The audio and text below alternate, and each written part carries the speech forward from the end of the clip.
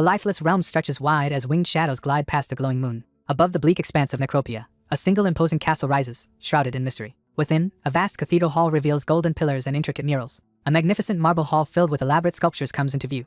An ultimate symbol of power and control is introduced. From the shadows, a spiked black gauntlet emerges, signaling a powerful presence. A dark, armored figure sits upon a massive throne, asserting absolute rule over Necropia. A sinister, spiked crown-wearing figure emerges from darkness, radiating overwhelming power. After a century wielding power over death, the Transcendent One realizes humans are not meant to control such forces.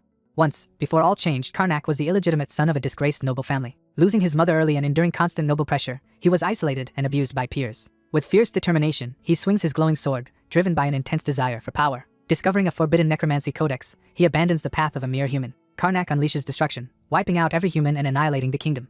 The fourth martial king and 3 grand mages launch a coordinated assault against a formidable opponent, filling the battlefield with explosive energy. Transforming his enemies into loyal followers, he confronts the guardians of the world who attempt intervention. Overpowering the mighty dragon emperor with powerful magic, he conquers the last guardian. Transforming his body into the ultimate ascendant, Astra Schnaf, he rises. Thus, the strongest Death King is born. A bold strategy is set in motion, unsettling the battlefield's balance. The narrator reflects, realizing their past sense of possession and entitlement. A gloved hand seizes the glowing orb, claiming it from the shadows. A skeletal figure broods on his throne, lamenting 70 years trapped in an undead body. A voice demands how much longer this futile struggle must continue. Beneath warm sunlight and gentle breeze, a long-haired figure embraces a child. A bloodied sword rests abandoned as the narrator longs for pain over emptiness. A masked figure with glowing red eyes declares that hope still remains. Purple energy surges from an ancient stone tablet as activation begins. Armored feet step onto a glowing, rune-etched floor as an imposing figure makes a dramatic entrance. A horned armored figure strides through a shadowy doorway, commanding the scene. The commander salutes and pledges allegiance to the Death King in the Grand Chamber. 2 armored figures stand before a glowing purple energy pedestal. One announces preparations complete, while the other reacts alarmed. A skeletal figure in dark robes stands confidently in a shadowy hall, radiating sinister assurance about his plan. The armored figure clenches fists in triumph, overwhelmed with excitement at achieving their goal. Reflecting on futile attempts to regain pleasure through vampirism and possession, a monstrous figure watches a spectral young man helpless below. The Ascended discover a method to regain lost pleasure. A determined young man confronts a towering skeletal figure, reflecting on the loss of human pleasures. Chronomantic gears surge, revealing power to reverse time. 2 armored figures stand before a glowing altar, discussing the risk that failing their dark ritual to go back in time could erase their existences. A skeletal figure mockingly questions lingering regrets, threatening to leave the other behind. The armored figure dismisses the accusation with confident amusement. 2 figures, energized by a swirling purple portal, brace themselves to embark on a crucial mission. 2 monstrous armored figures collide violently, unleashing dark energy as haunting memories linger. Crouched in shadows, the young man listens tensely for danger above. A worried figure urgently tries to rouse a groggy young man regaining consciousness in a dim, ethereal setting. Barrows kneels beside the injured man, checking if he's regained consciousness. In a dim cave, one man recognizes an old acquaintance as the other confirms his identity after absence. One character sits on the ground defensively as another mocks his appearance. 2 armored figures pause at a cave entrance, assessing an imposing wooden structure inside. A young man places a mysterious, ornate book on the table. An ominous narration announces the beginning of the story. A cloaked figure stands by candlelight, revealing his mastery of necromancy began with the codex before him. Determined, Karnak raises his gloved hand, ready for action. Dark magical energy erupts from his hand, filling the air with intense power. The mysterious book releases a torrent of swirling purple energy. One reveals his remaining magical power while another questions the wisdom of using it all at once. A character regains full awareness of their memories. The speaker compares the forbidden codex to mostly basic, unimportant information. A cursed artifact is engulfed by swirling purple energy and destroyed to prevent future threats.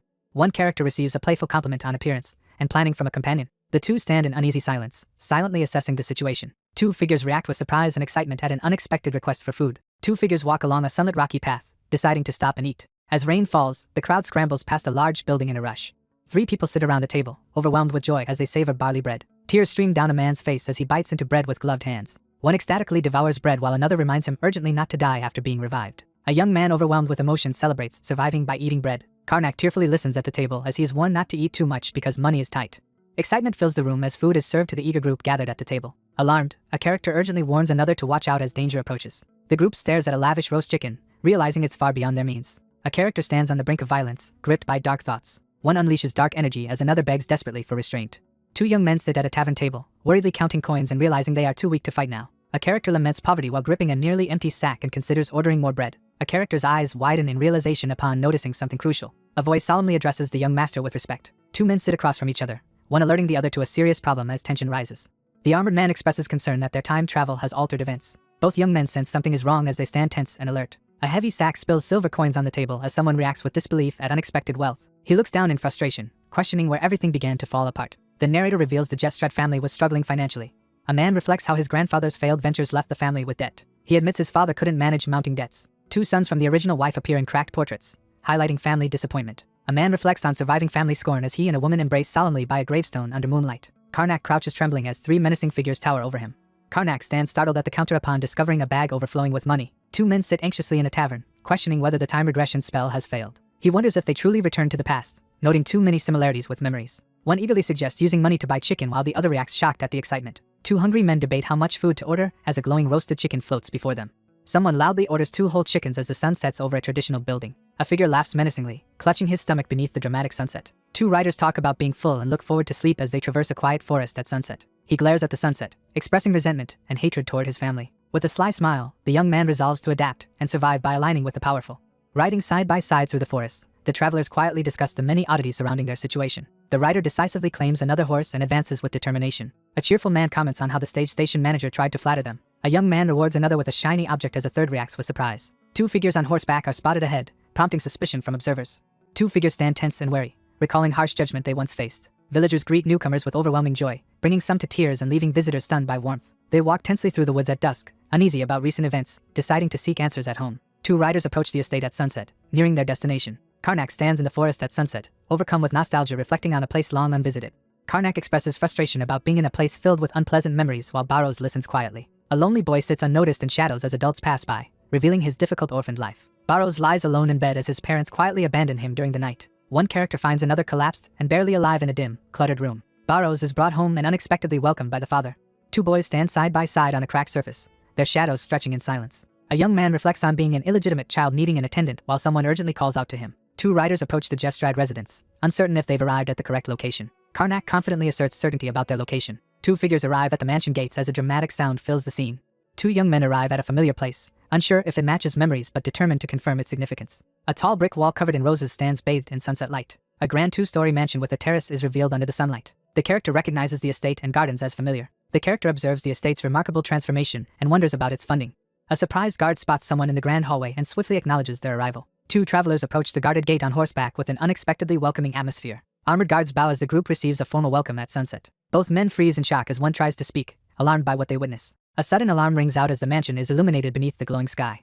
A lone figure sits in a shadowed room, reflecting that 6 months have passed. The head of the family is shocked to realize half a year has passed since taking his role. A butler serves tea and pointedly asks the startled young man if his goal has been achieved. In a sunlit room, one questions another about their true purpose while a third listens intently. A composed man expresses approval, recalling that the late Lord and Isabella would have been pleased.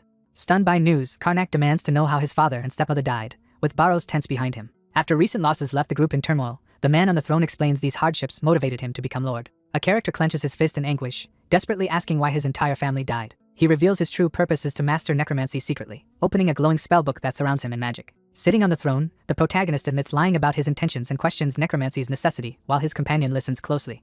A man tries to reassure 2 anxious people while serving tea in a warmly lit room. Barrows asks to postpone the conversation as the young master is exhausted from travel. A panicked man clutches his chest, admitting his mistake under pressure. Someone urgently insists that another person go rest in their room. The ornate double doors shudder as a powerful force slams into them, causing visible damage. After a successful moment, the 2 share a high five, celebrating their teamwork. They walk through a sunlit hall, discussing confusion and uncertainty after slipping away and hearing surprising revelations. The young man smirks confidently, hinting he has a plan for the situation. Barrows enthusiastically urges Karnak to prepare as they walk side by side. Karnak signals it's time to act while everyone else sleeps. A grand mansion stands beneath the full moon, its glowing fountain illuminating the night. A mustached man sleeps soundly, undisturbed in bed. 2 people quietly check on the deeply sleeping man. 2 young men prepare for a mind inspection ritual.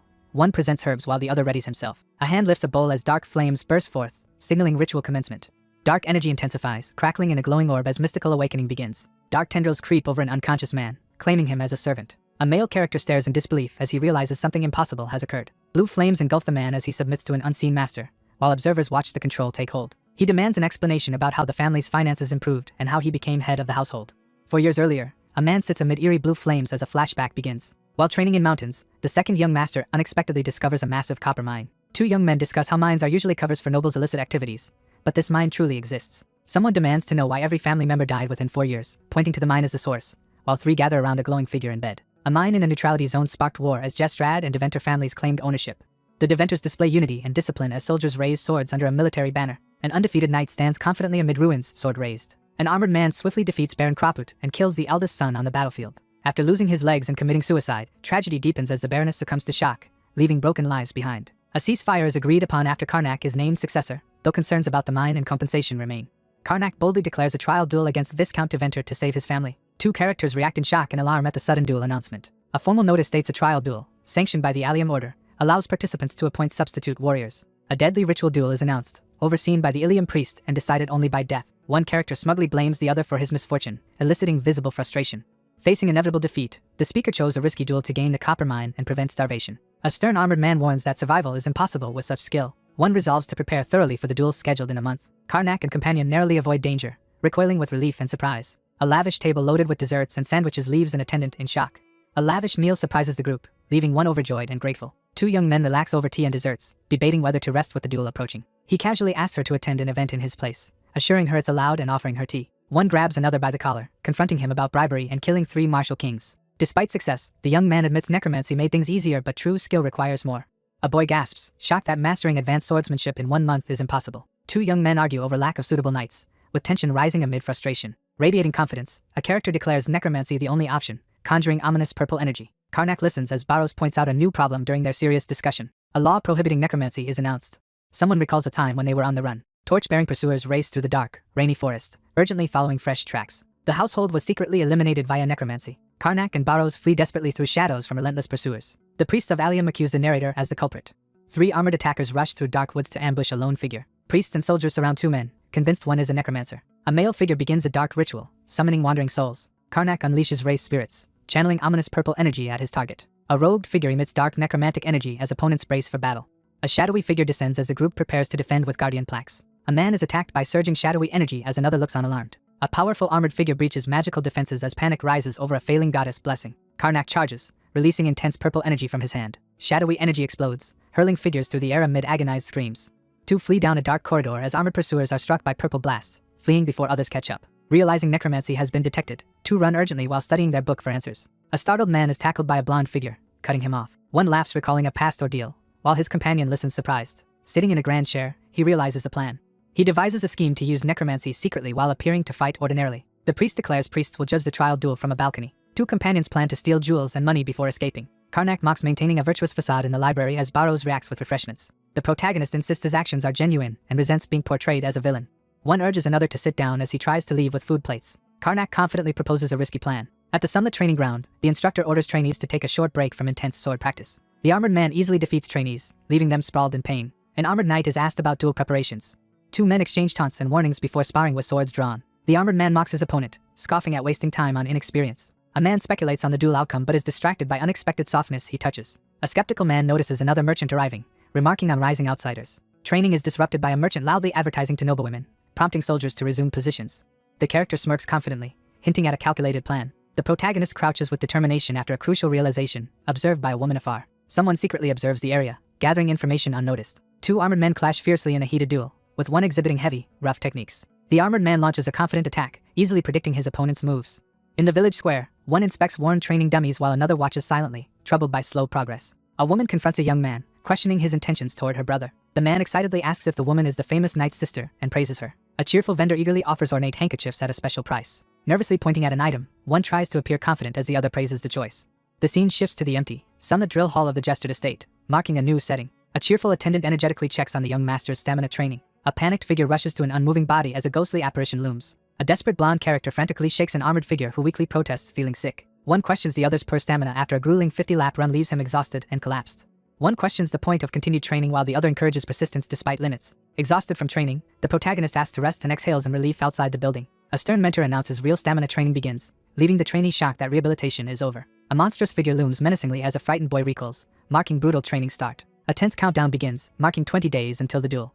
At breakfast, one eagerly eats a large meat piece while another questions the unusual meal. 2 trainees struggle through grueling push-ups after strict instructions in the drill hall. Karnak strains to finish 100 pole swings as his mentor intensifies training. 2 exhausted trainees force themselves through 100 squats side by side. A break is announced, signaling a brief pause. A weary young man slumps against the wall, announcing the break. 2 men eat large meat portions with intense focus, quickly finishing the meal. 2 young men compete at push-ups, one balancing a heavy stone slab on his back. 2 trainees spar in the courtyard, wielding a pole and a heavy stone weapon. 2 figures perform squats outdoors as part of training or punishment. Drenched in sweat, the protagonist carries heavy sandbags across his shoulders during grueling training. Gripped by desperation, he struggles to suppress panic and regain control. Barros approaches the young master in the courtyard to compare their training progress. On the training ground, one announces sword fighting practice while the other reacts excitedly. A serious young man receives a sword from another in daylight. The young man surveys the chaotic scene, dissatisfied with what he sees. Karnak struggles with demanding training as the instructor corrects his stance and movements. A strict instructor pushes a sweaty trainee to maintain sword stance during intense training. Two men raise swords, ready to spar. A young man brings down his glowing sword in a powerful attack. A man is caught off guard as a swift glowing attack hits his stomach. A young man practices a powerful technique on the training ground as someone urges stance readiness. Karnak blocks a relentless flurry of attacks with his sword. He braces and holds ground as a force crashes against his weapon. A violent strike slams into his abdomen, blood and energy bursting from impact. The white-haired man stands over a fallen armored man, holding his sword dominantly. Kneeling in the courtyard, Karnak explains how power imbalance allows knights to oppress civilians. After sparring, one helps the other up and offers tactical advice on handling continuous attacks. In the arena, one questions the duel's point while the other says it displays fighting spirit. One toys with the other, flaunting skills before cheering spectators.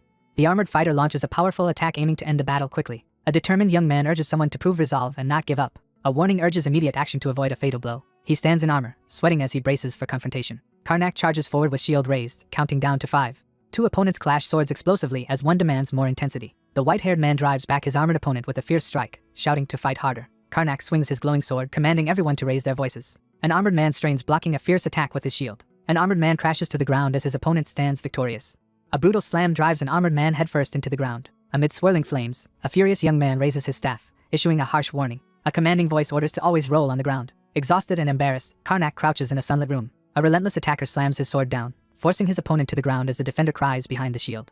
A character is violently thrown across the room by a surge of blue energy. Karnak swiftly dodges a powerful attack in a bright arena. Exhausted and injured, the protagonist collapses, fearing death before facing Randolph. Barrows ends training, assuring the exhausted trainee he is nearly ready. Confidently, he signals the final phases start, gripping his sword upright.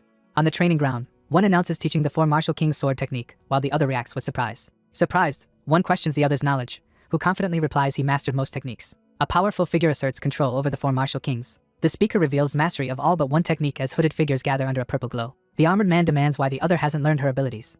Karnak confronts the other about not turning her into a death knight. A masked figure coldly recalls a woman cut into thirds and made a palace gatekeeper for resisting. One questions his morality while the other stands uneasy against the crimson backdrop. The instructor announces teaching Martial King Levin's Delphiad sword technique, though the trainee doubts mastering it in 2 days. Karnak confidently states they need only 1 day for their plan.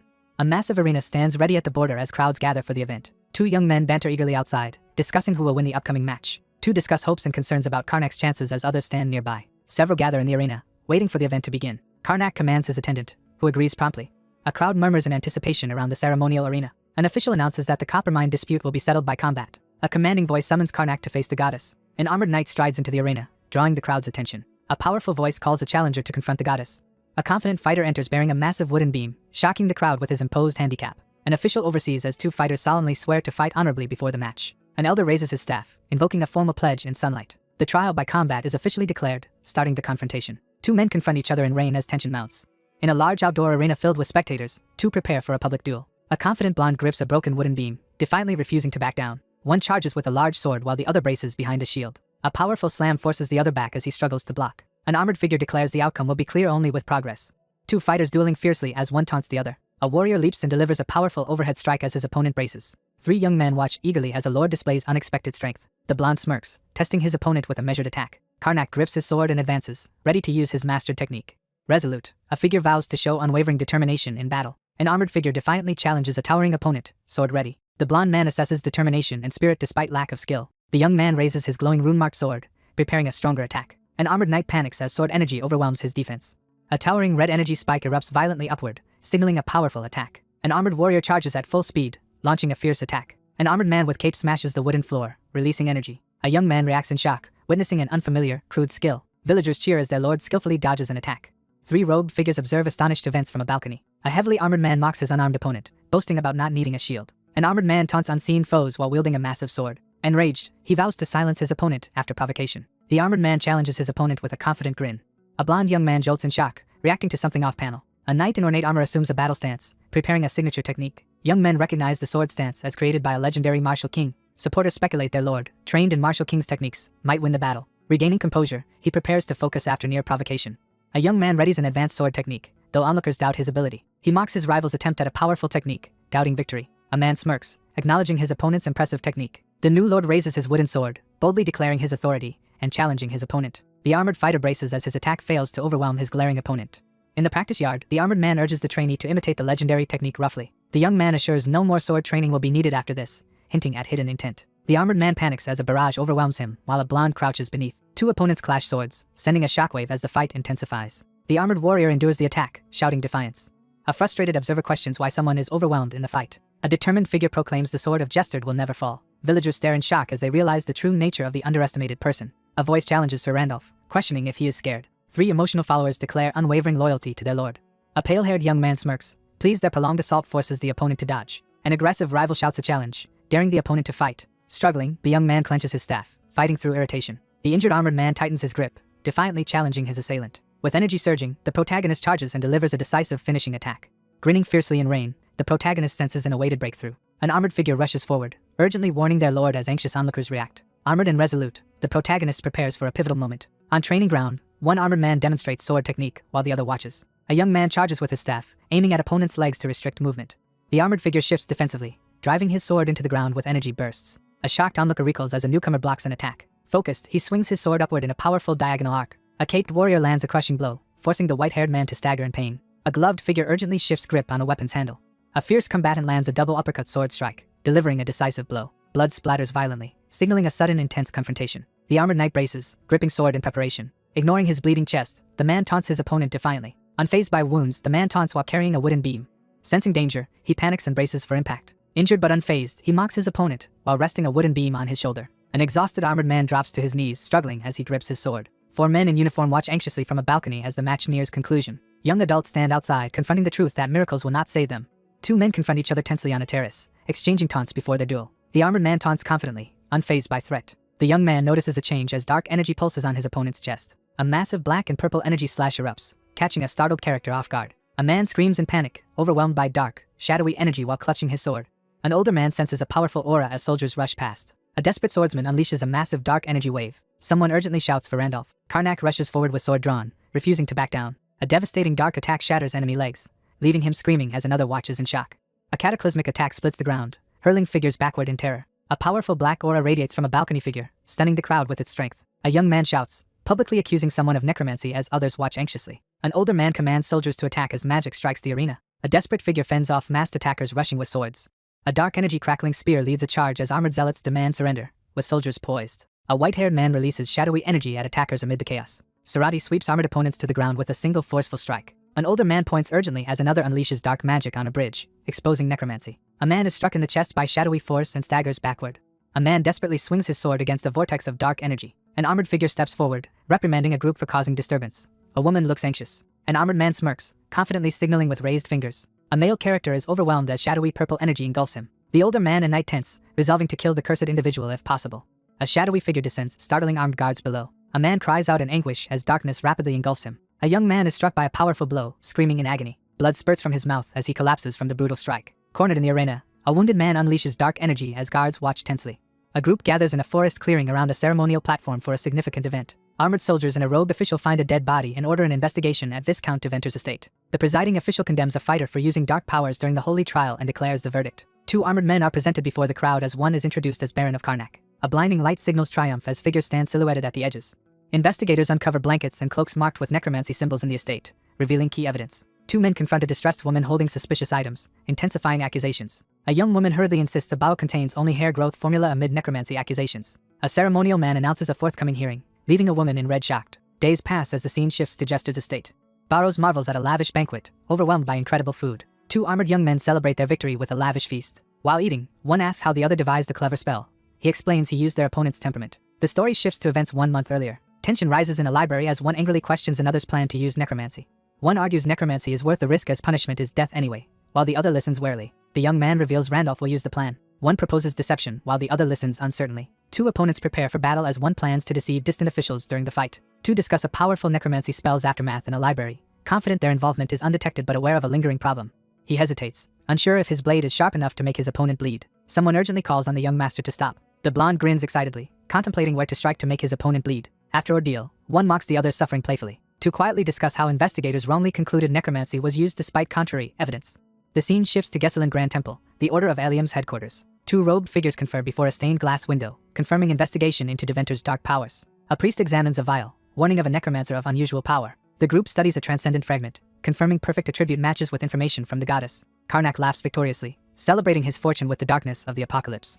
Two cheer and laugh, celebrating newfound good fortune. Two walk briskly down a bright hall, urgently discussing rival factions and the need to grow stronger via necromancy. A distressed armored young man fears discovery by the Order. Karnak stands alone, plotting secret necromancy usage. Months later, a grand mansion stands surrounded by moonlit trees. A mage channels swirling energy at the center of a glowing ritual circle. Karnak concentrates, channeling magic as he meditates. A ritual circle glows under moonlight, dark energy gathering for a powerful incantation. Karnak refines a swirling orb, focusing to extract pure essence from magic. A glowing red flame bursts above his hand as powerful magic is summoned. Karnak completes his spell, holding glowing red energy in triumph. Chaos magic bursts forth, filling darkness with a red glow. Two men clash fiercely with swords under bright sunlight. After months of training, he pushes harder to become an official knight of Jestad. A blonde man strikes a senior soldier to demonstrate soldiers' lack of skill. A blonde young man freezes as a black-gloved hand lunges, catching him off guard. Two exhausted swordsmen end their sparring session for the day. Two men face off, exchanging gratitude and mutual respect before training. A young man receives praise for rapid growth but humbly admits he has more to learn. One invites the other to drink, declined due to an important task assigned by the young master. The conversation ends with a peaceful sunlight view through trees. An enthusiastic attendant bursts in, announcing snack time. A devastating blast hurls a character down as another stands shocked. A dangerous technique is accidentally unleashed, startling one who demands to know what was done. Two debate the magic's true nature, realizing it may not be necromancy. Red energy swirls as one demonstrates magic, prompting questions about mana use. Three legendary artifacts appear, representing battle aura, mana, and divinity. A hooded figure channels necromantic energy as dark runes glow and shadows swirl. A radiant figure absorbs energy, channeling only the aligned force within. A lone figure absorbs intense energy, reaching the moment force becomes new power. A unique power binds to the recipient, preventing the use of others. Two men discuss how powers evolve into new stages rather than changing entirely. The speaker explains a strong bond to necromancy due to a difficult past and affinity for corruption. The speaker compares his power to fermented foods, carefully processed to remove unpleasant aspects. Someone reflects on shedding negative emotions like hate and grudges.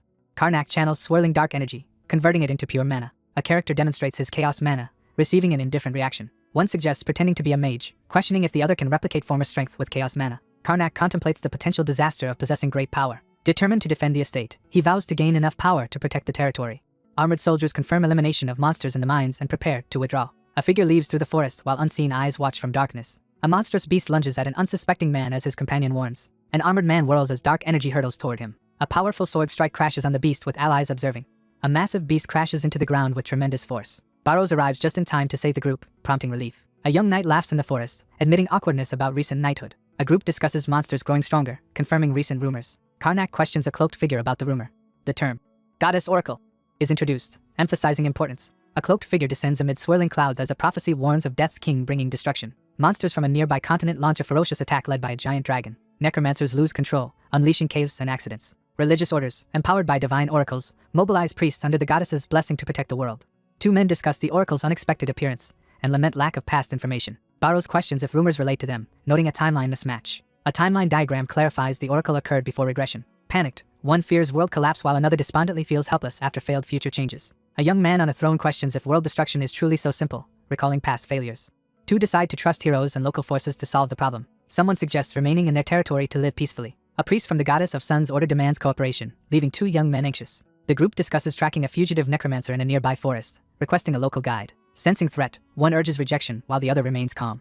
A gloved hand lifts a steaming teacup and sips calmly. One laughs confidently about handling the goddess's matters while another looks surprised. A meeting is arranged with a promise to send someone soon. A final farewell is delivered, followed by a scream. Two debate involvement in worldly affairs, one calling it a chance to assess the situation.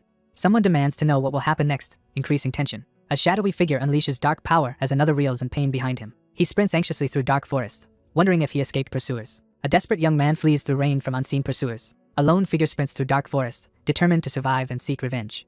A man casts glowing magical orbs at armored soldiers advancing in the dark forest. Startled by a trap revelation, the man collapses alarmed. Armed guards surround the lone figure, demanding surrender. A furious man refuses capture, unleashing dark purple energy. Karnak unleashes a massive purple energy surge in fury.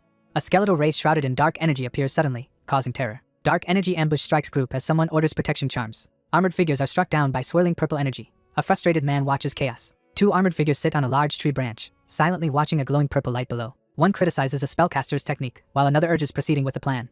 A figure darts into dark woods as someone signals pursuit. Two young men quickly plan to intercept their target before capture. A hidden cave entrance emerges under moonlit sky at rocky cliff. Exhausted, a man searches for hiding place after overusing power. Two sitting by a campfire notice a third arriving, expressing relief. Two crouch by campfire, one noting it's their usual hideout and asking if it's the other's first visit. Tense standoff erupts as one demands to know identities around the campfire. A young man warns enemies target someone in the cave. Furious, he steps forward ready to confront unseen foes. A dark figure commands spectral servants as energy swirls in the air.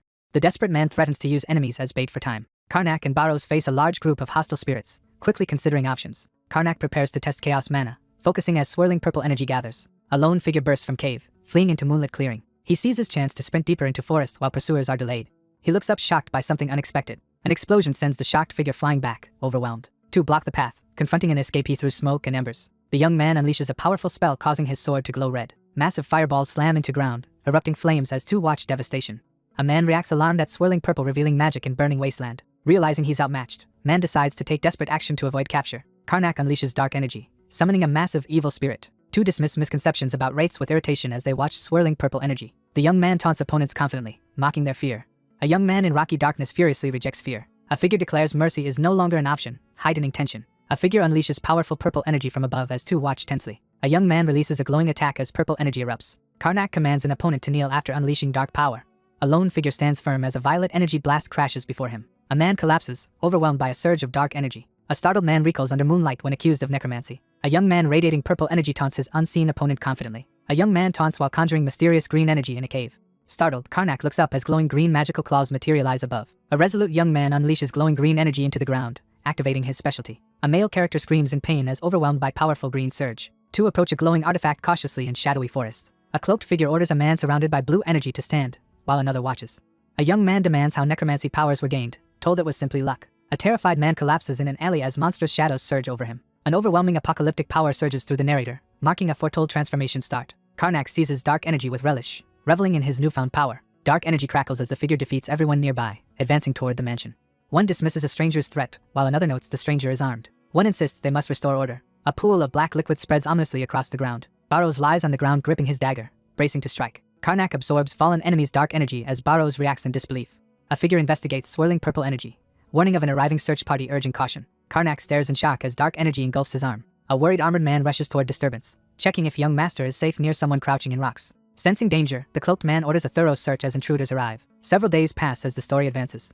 A glowing magical barrier activates in the ornate hall's center. Inside the magic circle, one questions the need for secrecy while the other insists the situation is serious. In a grand library, two discuss mysterious dangerous power recently collected, seeking answers. Karnak nervously admits responsibility. A confused armored young man struggles with the timeline, questioning logic. One reveals the power matches him, leaving the other shocked. They discuss overwhelming spiritual power making possession dangerous, leading to regression choice. The protagonist explains they gave up powers and separated souls to return to original bodies, increasing success chances. Someone reflects on not retaining future power. Having abandoned his physical form to forge Astrashnaf, the figure now exists between life and spirit with necromancy tied to spirit.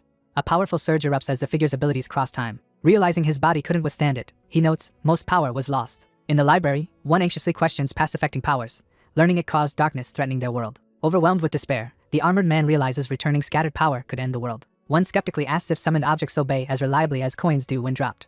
One armored man confesses he once tried to ruin the world, blaming current troubles on the other's ideals. A monstrous skeletal figure towers over two young men as they realize their dire situation and discuss next moves. After a setback, they discuss investigating other darkness sources and prepare to resume difficult lifestyles. A character reluctantly promises care despite conflicted feelings. Two riders set out horseback along a peaceful forest trail.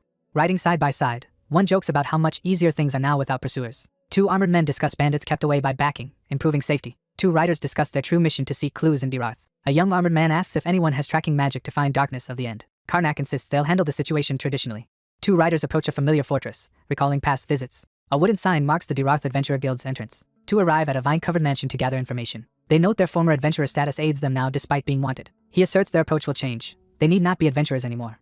Adventurers prepare in a busy guild hall. Glowing coin pouch placed on table as a reward. A cheerful guild staff member offers darkness of the end information. Inside a wooden building, one confronts another about the Lord's neglect of monster threats. A clerk searches behind counter for darkness of the end info while two visitors wait.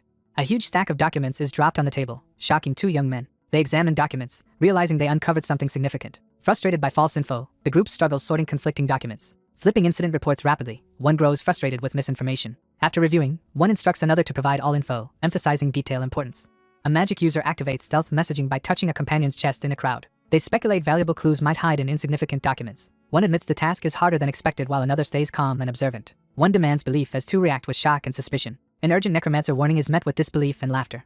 A frustrated man demands to file a necromancer report with companions behind. Two argue over documents. Frustrated temple refuses to believe them. A cautious one asks for an explanation to understand the situation. Karnak braces for confrontation in a sunlit room. A foreigner recently moved into an abandoned mansion on the town's edge. He flashes a charming smile, drawing attention in warm lighting. A young man hands out coins, quickly earning townspeople's admiration. A man captivates young women using mysterious skills confidently. Barrows breaks down over his fiancée's infatuation, clutching her portrait as others watch. The group discusses rumors of a wealthy newcomer, dismissing supernatural explanations.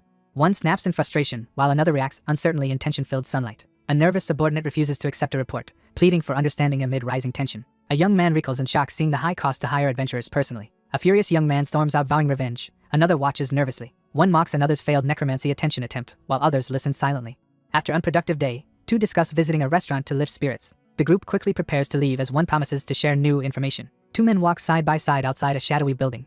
One addresses the other respectfully. Karnak and Barrows discuss suspicions about Cleo in a shadowy corridor. Someone wonders why a wealthy, attractive man targets rural girls with unknown motives. A girl trapped midair as dark magic drains her energy for a ritual. Others hurry. Two arrive at a forest path's edge, looking over a distant town. One confidently prepares to demonstrate as startled companion watches near horses. A concealed magical barrier raises suspicion of skill and darkness of the end affiliation. One considers the subject an ordinary necromancer. The other agrees. Someone calls out loudly on a sunlit country road, breaking silence. A cheerful young man in green waves energetically, calling to two nearby people. They spot a distant priest and react with surprise and caution. A high-ranking priest introduces himself as Earth Order's top inquisitor, surprising others. A knight introduces himself and companion to a surprised young man, questioning their forest path purpose. One explains overheard strange rumors and asks the other for a favor in the clearing. A flustered priest insists his actions serve the goddess, as two watch below shocked. A nervous young man shares necromancer suspicion, shocked to learn Order already aware. Two young men confront each other as one questions the other's solitary arrival. One reflects that the Order refuses action without proof, dismissing necromancer rumors as misinformation. Karnak raises concerns about suspicion warranting alarm. Someone notes being rich and handsome is easier countryside than city, needing only slight wealth and lighter skin. Alias admits trying to handle the situation alone, looking uneasy. Barrows assesses worn equipment and strength, concluding such a man cannot be weak. Sarati expresses excitement to collaborate, believing combined skills boost her spells. Karnak and Barrows walk away drained after a setback, magical energy lingering. One reluctantly agrees to accompany the other to investigate further. The protagonist panics internally, fearing his necromancer secret might be exposed. One suggests erasing memories while the other warns such acts cause insanity. Two shake hands to form an alliance as a third watches from behind. The group arrives at a town church surrounded by trees. The church looms ahead, its cross illuminated by fading sunlight. Inside the sunlit church, leaders warmly greet the newcomer. A townsperson assures that Mr. Cleo has no necromancy ties and mentions a priest briefly visiting. Someone taunts their opponent, implying wasted effort. In a dim chamber, the wary protagonist and uneasy ally silently assess each other's intentions. In a vast cathedral, one reassures companions the trip was worthwhile, others watch silently. The host welcomes the group and guides them to rooms. A powerful magical barrier activates around the mansion. A subordinate alerts his superior to another arriving investigator, prompting instructions to watch for suspicious activity. A man crushes a wine glass in anger, frustrated by relentless enemy arrivals. The host gestures to the door, inviting wary guests to rest as he leaves them alone in a warm room. Realizing questioning townspeople is futile, the group decides to confront Cleo directly. One questions the risk of visiting the mansion for interrogation, another listens intently. Alias calmly suggests a more effective solution.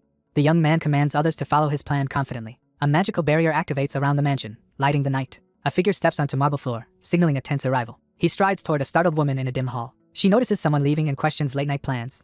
He steels himself to confront an approaching adversary, urging others to rest. She quietly leaves after bidding her master farewell. A man admires the ease of mind-controlling humans with his charm. After months of demon summoning prep, a man detects an intruder via barrier and briefly confronts before sending them away. A young man bursts in, declaring he's found his target.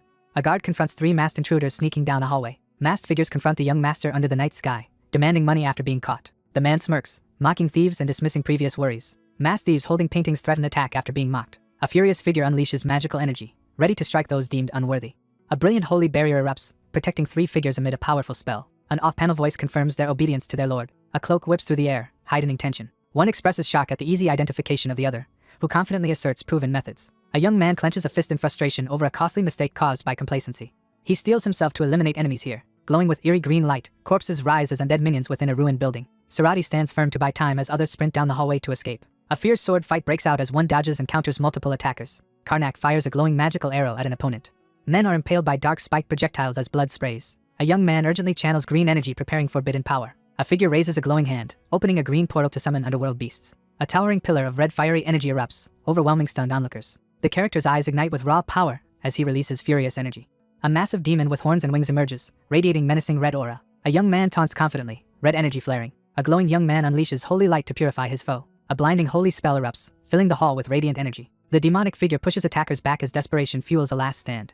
A man recoils as golden energy bursts through the grand hall. The man in ceremonial robes confidently anticipated the spell and confronts opponents. With piercing gaze and dark aura, a figure acknowledges group strength, shifting the atmosphere. The shadowy figure fully reveals ominous power. The man with an eye patch staggers, gripping his side in pain.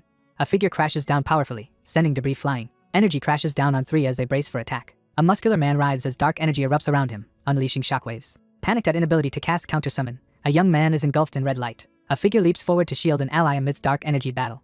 Karnak leaps, bringing sword down in a powerful overhead strike. A cross-shaped energy blast slams into a towering opponent, forcing a cry. A focused mage fires a glowing magic arrow at his target. A muscular man is impaled through the chest by a massive dark red weapon amid energy eruptions. 3 stand over a severely injured man amid unconscious bodies.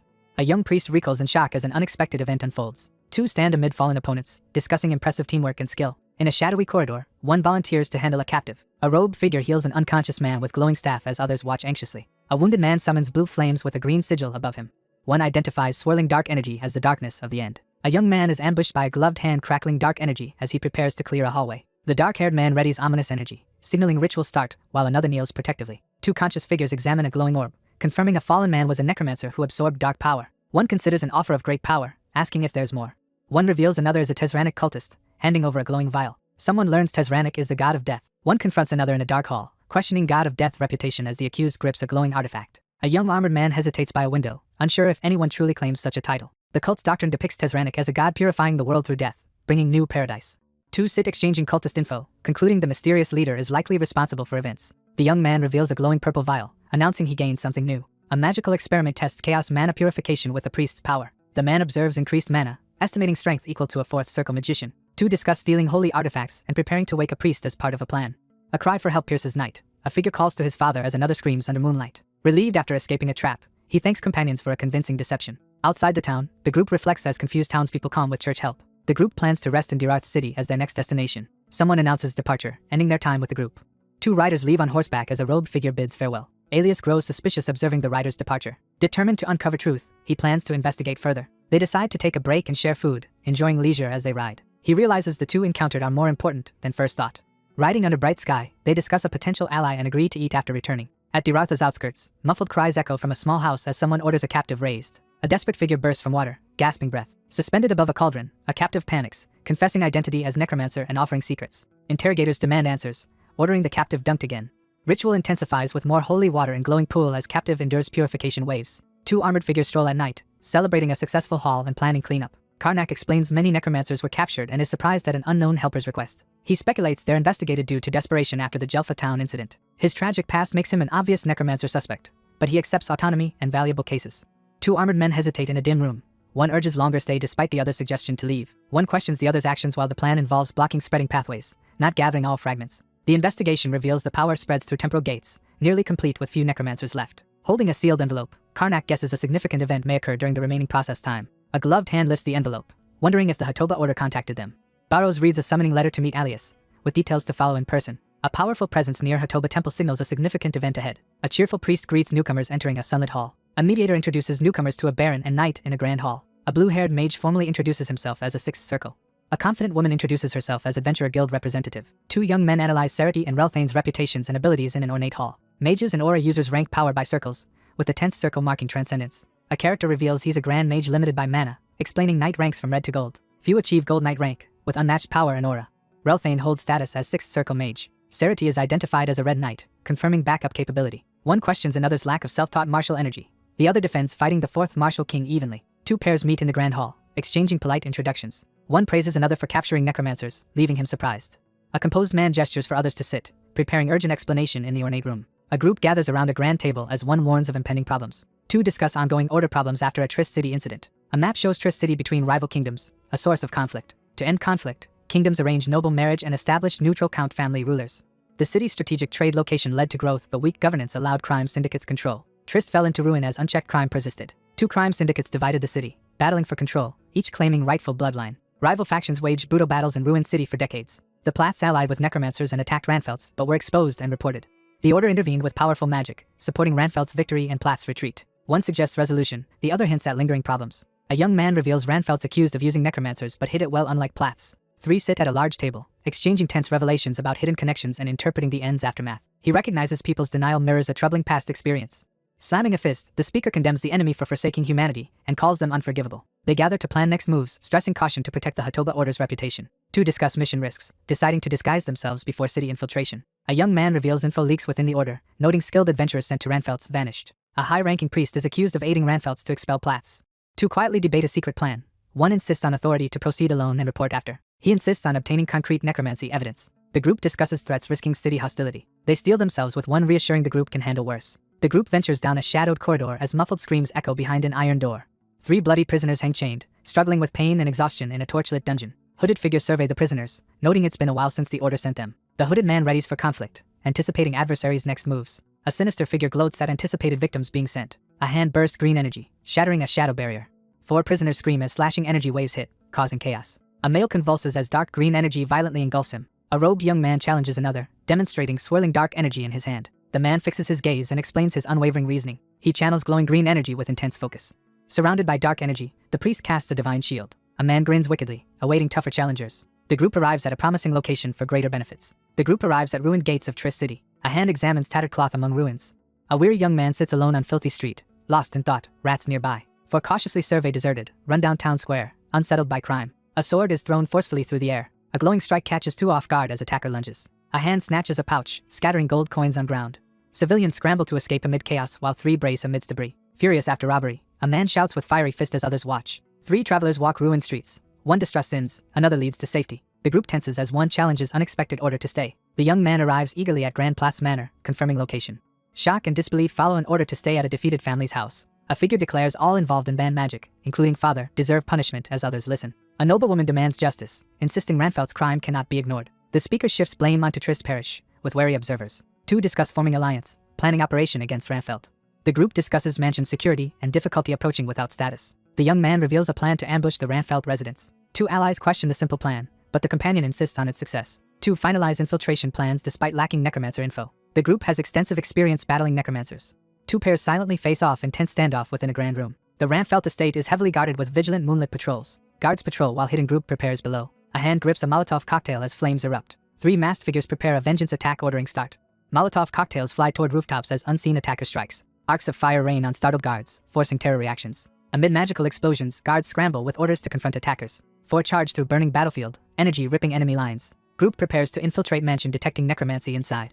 Furious leader confronts armored soldiers, demanding if sent by Plaths. Karnak readies to confront elite knights, preparing first attack. A massive fireball erupts, scaring 2 armored men away. Karnak unleashes chain lightning devastating enemies. A cloaked figure suddenly trapped by glowing golden chains as others watch.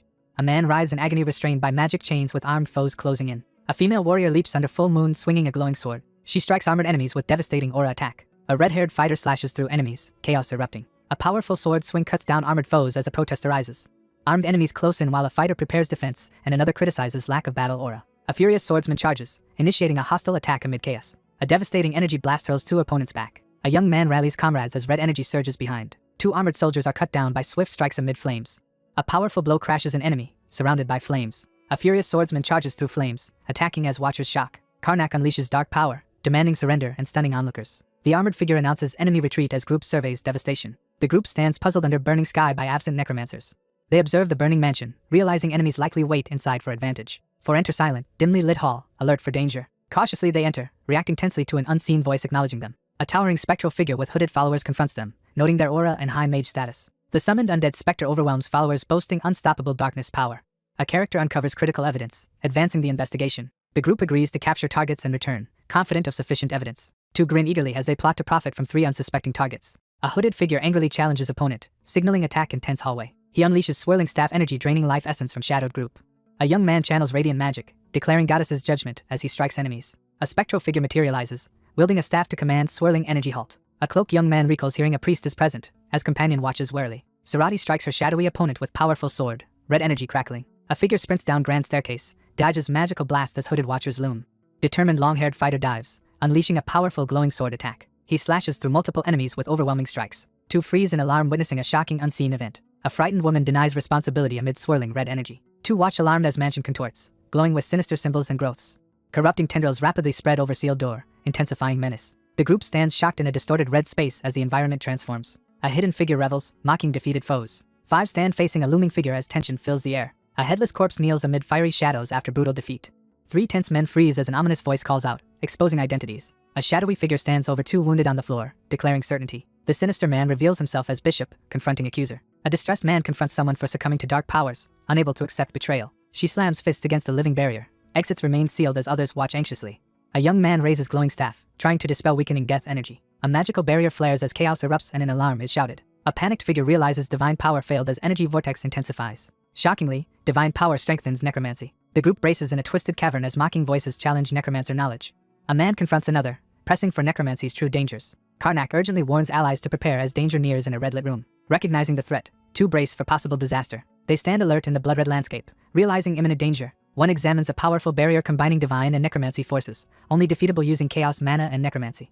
A challenge is posed, asking familiarity with the spell. Tense and alarmed, Karnak confronts swirling red magical tendrils from an unknown spell. A menacing voice declares no escape is possible, cornering its target. A monstrous shadowy mass approaches as the protagonist senses threat. The group recoils as a massive shadowy figure emerges in red-lit cavern.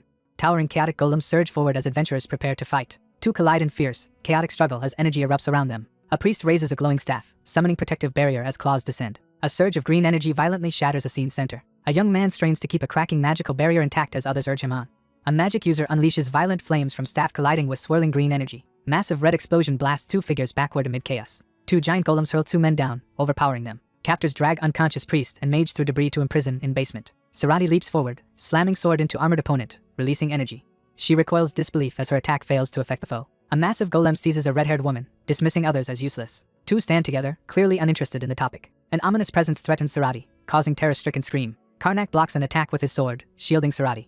Karnak drives glowing weapon in a powerful sword attack. He leaps and strikes a giant golem with his glowing sword. Two dodge falling debris as the cavern shakes with red glow. Shocked by a strange technique, one demands an answer amid glowing cave tension. A precise attack exposes a chaotic golem's weak point in a glowing chest. One fighter withdraws support, leaving companion exposed to approaching armored foes. Karnak desperately tries necromancy, but it has no effect. Karnak strains to infuse swirling purple fog with necromancy but cannot control it. Urgently seeking solutions, the strategist realizes defeat is near. Overwhelmed by unfamiliar necromancy, a necromancer collapses as enemies close in. Karnak surveys a cavern, suspecting hidden danger and considering his only lead. The protagonist prepares to test his theory, determined. Karnak swings sword furiously, cutting enemies amid chaotic battle. An energy wave erupts from Karnak, obliterating rocks in darkness. A powerful blow smashes a chaotic golem, leaving its summoner in disbelief. A frustrated man in robes vents over underestimating opponents and debates necromancy scroll usage. Unable to overcome stone golems, the fighter prepares new powers as swirling blue force appears. A menacing blue spirit lunges amidst swirling energy. A sudden magical ambush surprises the group as fighters scramble for cover. A female dashes toward an energy attack as others watch behind a glowing barrier. Sarati charges her red energy blade, eyes determined. A fierce fighter unleashes a red slash as a menacing blue spirit appears. A purple-haired character is blasted by blue energy, crashing hard. A monstrous blue spirit strikes a red-haired character who screams. The aura user collapses in pain, overwhelmed by dark and blue energy.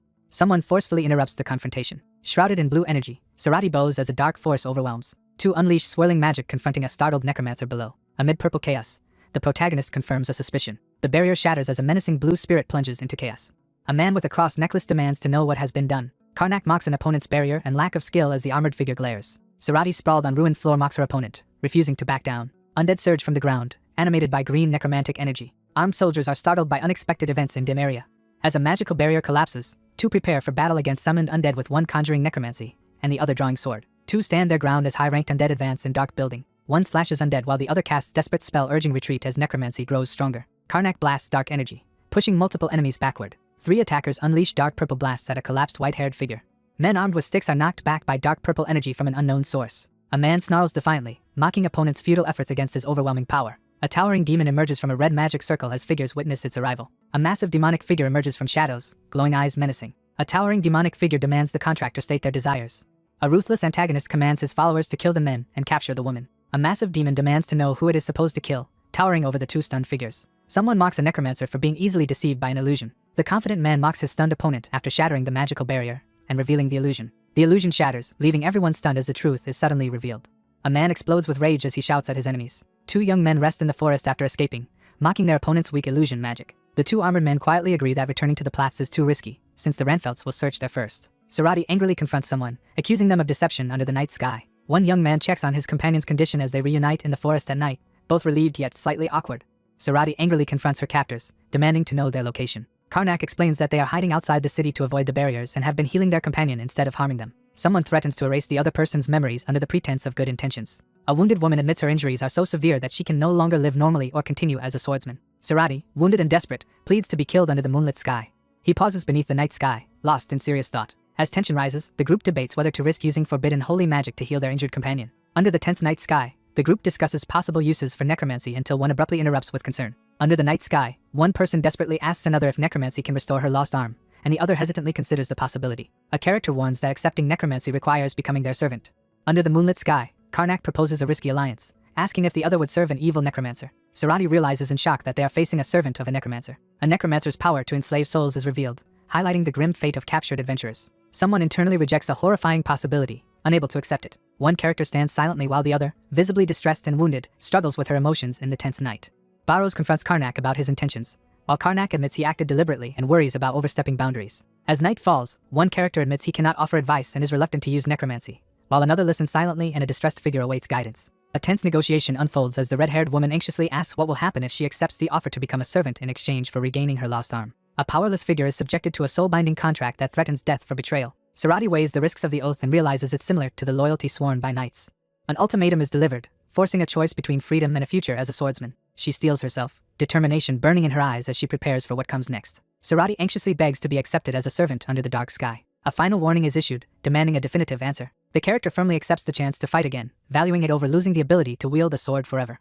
The challenge begins. A pact is sealed as one figure kneels and accepts servitude before the outstretched, glowing hand of another, while a silent observer watches. A glowing hand presses against the kneeling figure's head, surrounding her with swirling energy as she is compelled to accept a contract of servitude. Sarati staggers back in agony as a surge of magical energy strikes her. Overwhelmed by the curse, the character collapses to his knees as purple energy engulfs his hands.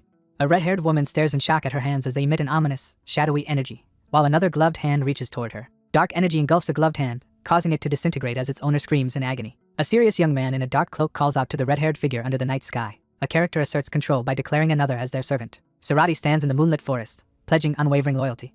In a tense forest clearing, the group quickly discusses how to rescue the kidnapped allies. The two men discuss the threat that using large-scale necromancy could destroy the city. The group faces a tense decision between rescuing their allies or abandoning them to escape. The group debates whether saving their friends is the right choice, struggling with the difficulty of making a moral decision. The two discuss whether to risk using force in order to save their friends, ultimately deciding that rescuing them is the right thing to do. One character enthusiastically justifies using questionable methods, while another smiles and a third appears surprised. Two characters joke about using necromancy while another protests in frustration. Guards aggressively search the area, demanding the townspeople open their doors and report any outsiders. A guard seizes a merchant and orders him to comply as a crowd looks on anxiously. The protagonist desperately struggles to break free from invisible restraints. Two armored men patrol a dark alley at night, one complaining about their late shift, while the other looks on in surprise. An irritated character forcefully orders someone to stop standing still and move. Barrows glares defiantly and challenges the order given to him in the dark alley. A young man, gripping a sword crackling with green energy, protests angrily as he confronts someone. A fierce blow lands as one man strikes his opponent with a glowing green weapon, catching him off guard. A young man, alarmed and defensive, tries to explain himself as tension rises when his sword suddenly moves during a confrontation. A fierce green energy slash strikes and injures the opponent, forcing a pained cry. An authority figure steps in to break up a fight between two men, ordering them to stop and get back to work as green energy pulses between them under the night sky. An enraged figure lashes out defensively, blaming someone else as green energy swirls around him. Three armed figures rush forward with weapons drawn, charging desperately at the monster.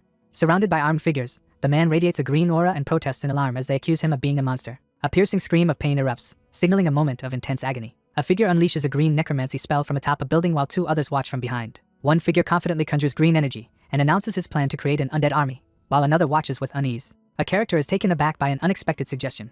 A determined character formulates a plan to confront Straff, relying on the abundance of death energy in the city. A figure on the rooftop decides to create more bodies for control as a battle rages below within a magical barrier. Two plotters justify their questionable plan as necessary to save their friends, while a third companion looks on skeptically. The green-haired swordsman fiercely attacks the armored foes, ignoring the fleeing townspeople as chaos erupts in the street. Two men clash swords amid swirling green energy, each accusing the other of betrayal.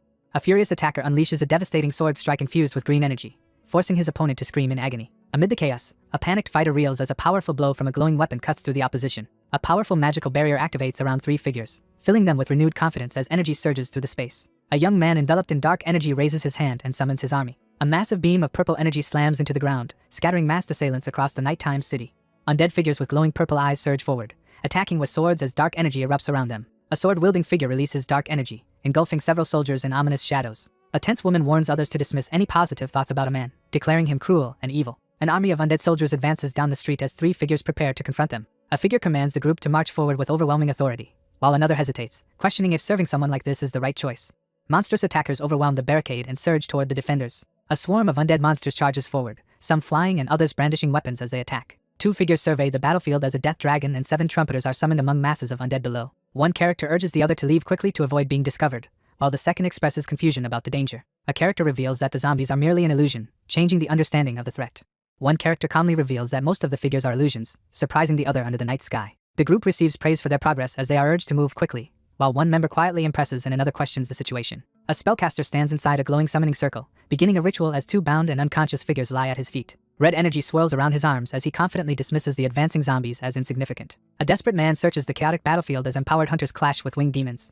The group discovers a vast, secret basement beneath the estate, filled with tangled roots and eerie red light. Startled by a mysterious voice, Barrows is suddenly restrained by a red, tentacle-like force in the darkness. Three figures confront their adversary in a sinister, glowing environment, with the confident leader taunting their target. Someone is startled by the sudden appearance of unexpected intruders. Barrows calmly addresses the exhausted Sarati after the zombie battle, while Sarati reacts in alarm at the mention of new arrivals.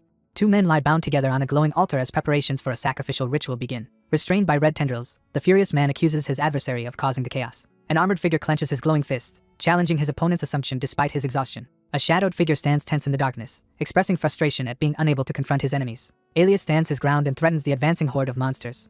The group surges forward into the fray as chaos erupts around them. Three combatants unleash intense magical attacks, their red and blue energies clashing violently across the battlefield. A resolute young man summons souls from purgatory with a surge of green magic. A surge of green energy signals the beginning of a powerful supernatural event. Spectral figures attack as the group fiercely defends themselves, clashing with weapons amid swirling green energy. A surge of green energy tears through the group, sending several figures flying back from the impact. Spectral, green apparitions surge forward as one attacker unleashes a devastating purple energy slash at the group. Two warriors clash with their enemies, exchanging powerful sword strikes and bursts of magical energy. A terrified man scrambles away as a dark, spectral figure cuts down another person with a glowing purple blade. Three defeated figures lie collapsed on the floor, surrounded by discarded weapons after a brutal struggle. A shaken man wearing a cross necklace yells in disbelief at how quickly the others were defeated. The protagonist declares he will unleash his trump card, signaling a decisive escalation in the confrontation. An unseen character summons a demon from Gehenna. A demonic figure bursts forth in a torrent of red energy, radiating overwhelming fury. Sarati raises her sword in alarm as Barrows reacts impatiently to the appearance of the demon Majnun. A young man smirks and taunts his opponent, while channeling swirling green necromantic energy around his hands. A massive red demon staggers in pain as a robed figure unleashes a powerful spell from a glowing magic circle above. A demon convulses in agony as corrosive green energy violently bursts from his body. The young man confidently declares the use of counter-summoning and orders his opponent to leave. A furious figure erupts with a violent threat, ready to tear everything apart. A horned character slams their electrified hand into the ground, sending a surge of red energy erupting outward. A towering demon emerges from the explosion and demands that the contractor state their wish. Standing within the glowing ritual circle, the antagonist commands his followers to kill the men and capture the woman, reveling in his apparent victory. A powerful demonic figure surges forward, sword in hand, as he activates the contract. Three armored figures tense as the swirling red energy from the summoning gate suddenly halts its closure, leaving them alarmed and on guard. The leader, struggling with pain, urgently commands his allies to fight as ominous red energy surrounds them. A determined fighter leaps forward, unleashing a powerful sword attack against the massive red demon while another warrior braces himself below, ready for battle. Two fighters charge together, swords raised, unleashing a fierce attack on the demon. A towering demon belittles the two armed challengers, radiating overwhelming menace. Two sword wielders collide midair as a massive burst of red and purple energy erupts around them.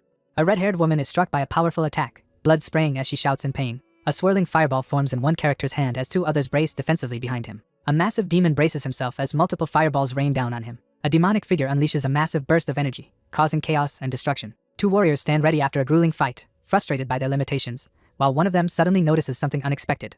Karnak urgently orders Barrows to execute Plan P. Startled, one character urgently recalls a backup plan while another looks on, puzzled, in the dim hallway. A gloved hand channels blue energy onto the young man's head as he stands tense and apprehensive. A blue-flamed figure places his hand on another's head in a ritual, while a third person watches warily and questions the sudden declaration of kinship. A commanding figure unleashes a surge of blue energy, demanding absolute obedience. Energy surges as Karnak's eyes glow intensely, signaling the release of his power. A secretive strategy called Plan P, possession, is revealed against a foreboding backdrop. A spectral figure reveals his possession of the surprised warrior, who realizes she is the kin being referenced. A commanding figure orders an attack, while the seated opponent mocks the chosen name and reacts in surprise as energy surges nearby. A determined character forcefully seizes control of another's body, causing chaos as the original owner protests in distress. The red demon mocks his opponent for trying to use a battle aura without any aura abilities. She charges forward, wielding the flaming sword and defying expectations with a surge of forbidden power. A smaller figure strikes the massive demon with a glowing blade, forcing it to recoil. Sarati confidently declares her mastery over manipulating battle aura as a fiery armored figure looms behind her. A furious demon realizes his opponent has exploited his weakness and grown even stronger, making the fight much harder. A blue aura surges around the sword as possession grants new power, leaving the wielder astonished by the transformation. A powerful blow strikes the ground, giving the fighter a clear advantage in the ongoing battle. A monstrous creature swings its sword in a furious clash as the fighter charges straight into the attack. Sarati slashes through the air with a fierce, energy-charged sword attack. The horned adversary reels as a blue-bladed weapon lands a decisive blow, realizing defeat is imminent. Sarati leaps from above and slams her glowing sword down at the massive red-armored opponent. She charges forward, swinging her glowing sword at the towering demon as it raises its flaming blade in defense. Sarati taunts her opponent, while confidently wielding a glowing sword in the dim hall. A furious demon shouts an accusation at his adversary, his rage filling the dark scene. With a fierce glare, the man defiantly warns his opponent not to celebrate victory yet. A furious demon unleashes a surge of red energy at the fallen figure, declaring that everything ends once the body's possession stops. A devastating burst of purple energy explodes outward as a lone figure stands at its center. A powerful demon mocks the human opponent after gaining the upper hand. Someone demands an explanation in a tense atmosphere. A sly grin spreads across his face as he taunts the others about the summoning.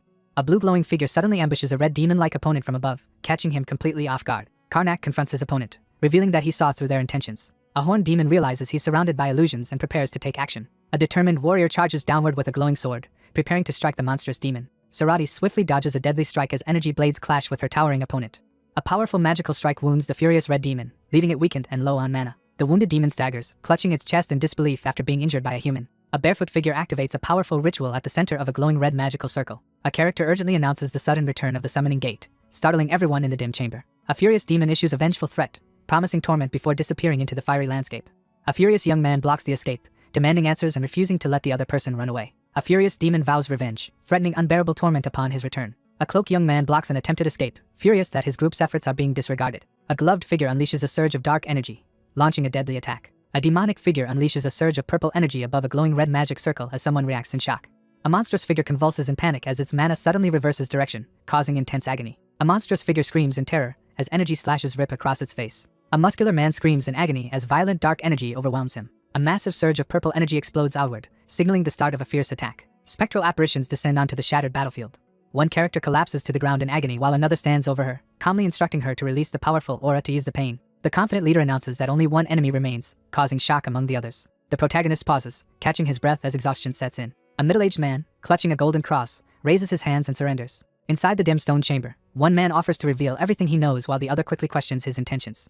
A menacing figure threatens to kill and interrogate their enemy's soul, preferring a direct approach over complications. After receiving urgent approval, the protagonist prepares to kill his target with glowing green energy in hand. A man recoils in terror as a massive green energy attack crashes down on him. A man in green robes is struck by a powerful green energy slash while others watch in shock. A character is struck by a critical hit, causing green liquid and debris to explode across the scene.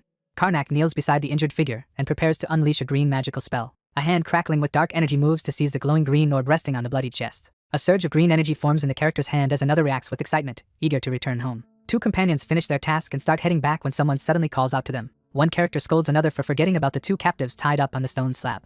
Two battered young men react with shock and disbelief at hearing that Stra was defeated by only 3 people. After surviving injuries from golems and being dragged to the basement, the group narrowly escaped when a sudden zombie army attacked the residence. A new necromancer leads a group of undead in revolt, forcing the defending necromancer to retreat into the basement after exhausting his power. The group secured victory with the help of an ally while some members were unconscious, as the events are explained after the battle. The group expresses relief over their recent success and requests the purification ritual be performed on the untouched corpse. A surge of green energy bursts from the character's hand as they unleash a powerful spell. Alias is stunned as he realizes the vial contains far more darkness of the end than any other necromancer possesses. One man questions the lingering necromancy power, while the other explains he left some behind to avoid drawing suspicion. Someone announces that everything is finished. With the enemy defeated and the city's main threat eliminated, the group prepares to leave the aftermath in the hands of the Order and return. Someone shouts in shock as the sky darkens overhead. One character confronts another about joining the Jestrad barony, leaving everyone in shock and confusion. 4 figures confront the priest at the gates, demanding an explanation for his reaction. One character awkwardly declares loyalty to another, but her insincerity is immediately noticed. The group agrees to return to the territory to officially ordain her after confirming her decision to serve. A man in ornate armor says farewell and parts ways after their cooperation. A butler enthusiastically welcomes his lord at the entrance of a grand estate as the staff assembles behind him. Karnak arrives on horseback with barrows and greets the group. The protagonists arrive on horseback and are warmly welcomed by a group of staff. One character confidently reveals a crucial detail, leaving the other in shock. A beautiful red-haired woman appears, leaving the attendants stunned and questioning her identity. A dark-haired man in armor introduces a red-haired woman as the new knight of the Jestrad barony in the sunlit courtyard. A concerned advisor warns that accepting just anyone as a knight could cause problems for the territory. Karnak orders Sarati to step forward and demonstrate her abilities. Sarati unleashes a powerful red aura from her sword, signaling the start of her demonstration. Karnak unleashes a massive red energy attack as a group of onlookers watches from afar. A destructive blast of red energy slams into the tree, sending debris flying. A group braces for battle as a massive, beastly shadow looms threateningly overhead. Someone is shocked to discover that their opponent can use aura. A confident woman introduces herself to the group and expresses surprise at meeting someone important in such an unexpected place. Weeks later, 2 opponents clash swords in a fierce and explosive duel. 3 armored figures observe someone struggling, quietly discussing their own experiences with similar challenges. Despite their weight difference, she easily forces him back with raw strength, showing dominance without even using her battle aura. A sword is knocked from someone's grasp and soars through the sky. Sarati confidently holds her sword after disarming Karnak, who stands in shock. The armored man ends the day's training session, and the red-haired woman acknowledges his effort with a smile. After a successful training session, one knight thanks another for her help and invites her to have a drink as the other knights talk in the background. A young man eagerly volunteers for his turn, holding up 2 wooden practice swords with a confident smile. 2 swords collide with a surge of energy. A white-haired young man clashes swords with his red-haired opponent, criticizing their awkward use of battle aura.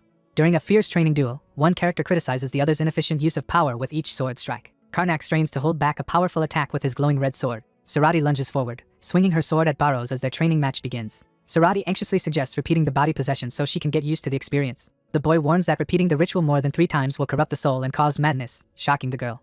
The sparring match ends as one character encourages the other to rely on their own talent, and reminds them of their upcoming training session. Sitting alone in the empty office, he struggles to find any answers. Karnak sits on the throne, troubled as he wonders how to merge his own power with another energy after witnessing Straff's combination of necromancy and divinity. Someone internally questions whether important information has been kept from them. Karnak clenches his hair in frustration, unable to find any answers. A character urgently prepares to block the darkness spreading from the vortex. Someone reflects solemnly on the impending darkness. A mysterious force moves through time and space, spreading across the land. Karnak focuses his power, creating a swirling red energy as he prepares to forge a powerful physique capable of investigating dangerous time and space. Dark energy strands surge violently as a powerful attack is unleashed. A swirling red vortex forms as powerful magic is manipulated with precision. A monstrous red eye radiates dark energy as an intimidating power is unleashed. A man unleashes a surge of dark energy from his chest as he completes the activation of the Eye of Darkness. 3 people sit around a campfire in the dark forest as one questions another's lack of battle aura, despite his reputation as a top martial artist. Sitting by the campfire, the 2 reflect on how the loss of the Death King's power and dark battle aura has complicated their journey since the regression. 3 people sit tensely around a campfire as one reacts in shock to an awkward conversation. Someone angrily questions if these people are responsible for all the trouble. Sarati struggles to process the shocking revelation about world domination and space-time regression. The protagonist realizes that the ominous figures before the burning tower are not just knights and nobles, but powerful transcendents who once ruled the world and have also regressed. While 2 companions laugh and eat by the campfire, one man sits apart, wondering how he ended up with them. 3 figures huddle by a campfire at night, weighing the dangers of using necromancy in foreign territory to avoid detection. Barrows furiously confronts Karnak about past wrongs, while Sarati looks on in confusion and Karnak grows visibly nervous. Under the bright moonlight, the atmosphere grows tense as preparations for a pivotal moment begin. A figure summons a glowing, red eye-shaped flame above their outstretched hand. One character reveals the Eye of Darkness and announces a plan to send it through time-space to find a way to close the door of darkness. A colossal red apparition descends menacingly over 3 startled figures around the campfire. 2 figures silently watch as a red beam of light shoots into the night sky. The characters quietly discuss the lack of disturbance as they observe, but do not open the time-space. One character prepares to enter the Infinity Realm using the eye and instructs the others to protect him while he is unconscious. He closes his eyes and steadies himself, preparing for what lies ahead. A fiery red orb descends toward the dark pool as the ritual begins to take effect. Ominous red orbs swirl with dark energy as an unknown force begins to gather power. A fiery orb hurtles down from the glowing sky. A mysterious glowing object floats in a dark, eerie pool beneath the twisted tree. A massive, corrupted red tree named Astra is discovered in the swirling darkness. A monstrous, twisted tree radiating red energy is revealed as the true form of the authority once wielded. A dark energy descends from the sky as a menacing red eye watches over a sharp beam striking the water near jagged rocks. A character analyzes the spreading darkness and realizes they must stop the vortex at its source. Twisted branches part to reveal a glowing, red core as the search intensifies. A massive, corrupted tree radiating purple energy is spotted in the distance. A figure lifts a dark, glowing orb from the murky water, considering how to extract information from it. A dark magical barrier appears, blocking entry and startling the intruder with a dire warning. A terrified figure demands to know the shadowy entity's identity as it emerges from the darkness, revealing itself as death and destruction. A panicked figure is violently overwhelmed by swirling dark energy as a glowing core forms at their chest. An overwhelming mass of red and black energy seizes control, leaving the character stunned by its power. A powerful invocation of Tezranic echoes through the ominous darkness. A monstrous, fiery eye erupts from the darkness, signaling the sudden arrival of a powerful force. A powerful command is activated as glowing mystical text emerges within a swirling dark aura. A monstrous tree-like entity with a glowing red core erupts in a surge of dark energy. A male figure is struck by a powerful attack, blood spraying as he cries out in pain. 2 figures kneel urgently over the gravely injured man, calling out to him as he lies unconscious beneath the night sky. Clutching his forehead in confusion, the young man struggles to understand what just happened. After regaining consciousness in the forest clearing, the weakened figure dismisses concerns about his condition and urgently asks about the god worshipped by the cultists. A character mentions the god of death, hinting at the involvement of a powerful entity. The group discusses Tezranic, the dark god of death and darkness worshipped by the Order of the Black God.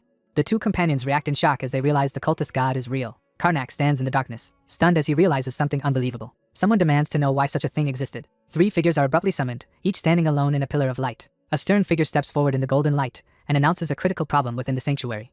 A masked figure explains that the sanctuary is protected because nothing can approach it. A priestess notices something unusual as she stands in the golden light. Determined to uncover the truth, the character decides to verify the situation personally. A hand urgently rings a bell in the dim sanctuary, signaling that something is wrong. A maid enters the room and stands at attention as a bell rings from the desk. The poised woman requests that someone bring Hudel to her immediately. A legendary mage, known as the Imperial Mage of the Linarcia Empire and one of 3 archmages, is introduced. The attempt to prevent the opening has failed. The group debates the risk of being discovered after repeated failed attempts to approach their target. He sits in deep thought, analyzing the motives of the Order of the Black God and questioning their true stance. A hooded figure strikes the mystic tree with a staff as another crouches nearby, both surrounded by fallen orbs, while the source and nature of their power are questioned. She demands to know what sets the two apart. A hand reaches toward the glowing red tree as the speaker reveals that disturbing it allows for reality-altering feats, including the first-time regression spell. Realizing the Order of the Black God's overwhelming power, one character clutches a medallion in distress while another watches with concern. The group reacts with alarm as an unexpected enemy is mentioned, prompting tense questions and uncertain answers around the table. Two people argue in the library about whether power can become conscious, with one dismissing the idea as impossible. The dark-haired man calmly challenges an assumption, prompting the blonde man to react in surprise. Someone struggles to understand the situation. Three people argue at the table about whether the sentient tree has truly become a god, with skepticism and frustration escalating. Sarati acknowledges their uncertainty as she reflects on the unanswered questions in the dimly lit room. The group quietly considers their next move as one of them decides to investigate the higher officials of the Order of the Black God for crucial information. The two men discuss the challenges of locating their targets and acknowledge the limitations of their current methods. A character declares that they must enter the King's Order, signaling a crucial turning point. The King's Order, an imperial force established to hunt the Order of the Black God, is formally introduced. Inquisitors and a mage launch a devastating magical attack at a hooded figure fleeing through the chaos, as the continent faces new threats from the Order of the Black God. Many influential nobles and royals join the Order of the Black God, making it hard for the Seven Goddess Order to manage the situation alone. The Seven Nations formed the King's Order, granting its members authority to investigate, arrest, and occasionally execute suspected cultists. The strict selection process allows admission to the academy only through referrals. An unspecified speaker expresses concern about the referral-based admission system. Three people discuss their lack of imperial connections and question each other's plans around the table. She offers to help by arranging a referral and suggests they can apply immediately. The cheerful man quickly announces their departure plans while his companion focuses on eating bread. A blinding light engulfs the mansion while someone frantically calls out to their lord. A man discovers a farewell letter, breaks down in tears, and frantically wonders where someone has disappeared to without warning. The group sits outside a city cafe, quietly taking in their new surroundings as a sense of anticipation builds. The group quietly discusses their secretive nighttime departure from the tavern, expressing concern about leaving without notice and the risk of being stopped. Three figures gather in the town square as another arrives and apologizes for being late. Two cheerful young men eagerly welcome the new arrival at the sunlit entrance. Three people gather at an outdoor table, reconnecting and catching up over tea after a last-minute invitation. A young man in priestly robes welcomes someone with a warm smile while holding a teacup. A man pauses by the window at night, recalling being asked about a recommendation from Alias. One character insists that the King's Order and the Seven Goddesses' Order are not entirely separate, revealing a hidden connection between the organizations. Sarati firmly explains that a cleric is necessary to catch a necromancer. A high-ranking inquisitor presents a glowing recommendation scroll to support the group's acceptance into the order. As the group hurries down the shadowy forest path, one urgently reveals that the information came directly from Alias. The speaker reveals that they were summoned to the Ranfeld family incident as part of a plan to receive a recommendation. A young man in green priestly robes cheerfully shares his disappointment about missing the chance to recommend the group to the King's Order after their sudden departure. Four people reunite at an outdoor table, relieved and happy to be together again. A sealed recommendation letter is handed across the table for delivery to headquarters. Three young adventurers receive an encouraging blessing and express their gratitude outside the sunlit tower. The scene shifts to the majestic capital city of Drunta, where birds circle above its towering walls and central palace. Several figures gather outside the imposing headquarters, some conversing while others head inside. Two figures stand over an unseen person with authority while another walks away from the confrontation. Two men walk through the grand hall, quietly assessing the skills of those around them. Three armed figures survey a new arrival in the courtyard, noting the unexpected presence of two aura users from the capital. An official informs the three travelers that their recommendation letter has been verified and offers to guide them to meet the Order Lord. Three individuals enter the office and are greeted by the man seated behind the desk. A commanding figure steps forward and formally announces his position as the leader of the King's Order. An official reviews the documents and confirms that the three adventurers are qualified and their identities are secure. A gloved hand presents a recommendation letter, capturing the attention of the three figures standing before the desk. An older man questions someone's qualifications to join the King's Order. The group learns that all new members must undergo a training period to prevent infiltration by pagans. A confident man announces their first task, prompting a shocked outburst from the person seated before him. The group learns they are immediately assigned a heavy workload, leaving the newcomers visibly overwhelmed while a seasoned member reacts with amusement. A bearded man enthusiastically welcomes the newcomer to the King's Order as doubts surface about their future treatment. A cloaked figure leads a group into the ornate hall and commands the others to introduce themselves. A cheerful mage steps forward and announces he will guide the group through their practical placement. Two new allies introduce themselves to the group, one holding a glowing staff. A newcomer is welcomed into the group but learns they must join a mission immediately due to unexpected orders. Two men discuss the unexpected revelation that the general is a mage, questioning the hierarchy between mages and aura users. He quickly tries to clarify his words to avoid causing offense. A young man explains that family influence outweighs individual ability in their profession. The King's Order's main duties, collecting information and tracking down pagans, are explained amid swirling secret documents. Two figures hurry through the shadowy corridor as they infiltrate the facility, preparing for abduction and interrogation rather than combat. One character questions the morality of their missions while another laughs and openly admits their tasks are wicked. Mages are favored over aura users in this field, with most generals in the King's Order being mages. Sarati challenges the requirements by asking if clerics should also be qualified. One character explains that the King's Order was designed to counterbalance the Seven Goddesses' authority, while another acknowledges the logic behind not giving a priest a general's position. Someone begins to explain the mission, signaling the start of the briefing. A messenger informs the group that a regional noble has joined the Order of the Black God, intensifying the tension in the hall. The group decides to infiltrate Breland County disguised as adventurers to gather evidence against the suspect before carrying out the king's justice. The group receives incomplete information, leaving them uncertain about whether their target is truly a pagan. One character loudly reveals that the king's order is meant to uncover a specific secret, causing the others to react to his excitement. Overwhelmed by the workload, the group slumps in frustration as the exhausting challenges take their toll. Lightning flashes over Count Breland's castle as a storm rages. A man rushes to the bedside as the young patient suffers a violent coughing fit. A hooded figure urgently informs the man by the bedside that his son's condition is rapidly worsening. A wary young man sharply refuses to get involved in necromancy, fully aware of its dangerous consequences. A grim figure contemplates the futility of resurrection, dismissing it as merely animating a corpse. The hooded figure explains that true necromancy requires serving Tezranic and wielding its dark power. In a shadowy, grand room, a figure questions whether healing the sick can truly be considered an evil act as others watch in silence. His eyes widen with anxiety as he hears that his son is still young. A frail young man questions the fairness of accepting a child's death while lying weakly in bed, holding his father's hand. A pale man pauses mid-cough, visibly unsettled by the tense situation. One man coughs weakly as he admits that the Seven Goddesses' order was no help.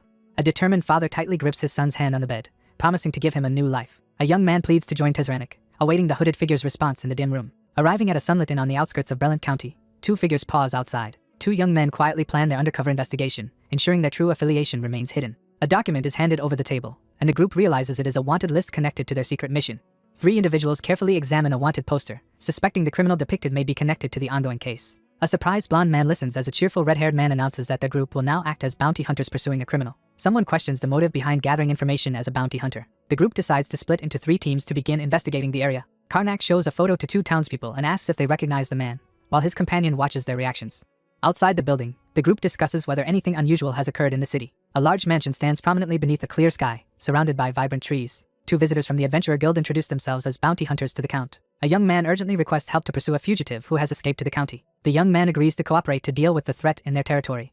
Karnak and Barrows politely thank the seated man and prepare to leave. Walking side by side along the sunlit path, one character questions if that is truly all there is to the situation. Karnak, frustrated after their brief encounter with the Count, questions the point of their visit as they prepare to return to the inn. A cheerful young man smiles confidently and declares that their effort was enough. Someone confidently announces their realization.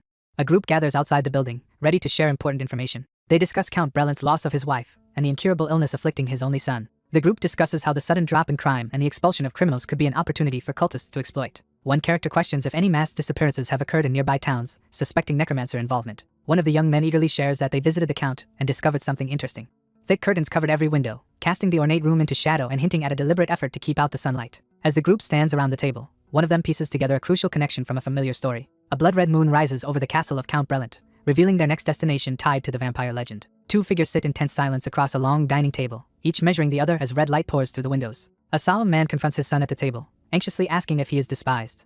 A young man with red eyes lifts his glass of wine and admits he feels unexpectedly calm. A character defensively justifies their actions by claiming they only consume what is already obtained, insisting they do not harm anyone. 2 men sit across from each other at a lavish dining table, discussing how one's new diet is a necessary change for survival. In a dimly lit room, a serious man quietly reconsiders his beliefs about the Order of the Black God after reflecting on his son's character. A foreboding proclamation declares the emergence of a new truth for the new age.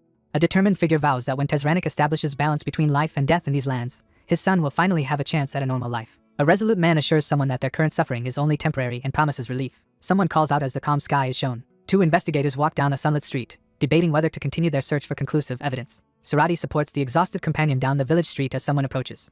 A brown-haired man confronts the seated pair, presenting a scroll and demanding to know if they are the bounty hunters. Outside, 2 figures are stunned as they receive urgent news that the wanted man has been found. A large manor covered in vines stands quietly under the bright sunlight. The group debates the reliability of the Count's claim about the criminal's hideout and considers setting an ambush. 2 men scrutinize a suspicious letter, quickly realizing it's an obvious trap set by a vampire. The group debates whether ignoring the new information about the cultists will make their situation more dangerous, fearing that doing so could alert the enemies and provoke retaliation. Frustrated by his companion's lack of understanding, Karnak expresses his annoyance while the others look at him in surprise. 2 men debate a risky plan at the table, realizing they must proceed despite the danger. A decision is made to follow the enemy's plan as part of a larger strategy. A solitary cabin stands alone in the forest beneath the night sky. A tense silence fills the shadowy room as 5 figures confront one seated apart at the table, each watching and waiting for someone to speak. One character asks about the strength of vampires, and another calmly explains that they are several times stronger than humans but not a cause for concern. One character points out that ancient vampires are powerful but usually get discovered and killed quickly. A character wonders what would happen if an aura user or a mage became a vampire. The group discusses how losing access to aura or magic makes them weaker, forcing them to retrain using dark mana. Three armored individuals relax on a bench under lamplight as one boasts confidently about their group's strength against vampires. A blazing meteor hurtles from the sky toward the building as a roaring, whistling sound fills the air. A massive explosion engulfs the area, scattering fire and debris in every direction. A group of adventurers reacts quickly as they realize an enemy has launched a surprise attack. A group of red-eyed enemies suddenly appears from the smoke, revealing themselves in front of the glowing barrier. A red-eyed man unleashes a powerful aura through his glowing sword, stunning his shocked opponent. Two allies stare in disbelief as they realize the strongest knight of Count Breland has become a vampire. A resolute young man declares that Count Breland has allied with pagans and proclaims the group as enemies of the goddess and the king. An authoritative figure orders someone to kneel and face royal judgment. A group of armored figures with glowing red eyes refuse to kneel, defiantly challenging the command. 5 figures stand ready for combat as one demands compliance, warning that refusal will lead to judgment. An armored attacker leads a furious charge against the defending swordsman and his group of soldiers. A shouting figure leads a surge of red-eyed soldiers charging forward at high speed. A male character is violently struck and hurled backward, screaming in pain. The silver-haired warrior launches a rapid series of sword strikes, blue energy trailing behind his blade. A determined fighter lands a powerful sword blow, wounding the armored opponent. Clutching his smoking chest wound, the wounded man curses his royal enemies through gritted teeth. A fierce spellcaster unleashes a surge of radiant magic as her ally stands ready behind her. 2 attackers rush forward through blue energy blasts, targeting the priestess. A hooded attacker lunges with a battle axe, forcing Sarati to raise her glowing staff in defense as Barrows reacts in shock. A young man drives his fiery weapon into the ground, forcefully summoning something to stop the unfolding action. A male character is struck by a glowing weapon that slams him into the ground, scattering debris everywhere. A towering stone golem smashes into the fray, sending someone hurtling through the air. A young man thrusts his glowing spear forward, releasing a massive lightning blast. A man is overwhelmed as a massive surge of blue lightning energy engulfs him. Peering through the trees at night, the young man anxiously reassesses the enemy's strength after witnessing unexpected power. A group of warriors blocks a powerful energy attack as the battle intensifies. Karnak slashes through his opponents with a powerful sword strike. Karnak and Barrows launch a fierce, coordinated assault against their hidden opponents, overwhelming them with energy and sword attacks. A young man braces himself and grips his crackling energy weapon, preparing for the challenge ahead. A powerful spell hurtles toward the desperate dagger wielder, who dodges as his opponent attacks relentlessly. A devastating blast erupts, shattering the ground and sending debris flying. The outcome of the battle depends on the clash between the aura users. 2 red knights exchange powerful sword strikes as their duel intensifies. A colossal burst of energy explodes between 2 opponents as their attacks collide in the forest. The ground erupts as crackling energy tears through the debris. A distant scream echoes through the dark, ominous forest. A red-haired figure slams a glowing sword into the ground, shattering the earth and creating a deep fissure. A lone figure lands forcefully on the cracked ground, signaling a dramatic arrival. The cocky swordsman taunts his opponent, while brandishing a glowing red blade in the dark forest. Bruised and exhausted, Sarati kneels amid rubble, struggling to recover after being overpowered. A devastating lightning attack erupts across the battlefield as weapons and spells collide, forcing the warriors to defend themselves against the overwhelming surge of magical energy. Amid a chaotic clash of magic, one combatant urges his allies to stand firm as dark energy surges around them. Karnak and Barrows fight together against a vampire who unexpectedly wields powerful aura abilities, while Karnak worries about another enemy joining the battle. Someone asks about Miss Sarati's condition with evident concern. A red-haired woman is knocked back by a powerful blow. Sarati struggles to fight back as her opponent's unexpected power leaves her at a disadvantage. A character confidently displays a glowing red sword, boasting about the forbidden power granted to him and his ability to wield battle aura despite his transformation. Amid a fierce battle with a monstrous foe, one fighter urgently asks another about vampire weaknesses. The 2 fighters stand back to back, weapons ready, as they face a powerful, glowing tentacled threat and dismiss the idea of exploiting weaknesses they never deemed useful. Sarati anxiously asks for Barrows' help, admitting she can't handle the situation alone. One character frantically rejects the idea of possession, panicking over the potential risks as the other suggests switching to Plan P. She refuses to back down and unleashes a blazing aura, determined to defeat her opponent herself. One character wishes the other good luck while the second reacts with nervous apprehension to the upcoming challenge. Sarati swings her sword, releasing a powerful blast of energy. Karnak is suddenly hit by a powerful, mysterious energy attack. A fierce opponent charges forward, unleashing a powerful attack with her glowing sword as her rival stands ready to meet the assault. 2 opponents collide in midair as one unleashes a powerful, crimson-charged attack. Empowered by supernatural forces, the silver-haired attacker unleashes a devastating sword strike that the red-haired opponent barely manages to block. A red-haired female warrior unleashes a massive, glowing sword attack that shatters the surrounding rocks. Sarati fails to push her opponent back with battle aura and grows desperate. Sarati hesitates in confusion as a correction is called out, while an energy slash strikes the enemies in the background. Karnak criticizes his opponent's inefficient battle technique while observing their intense sword fight. A disembodied voice instructs someone to remember the sensations from when control of their body was taken and to try to recreate them. She channels a surge of red energy into her sword, focusing all her strength to control the battle aura. A voice reminds her that her body still retains memories of the past. A determined warrior channels purified battle aura into his sword, intensifying its power. Surrounded by a swirling red aura, the battered protagonist gathers his remaining strength and prepares to unleash his overwhelming power. A red-haired character releases a massive, glowing energy slash from their sword. Karnak senses a sudden and dangerous surge in his opponent's power, reacting with shock. Karnak charges forward with his weapon glowing red, launching an aggressive attack. Someone silently wonders how Barrows would handle the current predicament. Red energy erupts as Karnak channels his power, his glowing eye burning with determination. A fierce attacker strikes with a surge of red energy, sending her opponent flying through the air. Sarati recoils in shock as she realizes her attempt was successful. Sarati unleashes aura attacks with her glowing sword, realizing how much she has improved. Amid a surge of crimson energy, the young man shifts his focus mid-attack, realizing his true target. A determined fighter unleashes a powerful sword strike, sending a shockwave across the ground. A fierce strike is unleashed as one combatant narrowly dodges with unwavering focus. A fierce attacker unleashes a devastating blow, but the opponent manages to block it. The protagonist urgently analyzes the situation to predict the enemy's movements. A figure hurtles downward with a glowing red sword, launching a fierce attack on two opponents below. A strategy is explained to exploit the moment when the opponents slow down. A fierce fighter unleashes a powerful, glowing sword strike as a spectral ally appears behind her, overwhelming the enemy. Karnak is struck hard in the torso, coughing blood and screaming in pain. The two observe someone's progress and agree there's no need to step in. The group stands victorious, confident they now hold the advantage as the conflict nears its end. Karnak strains to defend himself as his opponent unleashes an unexpectedly overwhelming power. A desperate figure cries out about receiving new power from Lord Tessernak. Refusing to hold back, the speaker resolves to finish the confrontation immediately. A young man unleashes a devastating surge of red energy as he screams in agony. A character unleashes a devastating, fiery energy attack with their sword, no longer holding back. As one character shouts in alarm about the reckless use of battle aura, the others react with shock and tension. A massive red energy attack surges towards Sarati as she braces herself with a glowing sword. Karnak stands his ground, refusing to retreat as he prepares to confront the threat. He reveals his ability to create a limb, stunning his opponent amid a surge of energy. A fierce combatant unleashes a powerful red energy slash, challenging her opponent to see who will win. A massive surge of red and white energy collides, unleashing a violent explosion. A devastating attack erupts, sending debris and energy flying in all directions. Shattered debris and powerful energy blasts tear through the chaotic battlefield as a destructive attack is unleashed. One character charges recklessly into combat while another shouts in alarm, and the rest of the group braces for the confrontation. Amid swirling debris and ruptured ground, a shocked figure surveys the destruction. One character is smashed violently to the ground by a powerful force as another figure stands menacingly over them. A figure is hurled backward as a devastating, glowing attack lands with explosive force. Sarati, battered but resolute, braces herself with a glowing sword as tension fills the air. A character raises a glowing staff and casts a healing spell, blue energy swirling around another character's injured arm. The group gathers in the forest as one character heals another with blue magic, and both express gratitude. A wounded survivor acknowledges that Sarati's intervention saved them from certain death. Three individuals stand in the forest as one presents a glowing blue crystal containing proof of the Count's crimes and instructs another to contact headquarters. A grave voice announces that preparations are complete to judge the Count House of Brelant. Soldiers surround Count Brelant Castle under urgent orders to capture every vampire inside. A powerful surge of divine energy erupts from the staff, blasting light across the battlefield as onlookers brace themselves. A furious figure with glowing red eyes unleashes a devastating energy blast, hurling their opponent backward. A commanding man urgently orders a search for Count Brelant and his son. A worried man grips his sword and prays anxiously by the window, hoping for someone's protection. A man sits alone in a grand chair as blood spatters suddenly appear on the nearby window, signaling a violent incident. Three cloaked figures race down a forest path toward the glowing mansion as one urgently calls for the young master to hurry. Three cloaked figures dash through the dark forest, fearing pursuit as one urgently calls for their father. A furious young man sprints through the dark forest, vowing revenge against his enemies. A determined priest invokes the name of Tessernak and unleashes a powerful magical declaration.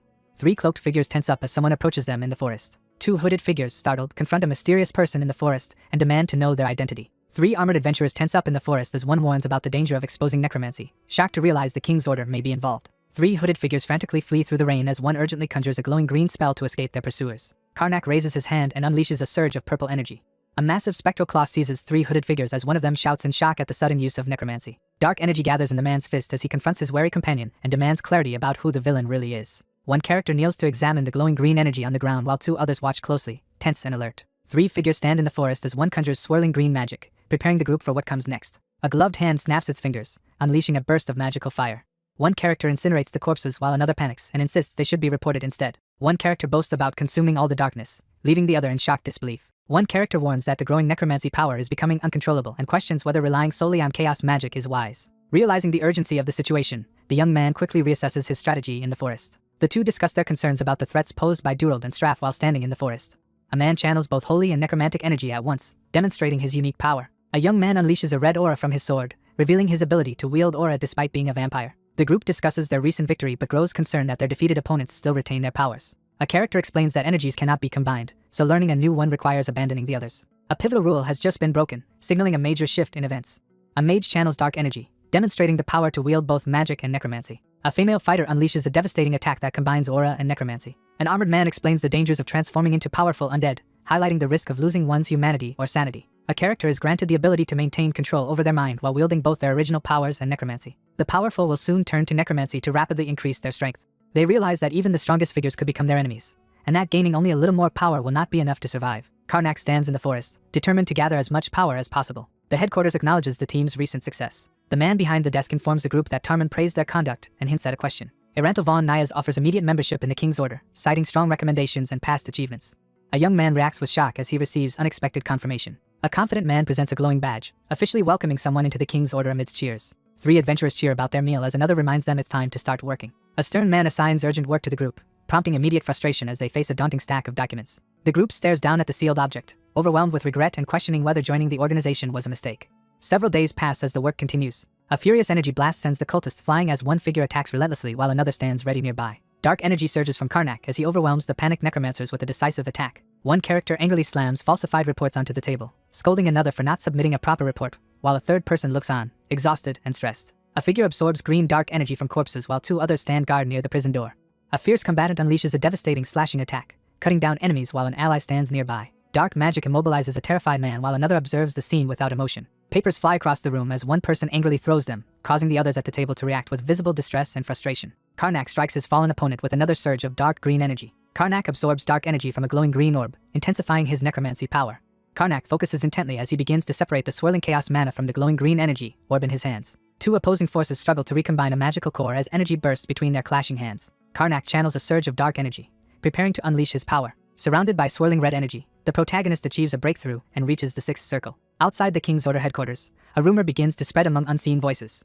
Word quickly spreads in the Grand Hall that Karnak has already reached the level of a 6th circle mage, shocking those who hear it. 3 shocked young men react to the unexpected rapid advancement of their confident peer. Karnak proudly reflects on his rapid advancement to 6th circle mage status while his companions celebrate and react to the achievement. Surati, visibly distressed, begs for the dangerous actions to stop, fearing the consequences of the darkness of the end. A nervous young man approaches the imposing double doors and calls out to the Grand Master.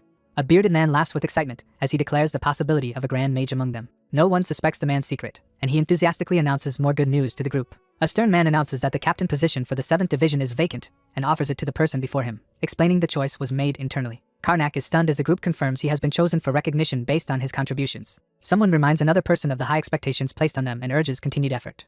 He accepts the promotion while standing resolutely in the formal chamber, with 2 companions by his side. Karnak groans inwardly as he realizes his new responsibilities will bring even more work. 1 week later, the scene shifts to the imposing border fortress Arthra southeast of the Usteel Kingdom. A figure in ceremonial robes prays urgently in the basement as a scream echoes through the corridor. A woman recoils in terror as she witnesses something horrific unfold before her.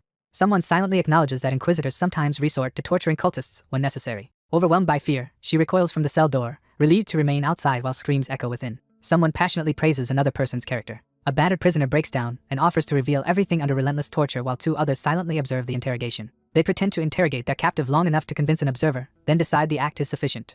An armored man coldly informs the wounded prisoner of someone's death, prompting a defiant reaction. Karnak confidently declares that it's his turn, gripping the table as he prepares to take action. Tezranic's dark and destructive power is introduced as shadows gather ominously. A proclamation declares the coming of the Genesis God, who will establish a new order in the world. A blue ethereal figure confronts a stoic man as they face each other with intense expressions. 3 interrogators, frustrated by another failed attempt, question a chained prisoner who remains loyal to their faith and unaware of deeper truths. Surati analyzes the situation, noting that the enemy organization is controlled by 3 leaders. Someone reveals that there are 6 cardinals and 13 archbishops. A pyramid diagram illustrates the hierarchical structure of the church, with bishops in each region managing their own organizations. The group realizes their captured priests lack valuable information and decides they must capture someone of higher rank. A cloaked young man sits in frustration, wishing for a major incident that could involve someone more important. In a sunlit office, a man behind a desk clears his throat and begins briefing the 2 standing before him about the upcoming mission. A nervous man reveals a rumor about someone in the capital possibly cooperating with the cult, causing the 3 adventurers to react with concern. Karnak demands to know who the suspect is. A stern investigator prepares to reveal the suspect's identity while reviewing the document. The 2nd prince of the Usteel Kingdom is formally introduced as Alfred Ludden Usteel, with his portrait displayed in the palace. The group reels in shock upon discovering the true identity of the prince. In the Usteel Kingdom, the king's 2 sons are locked in a fierce struggle for the throne. A formal presentation introduces the 1st prince through a framed portrait. The 2nd prince is introduced. Despite being the logical successor to the throne, the 1st prince faces obstacles due to his tragic past. A royal marriage was arranged to unite 2 families, but the couple's inability to produce an heir has become a major concern. To secure an heir, the king accepted a new consort, and within 3 months, news of her pregnancy spread through the palace. The king, afflicted by illness, named the 1st prince as his successor in the name of the goddess. Queen Nelia gave birth to a son, introducing the 2nd prince. A fierce struggle for the throne erupts between the eldest 1st prince and the direct bloodline 2nd prince, leaving the royal household in turmoil. The king postpones his decision, telling the 2 princes he will choose once both are adults. While shopping in the busy marketplace, the 2 discuss the possible consequences of royal succession and past decisions. A young man remarks on the ongoing rivalry between the 2 families that have served the princes for decades. Barros mocks the chaos in the marketplace, suggesting they choose based on ability or personality, while Surati looks increasingly frustrated. 2 young princes are being compared for the throne, with one described as calm and the other as violent, while their true abilities remain untested due to their youth. As they walk through the crowded market, the The group questions why the king hasn't chosen Prince Lloyd, noting his apparent weakness. A young boy struggles with chronic illness in bed, unable to demonstrate the sword skills he has spent years learning. Prince Alfred's formidable strength and martial arts talent leave the observers worried as he confidently displays his blood-stained sword. The two discuss how the news of Prince Alfred's alleged collusion with the Dark Order was uncovered by a spy working for Prince Lloyd. An informal report is sent to the king's order, where the handwriting is recognized by the new commander due to his prior experience with the first prince. One character finishes sharing all current information and mentions that a messenger will arrive later with further details. Three adventurers pause outside a rundown cafe, preparing to enter and meet their contact. The group cautiously enters the abandoned, dusty building, alert for any danger. The hooded figure singles out the nervous man across the tavern as his target. A cloaked man strides up to the table, catching the hooded figure off guard and breaking the silence. Karnak confronts a cloaked figure while his two companions watch cautiously from behind. Karnak holds up an emblem card and demands to know if the person before him received orders from Lord Lloyd. A cloaked figure steps from the shadows, their face partially concealed as tension fills the air. The hooded figure recognizes the group as those chosen by Sir Arantel. Karnak, standing alert, demands the other person's identity across the counter. Someone silently panics, unsure of what action to take next. The hooded figure pulls down his mask and reveals his face. A cloaked figure suddenly confronts the startled group in the sunlit hall. A blond man in a dark cloak lifts his hood and questions the sudden appearance of Prince Alfred. An unexpected revelation stuns everyone as it is revealed that Prince Alfred reported himself, leaving the group bewildered and tense. The character firmly admits that he is only wearing Alfred's face and is not actually Alfred. A man boldly reveals himself as the first prince and rightful heir to the throne, shocking his companion. Someone begins to question a surprising revelation. At the tavern table, the group confirms that a soul swap has occurred, leaving everyone in shock. A hooded figure realizes the soul hovering above the unconscious body does not match, signaling a serious supernatural disturbance. A hooded figure calmly explains that necromancy can easily cause the situation, while the other man listens in disbelief. A masked figure proudly explains that contacting the king's order was a smart move, trusting the other would notice the necromancy spell. Two figures discuss whether ordinary magicians could detect necromancy, concluding that it would be impossible with just a magical eye. The masked figure challenges the other person's belief, questioning how they can be sure of his identity without proof. The young man points out that members of the king's order possess basic knowledge of necromancy, and questions the logic of reporting oneself under a false identity. A hooded figure desperately asks if magic can prove they are under a necromancy spell while the armored man watches in concern. The group gathers around the tavern table as one member prompts the others to recount the events surrounding the day of the soul swap. A hooded man pauses to remember a significant event that happened 5 days ago. A healer performs nightly holy magic on a young man, surprising an onlooker who learns this is a daily ritual. One character brings up the widespread rumors about his weak body, another awkwardly admits they're true, and a third sarcastically comments that even zombies might be healthier than him. Despite the estate's holy barrier and vigilant guards, the protagonist awakens in his brother's body, questioning the power of necromancy. One character points out that someone managed to use a powerful necromancy spell capable of breaking through the barrier, raising new suspicions among the group. Karnak considers the lack of hidden traps or preparations within the estate, deepening the mystery. A man regains consciousness and finds himself tied to a chair within a glowing magic circle in a dark, ornate room. A male character regains consciousness and tries to make sense of his surroundings. Bound to a chair, the man is surprised to realize his pain and fever have vanished. A young man, bound by ropes and surrounded by glowing magic circles, stares in shock at his unexpectedly muscular body. A young man wakes up tied with rope in a luxurious, shadowy room and frantically wonders if he has been kidnapped. A frightened, bound young man is confronted by three hooded figures in a dark room. Restrained and wary, the young man demands answers from his unknown captors. A hooded figure conjures a glowing green mirror, preparing to reveal something unknown. A blond man, bound in ropes, reacts in shock as a glowing green portal appears beside him. A young man is stunned to discover that he and the prince have switched bodies through magical means. A captive sits bound in a summoning circle while three robed figures and a shadowy presence confront him with ominous magic, revealing the involvement of Lord Tezranic. A furious young man struggles against his rope bindings and demands to know why the cultists switched their bodies. A man is restrained in a ritual circle as his captors address him as Prince Lloyd. He spots a threatening figure and tenses, alert to the danger. A stern-looking man appears at the front, immediately recognized as a possible henchman of Alfred, raising tension among the group. A captive tied inside a magic circle is interrogated by a robed figure who accuses him of betraying Alfred, while shadowy onlookers watch. The gray-haired man mocks someone's interpretation with a sly gesture and an amused smirk. The man silently suspects that Alfred is responsible for what happened. Hands bound tightly with rope, the captive struggles and demands to know what their captor wants. Barrow sits defensively as another person inspects the cut rope on the floor. A man with a sly smile steps through the door, illuminated by the light behind him. A desperate man rushes toward the closing door, reaching out to stop someone from leaving. One character admits that despite being held captive behind steel bars and locked doors, he did not actually hate the experience. The hooded figure reflects on the rare joy of eating well without sickness, savoring the memory with a contented smile. Two characters laugh together about the tough times they faced eating only wheat bread, while another looks on in disbelief. The hooded man demands to know how the other person managed to escape.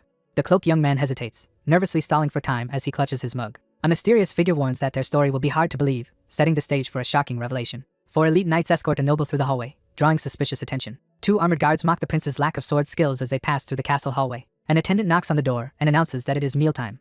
Two figures search the dim corridor, urgently looking for the missing prince. A determined character forcefully strikes the glowing barrier, pushing against its resistance. A white-haired man lands a glowing, powerful blow on his dark-haired opponent, who cries out in pain. A white-haired man suddenly charges at a group with a glowing sword, forcing his shocked opponents to react defensively. The swordsman lands a precise strike on his opponent's weak spot, shocking the defending group with his unexpected skill. A confident young man challenges his listener by revealing he once learned swordsmanship, while his body was failing. An instructor explains to a group of armored trainees that they must use strategy and technique while minimizing their movements. A character confidently hints at a significant change now that they possess a healthy body. A fierce, blonde-haired man charges forward, launching a direct attack at his opponent. A violent attack lands with explosive force, sending someone reeling in pain. A horrified woman cowers as she witnesses the aftermath of a brutal fight, with a blood-stained sword lying next to a fallen armored figure. A stern man looms over the bloodied bodies, causing the terrified maid to recoil in fear. A young man calmly assures the other person that he means no harm. A blood-spattered woman instructs someone to stay hidden while she stands in a room filled with bodies and an intruder peers through the door. Fueled by anger, the character storms through the grand hall, cursing Alfred. Gripping a dagger, the silver-haired man moves cautiously down the ornate hallway, determined to leave undetected after his disappointment. Two armored youths are startled when a guard suddenly blocks their path in the dark hallway. A determined figure grips the hilt of a sword, preparing to confront his opponent immediately. A voice breaks the darkness with a sudden question. A surprised young man hesitates in the hall, realizing that Prince Alfred shows no fear in response to his presence.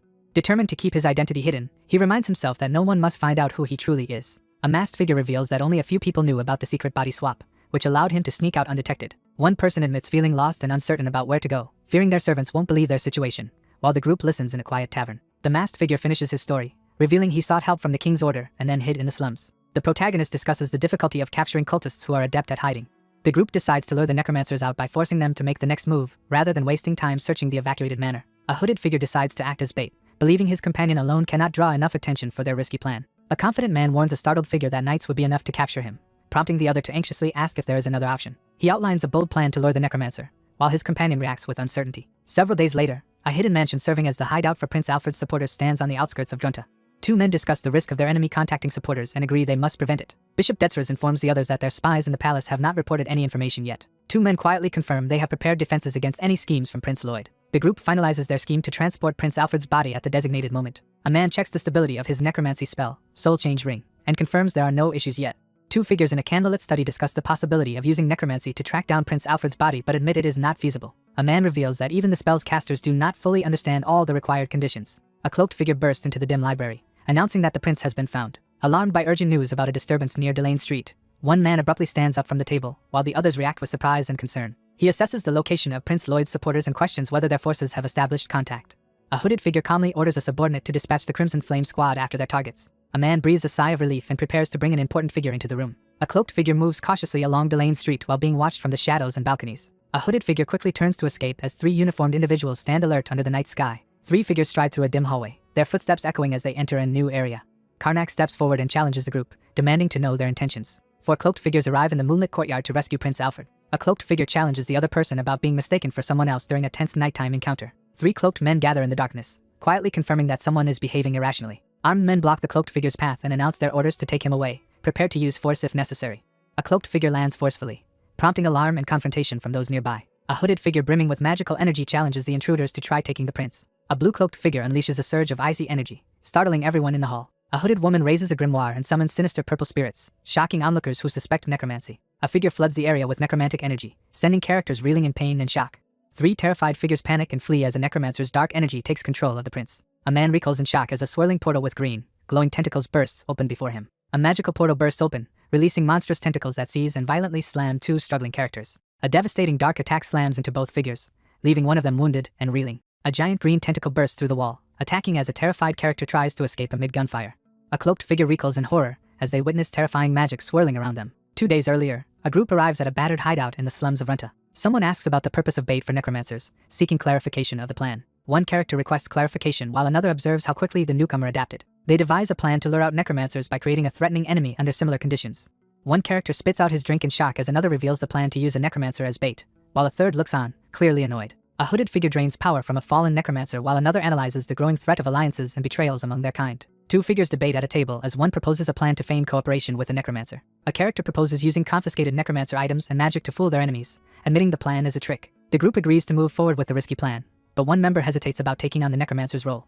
Under the moonlight, the group discusses the recent incident, with one person feeling guilty while another checks if the prince is unharmed. The group quietly discusses the unsettling magic they witnessed, confirming it was real magic rather than necromancy. A tense conversation unfolds as one man confirms that an enemy has escaped and will likely report what happened. The young man confidently explains that their plan is to wait for the necromancers to fall into their trap. A shocking revelation about necromancy emerges as the scene shifts to a lavish mansion concealed by night and trees. A squad member confirms witnessing the event firsthand, leaving the other man stunned into silence. The protagonist confronts the revelation that Prince Lloyd has allied with necromancers, questioning the motives behind this betrayal. 3 necromancers step forward, confidently assuring the others that they will handle the task. He confidently entrusts an important task to a skilled subordinate. 3 men stride purposefully through the dim room as one vows to bring their target here. Under the pouring rain, the man smirks and resolves to seize the necromancer's power after learning they defeated the Crimson Flame Squad. 3 cloaked figures huddle in a deserted street, devising a strategy against rival necromancers who may covet their powers. A man in dark robes instructs 2 others to lure the necromancer while he prepares to ambush from hiding. 2 young men in dark cloaks walk through a shadowy corridor, realizing they have been made the bait. Under the ominous full moon, the next phase of the plan begins. A young man lifts a glowing lantern, summoning blue energy as he calls upon sacred power. A figure summons undead warriors as glowing souls rise from swirling blue energy. 2 figures unleash streams of dark magic, seizing control of the armored soldiers and sending them to hunt their master's enemies. A decrepit building looms in the darkness as someone approaches the abandoned house. Karnak uses surveillance magic to confirm that a necromancer has arrived.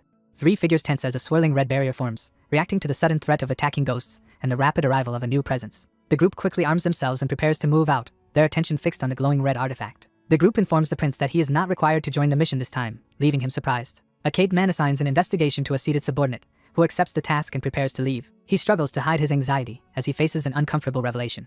One of the adventurers questions another about the strange equipment he is carrying as the group stands in the shadowy, cobweb-filled room. The young man grins and confidently explains that his unusual outfit is the optimal anti-cultist armament. A colossal spectral knight materializes in a surge of blue energy, towering over 3 stunned onlookers. A figure slips into the building through a glowing blue portal. A cloaked figure suddenly bursts into the dining room in a flash of blue energy, startling the 2 people at the table.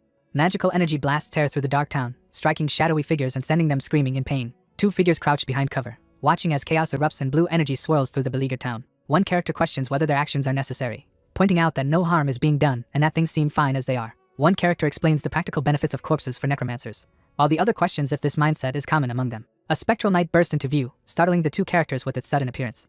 A hand lifts the lantern, revealing its eerie blue flame. The group realizes that the spirit energy has dropped as the lantern's blue glow dims. A man narrows his eyes, urgently searching for the missing location. Karnak unleashes a surge of dark magic, striking a figure in the empty nighttime street. A man urgently sends his spectral minions ahead and prepares to move forward with his companion. 2 warriors clash fiercely with a group of armored enemies as energy surges around them. 2 cloaked figures spot a potential enemy and tense up under the rainy night sky. 2 armed figures unleash glowing attacks to drive back spectral warriors as onlookers react in shock. A green energy blast from a mop forcefully drives back the armored attackers. Sarati charges at armored opponents, swinging a frying pan surrounded by green magical energy. 2 cloaked figures watch suspiciously as others carry strange items, questioning if unknown necromancy is involved. As the group arrives, the 2 prepare to execute their coordinated plan. A fierce attacker swings twin maces in a burst of energy, forcing the defender to react quickly. A powerful green energy attack is unleashed, striking down enemies all around. Karnak launches a red energy attack while his ally stands ready behind him. Blackened hands surge from the blood-red swamp as 2 cloaked figures stand at its edge, facing the unleashed necromantic power. The armored young man observes the enemy and notes their increased skill. A figure with pale hair urges immediate action as a shadowy, clawed hand radiates red necromantic energy above. Amid a chaotic red-lit battle, the protagonist swiftly evades a barrage of monstrous, shadowy attacks. A monstrous, clawed hand erupts from a pool of red energy as 2 cloaked figures observe from a distance. She relentlessly smashes through her shadowy enemies with the pan, refusing to back down. 2 warriors brace themselves and prepare a coordinated attack as shadowy hands close in. 2 spiked will weapons are launched forcefully toward their target. Shadowy arms burst from the swirling red pool, forcing the 2 robed men to recoil in shock. The 2 warriors unleash a powerful green energy attack with their swords. A surge of green energy bursts outward as one figure supports another, leaving the onlookers in shock. The 2 figures stare in disbelief as their necromantic field is overwhelmed and obliterated by a stronger surge of necromantic energy, leaving the street in ruins. Karnak confidently blocks the attack, taunting the opponent as his ally stands ready behind him. One man questions the mysterious spells being used while the other steps forward, insisting on taking control of the situation. A horned figure erupts with a dark, fiery aura, unleashing the power of hell. Clutching his abdomen, the man unleashes a surge of chaotic power as energy and red lights swirl around him. A character slams their foot onto the ground, sending cracks spreading across the floor with raw force. A man erupts with red energy as he transforms into a demon, shocking everyone around him. One character quickly withdraws, leaving the other 2 to face the confrontation. Sarati unleashes a surge of green energy at the massive, horned enemy. A horned, enraged figure unleashes a powerful demonic assault after his initial attack is deflected. A red-haired woman mocks her opponent as she slashes her sword, unleashing a burst of energy. A horned, enraged figure unleashes a surge of red energy and prepares to end the confrontation. A muscular man unleashes a furious outburst, his body tensed with rage as dark red shadows swirl around him. A woman braces herself with her sword as a giant, lightning-charged weapon crashes down toward her. Sarati thrusts her weapon upward, releasing a surge of energy at her target. A fierce warrior slams his massive sword into the ground, unleashing a devastating shockwave across the battlefield. A monstrous figure erupts with power as a cloaked opponent stands firm against the onslaught. A frustrated fighter realizes their attacks are useless whenever the enemy swings their weapon. A lone figure studies the swirling green energy, trying to decipher the mysterious magic enveloping the distant city. Unfazed by the attack, the young man laughs mockingly as green energy swirls around him. One character exposes that the frying pan and mop are just diversions concealing a much greater dark power. Karnak secretly channels green magical energy while worrying that his story will soon be discovered. Karnak senses something unusual and tries to understand the strange situation unfolding before him. A sudden magical attack is deflected with a burst of green energy, as the group realizes the true source of the death energy is still hidden. A character notices a strange green glow and magical energy coming from a distant building at night. Realizing the enemy's trick, the cloaked young man reacts in alarm. A cloaked figure urgently warns the red-skinned demon to stop fighting and focus on a more important threat. The group spots the true necromancer on the rooftop and prepares to confront them as tension rises. A demon lunges furiously at the two heroes as one taunts him, revealing they've already seen through his spell. A demonic figure unleashes a torrent of purple energy, declaring their only goal is to defeat the real necromancer. A surge of purple energy crashes against the building's green barrier shield. A massive burst of purple and green energy erupts, violently shattering the surroundings. The red-skinned man laughs off the attack and taunts his opponent, while the cloaked figure watches warily from behind. Karnak stands confidently on the balcony at night, taunting his opponents and revealing that he is unharmed as shards of glowing green energy swirl around him. Two fighters ambush a horned enemy from above, catching him off guard as he reacts in shock. A brutal strike lands, sending blood spraying from the impact. Two wounded figures are trapped by a swirling dark aura, struggling in pain as they try to resist its grip. A man forcefully tries to wake two unconscious, cloaked figures surrounded by a dark aura, while two others watch tensely nearby in the night. Two battered figures stand together, dark energy swirling around them as one defiantly vows revenge. A man unleashes a surge of ominous energy, leaving his stunned opponents reeling at his overwhelming power. A young man, surrounded by dark purple energy, confidently reveals himself as a necromancer and proposes a conversation to those present. Realizing they are outmatched, the two crouch together and prepare to avoid hindering their group. A glowing red heart radiates energy as voices invoke Lord Tezranik for protection. Two men are struck in the chest by a dark force, violently coughing blood in the pouring rain. The group observes their enemy's sudden suicide and questions the logic behind such a desperate act. A glowing, clawed hand strikes the blue-armored figure with tremendous force. A sinister green energy rips two blue spirits from the bodies of their terrified victims. Two glowing spirits are dragged out of the dark sludge while two men watch, and one suggests moving the spirits somewhere calmer to talk. The group decides to take the bodies, noting they still contain usable necromancy power. The cautious man suggests using the necromancer's followers as bait to draw out the last hidden enemy. As the group gathers at night, one person questions the lack of action from their adversary while another presents a mystical lantern as evidence. He reacts in shock and regret, realizing he was too late to stop both allies from being defeated. A cloaked figure watches from a broken balcony, reflecting on how easily the others were deceived. He hesitates under the night sky, uncertain how to proceed as he gauges the skill of a potential threat. A cloaked figure resolves to pursue the group and take all three of their powers. An abandoned hall in the slum stands alone at night, setting the stage for secretive events to unfold. Three figures stand over two seated captives, demanding information as a magical blue aura surrounds the group. Two men introduce themselves as direct underlings of Bishop Detzras. Acting on secretive orders from the Usteel Kingdom's authority, the figure prepares to intervene in upcoming events. A character reveals that Bishop Detzras is a necromancer and a fifth circle mage who was acting under orders during their mission, as three figures observe ghostly apparitions in a magical blue flame. The group realizes the hidden enemy is both a mage and a necromancer, as a blue aura reveals his presence. A tense interrogation unfolds as one figure demands to know how forbidden magic was used to swap the prince's bodies without breaching the holy barrier. The investigator realizes the curse was actually aimed at the other prince, who shockingly cast it on himself to further his own scheme. Two men finalize a plan to use a body-swapping curse involving Prince Alfred to proceed even without access to Lloyd.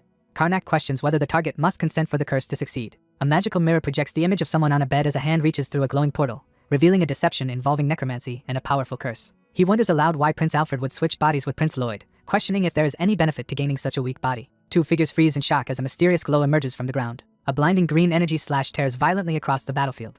A man surrounded by swirling green energy issues a final ultimatum, demanding surrender. A voice demands to know who is being addressed. Karnak's eyes widen as he abruptly notices something unexpected. The group confronts the dark sorcerer, shocked that he dodged their attack while casting a necromancy curse. The confident young man swiftly identifies his opponent as Detrasas.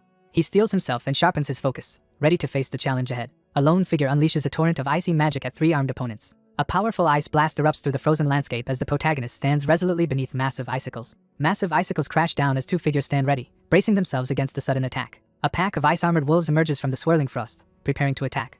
Sarati freezes in place as she realizes the room has suddenly transformed into a frozen, hazardous environment. Three armed figures stand tensely outside a snow-dusted building, discussing how the upcoming confrontation feels similar to their battle against a previous formidable enemy. Four armored figures examine the corrupted ground, noting that both mana and necromancy have been used together. One character expresses concern about the potential danger, but the other dismisses it as unimportant based on their previous experience. The group prepares a magical barrier as they advance toward the spectral beast swirling with dark energy. Shadowy tendrils and icy shards collide in a tense struggle. A man recoils in shock as dark energy erupts and an icy figure appears beside him. Several massive ice wolves rise from the misty water, their bodies glowing with an eerie light. The necromancer reels in shock as his barrier shatters and three armed opponents confront him amid the rubble. A wary man realizes someone knows how to break his curse and becomes even more cautious. Karnak declares that his power, granted by Lord Tezranik, is not yet fully revealed as Sarati watches him with concern. A man descends amid swirling dark energy, violently summoning spirits as the ground shatters beneath him. A group of armed individuals is confronted by a swarm of spectral wraiths, realizing their enemies are trying to overwhelm them with numbers. One character urges retreat, but the other insists they stay and fight instead. Karnak fires a barrage of scorching magic bullets at his target. 3 figures brace themselves as a barrage of red and blue energy blasts crashes toward them in a chaotic explosion. Karnak stands confidently in front, declaring that they have changed, while another man watches seriously from behind. Fiery magic bullets are unleashed in a powerful attack. 3 characters brace themselves as a powerful armored enemy ambushes them with a barrage of red energy attacks. A shocked observer realizes that someone has unleashed a powerful forbidden magic previously thought impossible for a necromancer.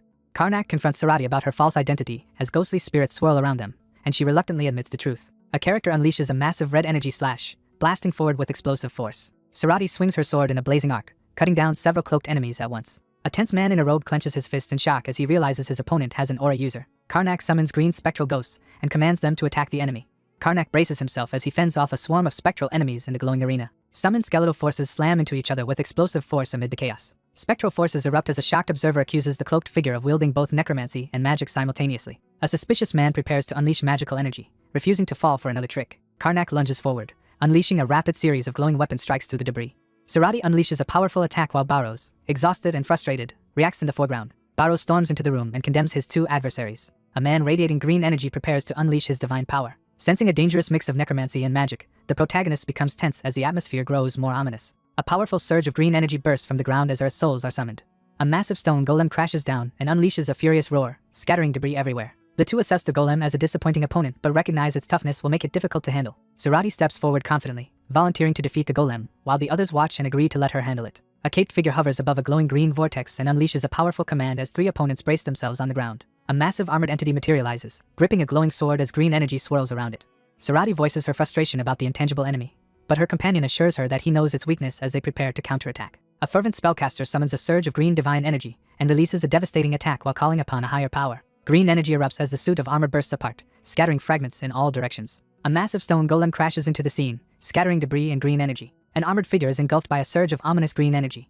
The protagonist, eyes glowing blue, declares his intention to end the confrontation. A towering golem knight surges forward as its master commands it to attack. The group braces as the golem, now empowered by fused magic and necromancy, prepares to strike with deadly precision. With a menacing grin, the man swings his glowing weapon and unleashes a powerful attack. An armored figure charges a powerful attack, raising a sword overhead as green energy swirls around. An armored figure releases a surge of green energy toward a group of 4. A character leaps forward and unleashes a massive green energy wave as the others look on in astonishment. A character hurls a spear crackling with red energy into a massive green energy wave, causing the ground to shatter from the impact. Sarati blocks a devastating attack from a force stronger than most high-ranking demons. Karnak launches a devastating authority attack at the armored opponent as his allies prepare for battle. An armored figure staggers under a relentless hail of bullets as chaos erupts around them. The group realizes their plan has failed, and uncertainty hangs in the air as they look to their leader for guidance. A glowing armored figure launches a sudden attack as 3 characters scramble to react and dodge. A massive explosion erupts across the battlefield, scattering debris and plunging the area into chaos. 2 figures collide in midair as one swings a glowing red sword, lightning crackling around them. The group lands together and quickly divides their targets, with one preparing to face Detsras while another takes on the Golem Knight. 3 armed fighters rush down a dark street, shouting as they attack an opponent wielding a glowing red sword. A towering Golem Knight charges forward, swinging its glowing sword as the group scatters across the shattered ground. An armored attacker charges forward with a glowing green weapon, forcing the white-haired character to react in shock. The armored figure slams a devastating green energy attack into the smaller opponent, who cries out in pain. Sarati leaps forward with her sword to challenge the massive mechanical enemy. A powerful explosion erupts, shaking the battlefield. Sarati attacks the armored foe but fails to inflict any real damage. A heavily armored figure unleashes a massive green energy slash at 3 startled opponents. A wild-eyed man exults as a colossal, green-glowing armored entity is summoned, driving its sword into the ground. The group anxiously discusses their inability to attack and urgently seeks a new plan. Under the tense night sky, 2 demand that the third reveal his hidden advantage without delay. Facing imminent danger, the group hastily decides to follow a new plan despite clear reluctance. The character kneels and activates the glowing green magic circle on the ground. A tense confrontation unfolds as one figure challenges the towering Golem Knight while 2 companions observe, one openly questioning the leader's bravado. Karnak kneels over his subdued opponent and releases a hidden surge of glowing green energy. Dark energy spreads across the pile of green stones, causing them to pulse ominously. A wounded man collapses, writhing in agony as green flames engulf him while 3 figures and a giant armored being watch. 2 men engulfed in green flames stand before their master, awaiting orders as they confirm their loyalty. A confident figure points toward the rising necromancers, highlighting their mastery as green energy crackles through the ruined landscape. A cloaked man anxiously calls out for his missing companions in the smoky darkness. A resolute figure raises a glowing lantern and begins to summon cursed warrior souls as swirling blue energy fills the air. Armored warriors materialize through swirling blue energy as the ground fractures beneath them. A horned, muscular man unleashes a surge of hellish energy as he undergoes a violent transformation. A man staggers back in shock as he witnesses someone wielding advanced necromancy in the pouring rain. A robed figure orders spectral knights to attack as his terrified opponent braces for the assault. An armored figure releases a surge of green energy, sending blue-armored soldiers flying across the battlefield. A muscular, horned man charges forward in a furious attack. A man forcefully grabs his opponent by the neck, causing him to grimace in pain. A powerful armored warrior blasts a green energy attack, sending someone flying as others look on in shock.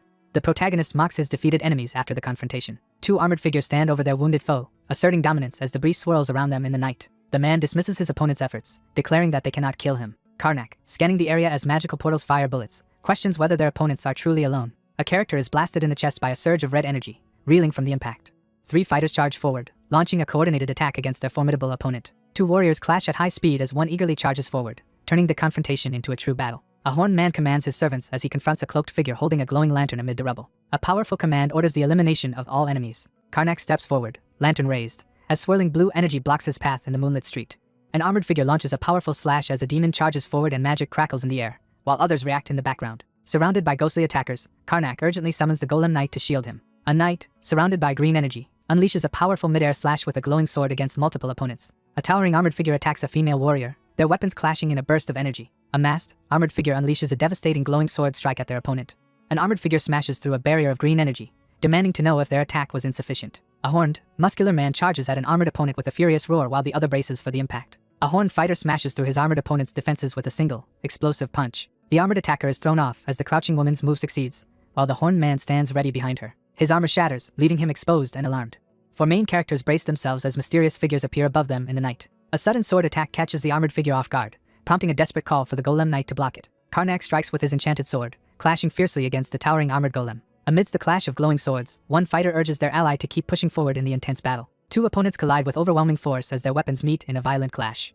A cloaked man realizes the armor of darkness is about to be destroyed and reacts with frustration. Several fighters launch a coordinated assault against a massive armored enemy, striking with swords and bursts of energy. A cloaked man shouts in anger as an armored figure powered by glowing green energy prepares to attack. A man, surrounded by glowing green energy, desperately begs the god of darkness for power. A man is caught in a violent explosion of green energy as power erupts around him.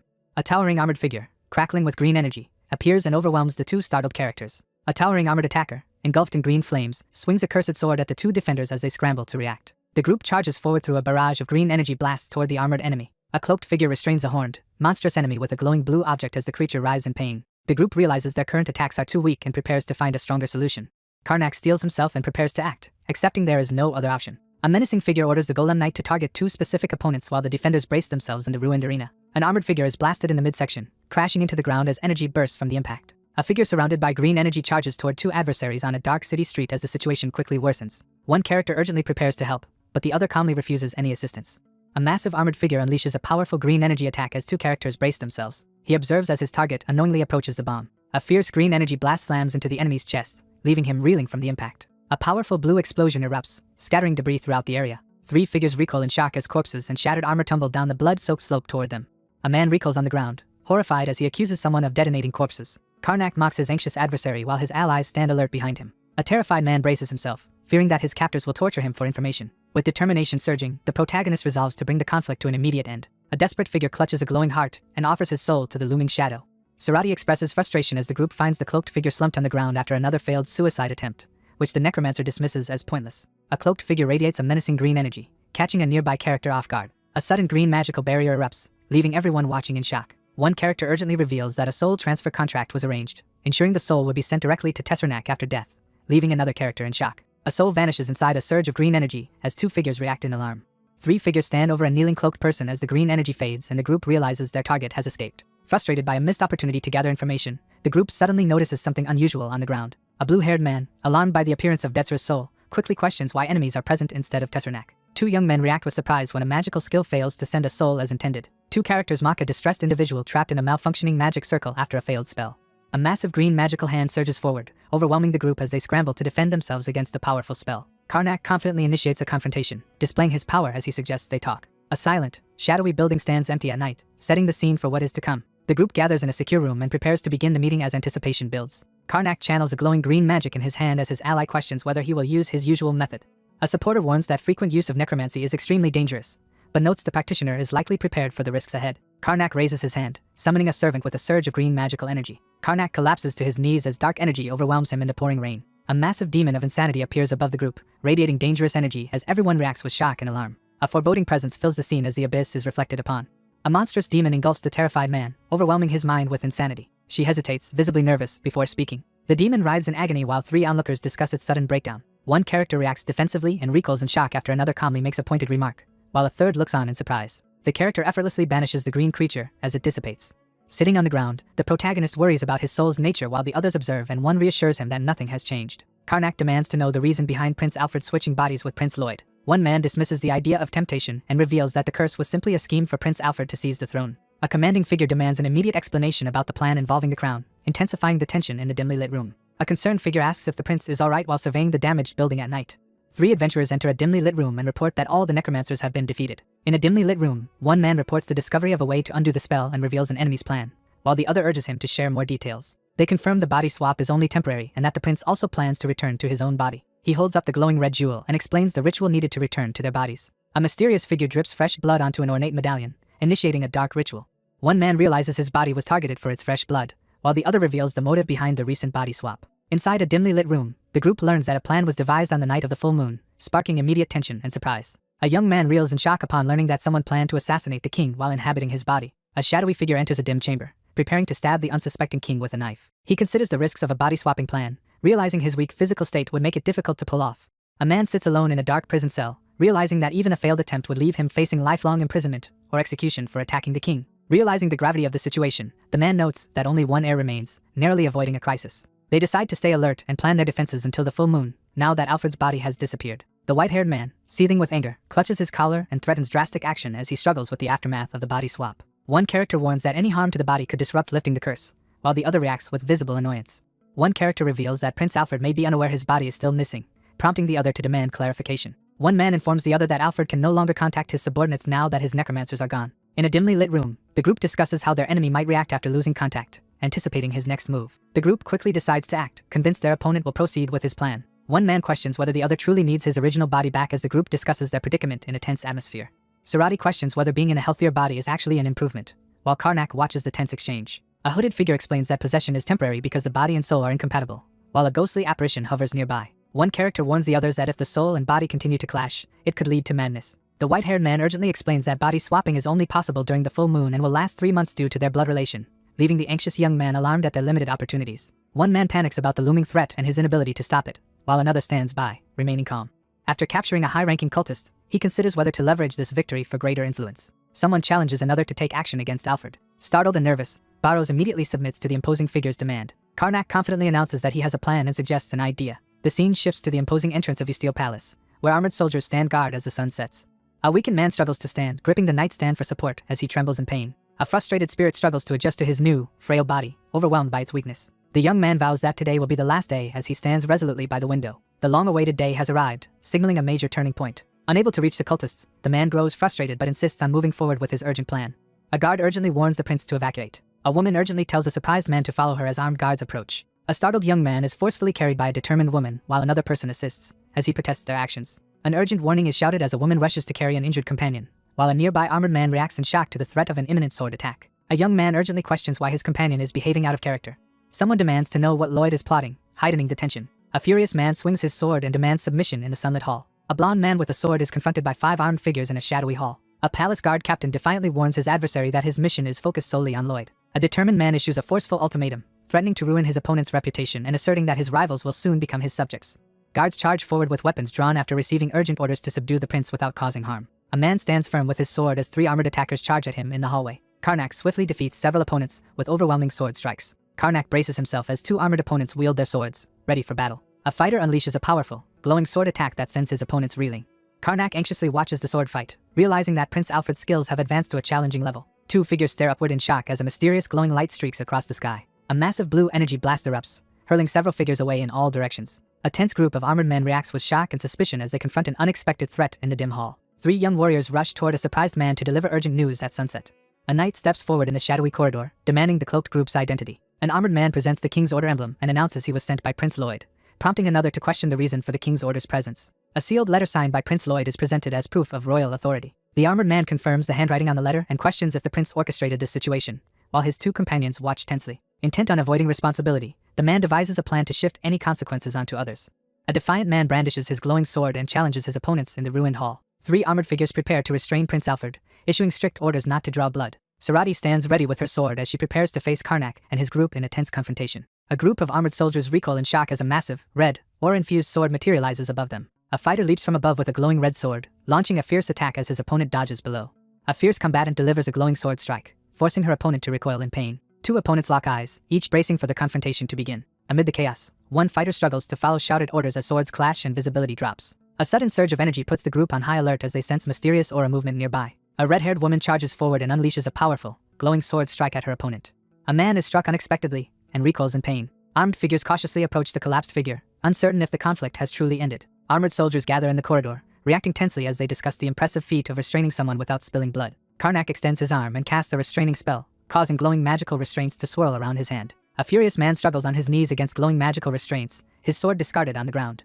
A confident figure takes command from the group as responsibility shifts, and the situation stabilizes. A commanding figure orders the soldiers to imprison someone until further instructions from the king, and the soldiers swiftly acknowledge the command. A young man in a cape looks up and addresses Sir Zeliad inside a grand hall. Someone prepares to reveal important information. Someone learns that Alfred has been captured and is now imprisoned in the palace jail cell.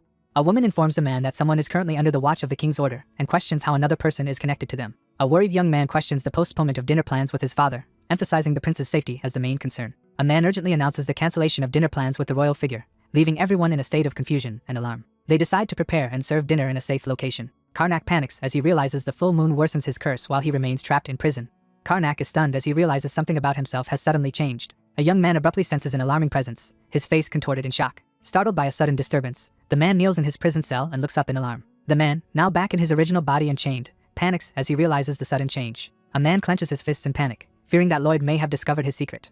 Three cloaked figures confront a startled man in front of a cell door, demanding to know his identity. A confident young man threatens someone off-panel with a glowing green magic as his target panics and questions his intentions. A chained captive squirms in fear as their captor restrains them and threatens them with a glowing green staff. The captor delivers a menacing threat, while the captive cries out in pain amid the darkness. A few days later, a prince arrives at the academy and is greeted at the gate.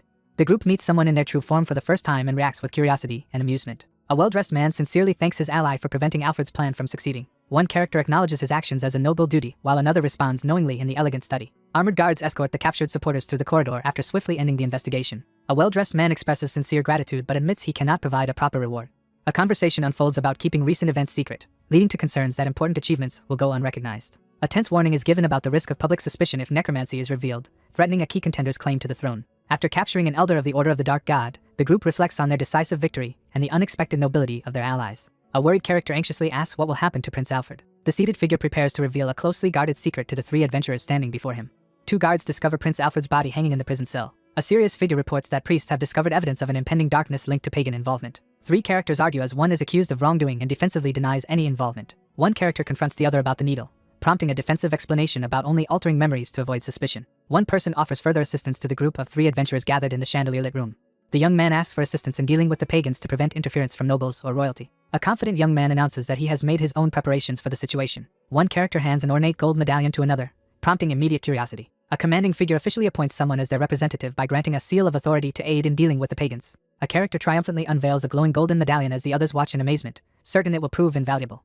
A well-dressed young man assures another that the item will be put to good use. A heartfelt plea is made for someone to help the world. A failed scheme at Usteel Kingdom is reported to Lord Hudel. Two cloaked figures discuss the aftermath of Prince Lloyd's recovery and the bishop's death, checking if all matters are resolved. Someone reports that all individuals connected to Alfred and recent events have been eliminated.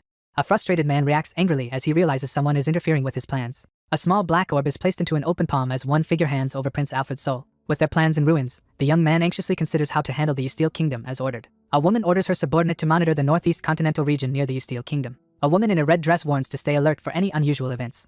The young man hesitantly asks for clarification about what was meant by odd. She warns her allies to watch for schemes that could falsely implicate them. The young man struggles to understand why they are being blamed as suspicion falls on the group. One man informs the other that there is still a problem to solve, prompting a tense exchange in the dimly lit office. A man learns that while the prince's soul has been retrieved, Bishop Detzer's soul is missing, leaving him in shock. A young man slams his hands on the table in shock after learning that the goddess's followers may have gained unexpected power. A man urgently orders another to prepare a necromancy ritual as papers scatter across the dimly lit office. A voice summons as glowing potions illuminate the shadowy shelf. A command to summon a follower echoes through the ominous alchemist's workspace filled with open tomes and bubbling vials. A man commands the summoning circle to respond as another figure watches from behind.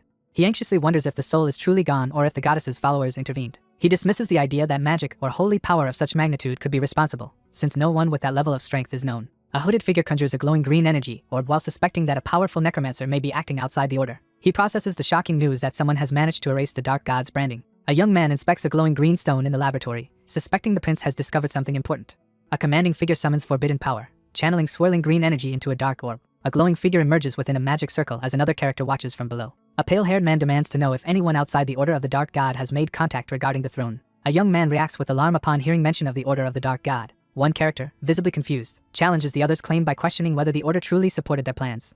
The blue-haired man reacts with confusion, questioning what is happening. A young man reacts with disbelief upon realizing that someone has forgotten the Order's assistance. A tense young man questions whether the prince's memories have been tampered with and doubts that an ordinary necromancer could be responsible. The protagonist realizes the enemy has set a trap to frame them, while a figure smirks confidently in the shadows. Two men stand in a shadowy courtyard, discussing who should be sent to investigate the Steel Kingdom. A character silently devises a plan to create a distraction and buy time for their investigation. Two young men argue about using a dangerous sword they cannot control, standing beneath its ominous, chain form. A confident young man smirks in the shadows, vowing to uncover the mastermind behind the situation. A secluded lodge on the edge of the capital is sealed off by a swirling, ominous purple barrier. A tense confrontation unfolds in the forest as the protagonist faces the Dark Cardinal. Karnak sits alone on a tree stump, practicing his control over swirling blue magical energy beside a lantern. Karnak discreetly observes his target, determined to uncover the scheme unfolding before him. A figure rushes toward the young man seated on the tree stump, calling out urgently. Two people enjoy a lively meal outdoors and invite someone to join them. A man teases his companions as he approaches their outdoor table, interrupting their laughter and meal. One character asks the group if they've found any useful resources or information during their mission. Crucial information about the Dark Cardinal behind the Order is revealed, identifying him as Hudel Grenthal, a young operative from the Empire active near the western border. The group takes a break in the forest and plans to return to the King's Order to investigate further after discovering something new. Karnak calmly generates swirling blue and green magical energy between his hands. A swirling green energy appears above the table as one character explains discovering the fusion of magic and necromancy during an interrogation, startling another while the third listens intently. The young man considers combining magic and necromancy as he gestures toward the glowing green orb. A few days later, three figures gather in a forest clearing as one explains that he needed time alone to learn how to use his new powers. They discuss the fusion technique demonstrated earlier, seeking to clarify its details. Chaos magic is explained as a fusion of mana and death energy, producing an effect opposite to its original creation. In the forest, Karnak explains that he has figured out how to use the discovery for himself and prepares to demonstrate it to his companions. A cloaked figure summons a surge of earth energy, triggering a powerful eruption. A massive stone golem towers over a group of four as they prepare to confront it in the misty forest clearing. The group discusses different spellcasting techniques as one character explains he cannot use death armor in the same way as another caster. Karnak unleashes a massive explosive attack, scattering debris through the air. A massive group of stone golems emerges from the cliffside as the three companions stare up in astonishment. Three adventurers react in shock and curiosity as they witness an extraordinary number of golems being summoned, questioning how such a feat is possible. A character explains how chaos magic is used to control and summon multiple golems by inserting residual thoughts into each construct. The group discusses a new magical strategy that combines the strengths of magic and necromancy while ensuring greater safety. He decides to develop new spells to become even stronger. A colossal stone golem emerges from the forest as a challenging spell is unleashed. In a forest clearing, three figures discuss the dangers and immense potential of combining necromancy with other powers. In the forest, one character expresses frustration over failing to awaken his aura while another encourages him to keep trying. One character reveals the reason another was unable to awaken his aura, surprising those listening. Someone addresses Barrows with a tense interruption. Karnak reels in shock upon hearing that he was once a necromancer. Facing the others in the sunlit clearing, one character anxiously questions how to embrace necromancy after a lifetime of swordsmanship. They discuss the need to manipulate dark energy, but one of them reveals he has been avoiding it since returning to the past. A menacing armored figure is confronted with the revelation that his soul has been deeply corrupted by dark energy from his time as the Dark Knight. The armored young man reels in confusion, struggling to defend his actions when challenged about the difference from a necromancer. A desperate figure pleads for a cure as a regretful companion admits they missed the chance to cleanse the affliction. One character collapses in despair while another tries to comfort him, and a third watches anxiously, realizing their efforts have failed. Discouraged by his inability to awaken his aura, the protagonist realizes he must find his own unique path forward as his companion acknowledges the challenge. Two figures turn and leave the distressed man behind in the forest as he desperately calls out for help. One character vents frustration under the bright sky, overwhelmed by the demand to help. Several cloaked figures arrive at the Grand Headquarters building a few days later. After a period of training, two figures walk confidently together, with one boasting about newfound strength and rest. One character, frustrated by his lack of progress, confronts the other, who reacts with shock to his admission of insecurity. Inside an ornate hall, four cloaked figures discuss a challenging problem with no clear solution, realizing the process will take longer than expected. A subordinate rushes forward to welcome the captain and his companions as they return to the Grand Hall. Anxiously rushing down the grand hallway, a messenger approaches two figures to urgently relay that the commander is calling for them. News arrives of a blood-drinking monster threatening the southern region, prompting immediate concern and scrutiny. The scale of destruction is revealed as the number of casualties over the last 10 days reaches 500, while a shadowy figure stands amid the devastated battlefield. The group reels as one of them exclaims in disbelief over the shocking news that 500 incidents have occurred in just 10 days. A man stands at the head of a conference table and announces the arrival of the group, signaling the start of an important meeting. A stern man with a dark goatee addresses the assembled group, signaling the start of an important meeting. A silver-haired man summons the group urgently and addresses them with a serious apology for the short notice. Two knights from the 1st Battalion, the Blue Knight Aide and the Red Knight, are introduced as they prepare for an important meeting. The group realizes the situation is dire when the elite 1st Battalion of the King's Order arrives, prompting a tense discussion at the table. A stern man prepares to explain important information to the two people seated before him. 10 days ago in the Jatova region, villagers discovered a massacre in Marita, where humans and animals were found dead with their blood drained. A series of villages were attacked and destroyed over 5 days, leaving every investigation team dead and a map marked with the locations. A monstrous red energy attack devastates the city of Akenbart, forcing panicked citizens to flee and leaving many witnesses to the destruction. The true form of the monster is revealed to be a young child wielding a massive, menacing greatsword. Investigators discovered that the ominous sword was responsible for the recent troubles after comparing witness accounts with old records. The curse of the magic sword is revealed. It possesses a human host, turning them into a bloodthirsty vampire who kills to strengthen the blade, and it is now named Marita after the site of its first appearance. One character reacts in shock to the mention of a magic sword, while the others watch with concern and confusion. 3 cloaked cultists plot to unleash evil artifacts and create chaos. The Order of the Goddess suspected the Order of the Dark God, prompting the 5th Battalion of the King's Order to intervene. During a tense strategy meeting, the group learns that the entire 5th Battalion has been wiped out. A figure in shadow explains that headquarters was uneasy because of a recent incident, while the others listen seriously. A grave meeting begins as the organization's top members are assembled to confront an unprecedented crisis. 2 men assess the near impossibility of defeating the 5th Battalion without rest or food. A man acknowledges that the magic sword is the reason behind their success. One character questions the existence of a magic sword powerful enough to rival a purple knight as the group discusses the unusual situation in the hall. Someone demands an explanation for another's unwavering confidence. The lead figure reveals he has never encountered or created such a thing during his time as the Death Knight, prompting the others to watch him closely. Sarati confronts the other person, demanding an explanation for a series of impossible events, including those involving Detsras, that have all come true. Karnak, visibly frustrated, questions the situation's lack of logic. A man screams in agony as he struggles to withstand the overwhelming power erupting from the magic sword in his hands. Karnak pauses and suspects that something more is happening beneath the surface. The commander declares he will personally join the mission, shocking the group gathered around the strategy table. 2 men discuss the possibility of cultists trying to lure them into a trap and agree that the combined strength of the battalions should be sufficient. A determined subordinate steps forward and firmly asks to be entrusted with handling the incident. He hesitates, then finally agrees to trust the group with the task. A commanding figure appoints someone as the new commander-in-chief. An older man appoints Karnak as vice commander, and Karnak acknowledges the order. A joint operation between the 1st and 7th battalions is organized to defeat the magic sword Marita. Birds take flight against the backdrop of a vivid sunset sky. A sinister figure unleashes dark energy as the group faces a tense confrontation at sunset. A wounded figure arrives as sinister red energy overwhelms him. The group arrives at a devastated countryside village, surveying the ruins and the injured or dead scattered among the rubble. The observer surveys the devastated scene, horrified by the bloody bodies strewn among the ruins. The group learns that most villagers were killed by the demonic sword, but a few survivors are now being sheltered at the temple. One of the armed figures reports that the demonic sword is unable to stop all the villagers from escaping and urgently calls for the commander. Amidst the ruins, a shadowed figure receives confirmation that the magic sword's exact location has been discovered. Darkness from the demonic sword spreads into the forest as 2 inspectors investigate the devastated area. The group quickly prepares to pursue their target after receiving urgent instructions. The group prepares to enter the forest, staying alert as they question whether they have found the right person. A white-haired girl, disoriented by the demonic sword's power, wanders through the forest while leaving traces behind. The group discusses the ease of finding their target and shifts focus to the greater threat posed by the demonic sword, questioning if it can be handled. Someone resolves to confront the unknown, determined to find answers. A figure collapses in agony, bleeding heavily after a brutal attack in the dark forest clearing. 3 figures crouch in the bushes at sunset, cautiously watching their target. Kneeling on the ground, the white-haired man senses an intense surge of death energy radiating from the ominous black and red sword. Kneeling before the group, the strategist warns that the demonic sword grows stronger with every drop of blood, so no one can afford to get hurt as he explains the plan. Karnak orders Barrows to lead the team and execute a plan to capture the demonic sword, and Barrows agrees. The leader orders the group to follow him to the designated location and prepares everyone to move toward the front line. The group receives instructions to stay on standby and fill any gaps during the reconnaissance mission. The 2 agree to proceed cautiously as they prepare to work together for the first time. A character delegates a task and steps back, signaling trust in the other's ability. 5 armed figures advance cautiously through the sunlit forest, weapons drawn and senses alert for an ambush. 2 armed men close in on a wounded captive who cowers against a tree stump at sunset. Within the glowing ritual circle, a terrified woman cowers as 2 armed men cautiously approach with their swords drawn. A hidden observer considers ambushing a wounded figure as a group of armed people approaches at sunset. A spellcaster raises a flaming staff and unleashes a powerful fire attack.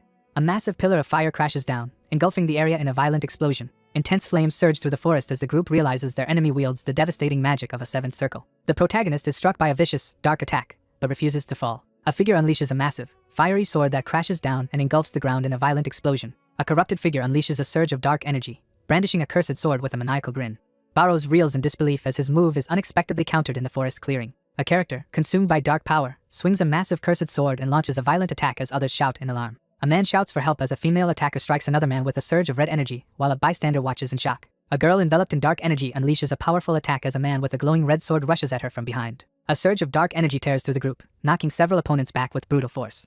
A frenzied woman unleashes a brutal assault with a blood-red weapon, forcing two armored fighters to scramble in defense as dark energy floods the battlefield. A powerful ice spell erupts from the staff, sending shards flying as the surrounding figures brace themselves. A powerful magical attack unleashes a barrage of ice spears, striking and severely wounding the female character. A cursed sword erupts with crimson energy, unleashing its destructive power. Karnak braces behind a glowing red shield as waves of magical projectiles explode violently around him. Suspended in the air and wounded, Sarati succumbs to the cursed sword's dark power as ominous red energy engulfs her. Red-eyed and unstable, Sarati stands in the shadows as icy crystals spread across her head and shoulder. Two fighters clash midair with glowing swords as a third collapses, defeated by a cursed blade. Two combatants unleash simultaneous, devastating attacks that collide violently around the stunned woman trapped between them. A wild-eyed figure unleashes a frenzied attack, laughing maniacally as chaotic energy erupts around them. With their opponent immobilized, the group advances together to launch a coordinated attack. One character urgently calls for another to join the group across a sunlit forest clearing, as two others watch from a distance. As the sun sets, Sarati readies her glowing sword and follows the young master's command to move out for battle. Two figures clash in the forest, unleashing a powerful slash with their energy swords. A devastating sword strike injures an enemy as others recoil in shock and someone desperately calls for help. A crazed figure unleashes a surge of dark power with a corrupted sword, laughing maniacally. A silver-haired man assesses that the demonic sword has overtaken the woman's mind and believes they can now capture her. A commanding voice orders all mages, including one singled out as a leader, to advance. A surge of red energy erupts around the ominous figure as the opposing group braces for confrontation. At the front, Karnak raises his glowing staff and unleashes a powerful spell while three allies watch tensely from behind.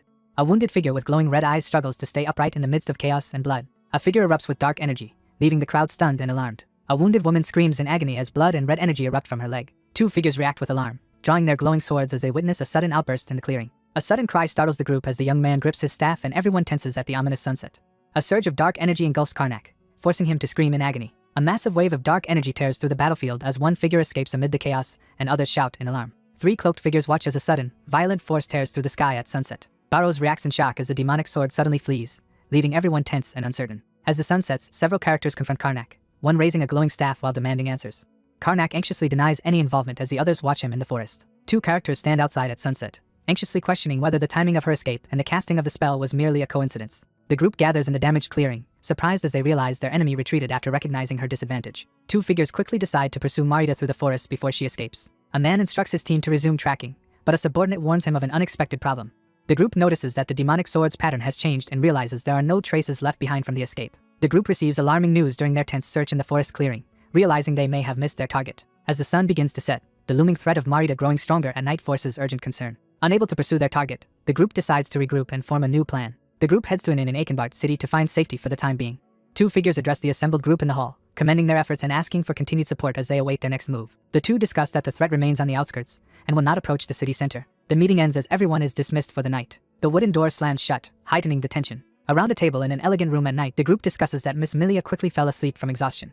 The group questions the suspicious circumstances of Marita's escape and presses for answers from their leader. One character demands the truth as the group sits tensely around the table, waiting for answers. A tense young man demands to know what was done behind their backs. A serious young man hesitantly begins to explain something important. Three confused characters face each other, questioning whether the surprising revelation is truly serious. A blonde knight suggests the demonic sword reacted to the other man's corrupt soul, provoking an angry response. The group sits in stunned silence as one character questions the seriousness of the revelation. The armored young man doubts that Marita would be intimidated by the other person's current presence, suggesting it would be different if they were still the Death King. One character emphatically denies that Marita could know his past, while another reacts with surprise and questions if everything is just a coincidence. An anxious woman admits she doesn't know the answer as the others listen closely around the table.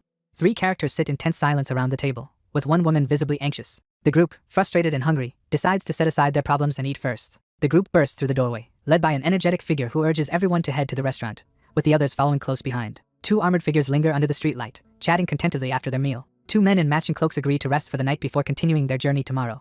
Two armored men walk down a dark street, discussing their confusion over the demonic sword's unexpected retreat. As two figures walk past a dimly lit building, they discuss the strange behavior of their commander during missions. Three figures stand in silence, locked in telepathic conversation, while another casually remarks on their habit of communicating this way. Two young men in matching uniforms speculate about what others might be doing as one of them suddenly notices something. Two armored figures freeze as they spot a massive, ominous red energy weapon ahead. A woman unleashes dark red energy and brandishes a massive, menacing sword under the moonlight. Two soldiers, realizing they are unprepared for a sudden threat, hurry up the stairs to report the situation to their commander. A white-haired figure grins maniacally as red energy swirls around, unleashing dark power. A devastating attack tears through the city street as shadowy figures scream in agony amid flying debris and crimson energy. At dawn, the adventurers find two of their group attacked and lying motionless in the street.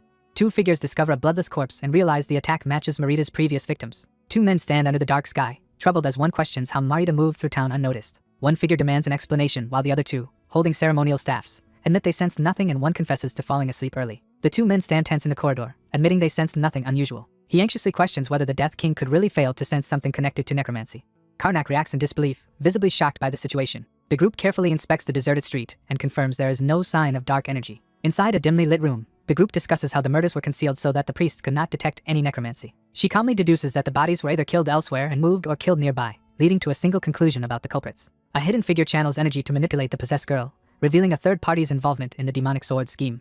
Suspicion grows as one man questions whether the Order of the Dark God is involved, while another quietly doubts his own ability to detect their presence. He grows tense and suspicious, considering the possibility that his opponents might be hiding something. A group of anxious adventurers reacts to an unexpected attack on the street, unsure of their next move. Two figures discuss the difficulty of searching for clues in the town center, noting how unusual it is for their target to be here. Two men exchange tense words as one voices his suspicion that someone may be targeting the king's order.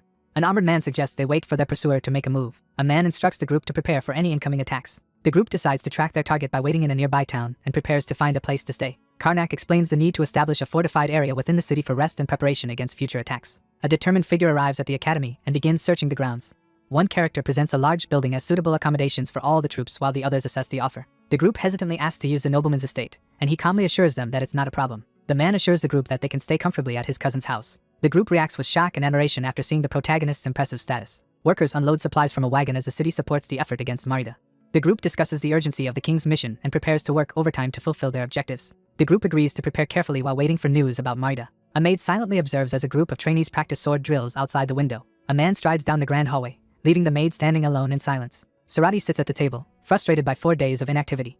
While two at the table eat without concern, the third vents frustration about sleepless nights. A red-haired girl snaps at a blonde boy and pulls her food away as he tries to take it. A young man in armor sits at the table, irritably questioning his tense companion. A shadowy figure recalls as the sunlight weakens the death energy, making it harder for demons and monsters to move during the day. The group shares a tense meal while one of them warns against letting their guard down. The two men debate whether the cultists are using the demonic sword as a pretense to launch attacks, questioning the complexity of such a plan. A blonde-haired man laughs triumphantly as a fiery explosion erupts outside the window. 3 people seated around a table full of food suddenly react in shock to an unexpected event. A shadowy figure appears from the explosion as soldiers scramble into defensive positions. 3 soldiers spot something alarming and brace themselves, weapons drawn. A lifeless figure floats above the ominous demon's sword as its dark power fills the air. A group of soldiers recoils as the shadowy figure unleashes a surge of dark power despite the daylight. The girl unleashes a surge of overwhelming power, attacking with her massive, energy-infused scythe as a violent aura engulfs her. A massive dark red energy attack devastates the ground, hurling enemies through the air. The warrior swiftly dodges the incoming red-bladed sword strike and prepares to counterattack.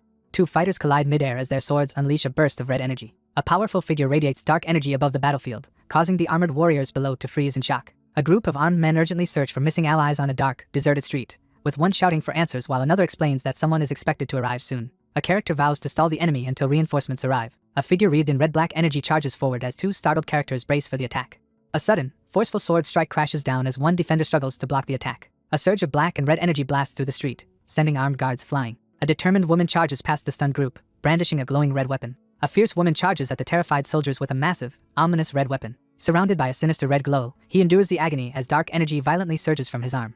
A surge of red energy blasts into the 2 armored figures, hurling them backward amid chaos. A massive red force crashes down on the 2 men, catching them completely off guard in the storm. A vicious blood-red strike lands, leaving the wounded man screaming in agony. Amidst the chaos, the demonic sword abruptly targets a single startled soldier from the 7th Battalion. A female attacker unleashes a dark energy blast on a soldier, leaving bystanders shocked and terrified.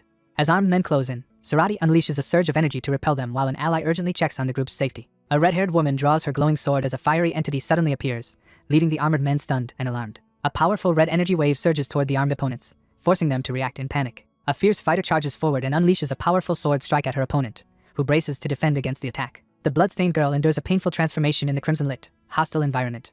A female warrior blocks the path of a shadowy intruder as he attacks from above with dark energy. With blood splattering around her, the battered fighter drives her weapon forward in a desperate assault. A devastating surge of dark energy erupts from the ground, catching one character off guard amid the chaos. A fierce combatant charges forward and unleashes a devastating magical attack with her glowing red sword, shaking the street. Sarati charges forward with her glowing red sword, determined not to let her opponent escape.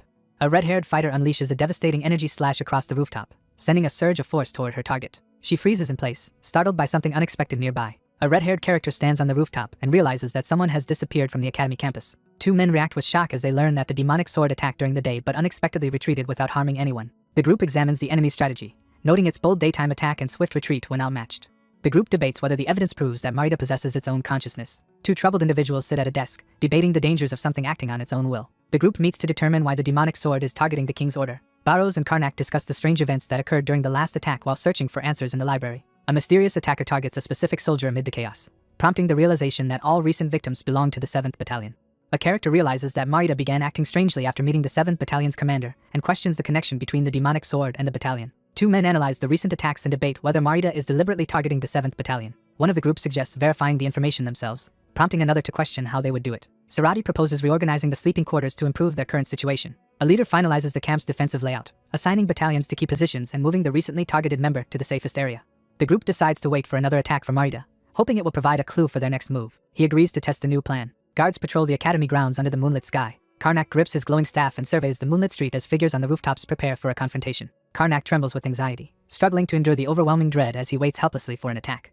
One person sits on the bed in distress, questioning why the demonic sword is targeting them, while others below discuss the likelihood of another imminent attack. The group resolves to remain vigilant against the unpredictable threat as tension mounts in the room. One man questions the situation while the other nervously scratches his head, uncertain if a misunderstanding has occurred. The protagonist anxiously wonders if being targeted was merely a coincidence as he stares at the spreading cracks above him. A character erupts with uncontrollable red energy, devastating the surroundings as others watch in shock. Surrounded by a sinister red aura, Sarati grins maniacally and unleashes a surge of dark power with her cursed sword. Three armed figures ready their glowing red swords, preparing to confront the rapidly approaching threat. Two armed figures collide midair with glowing swords as others watch the intense battle in the wrecked room. A fierce combatant unleashes a powerful red energy attack that sends an enemy flying, while another figure stands defensively in the background. Four fighters prepare for battle, coordinating their attack as one raises a massive red sword.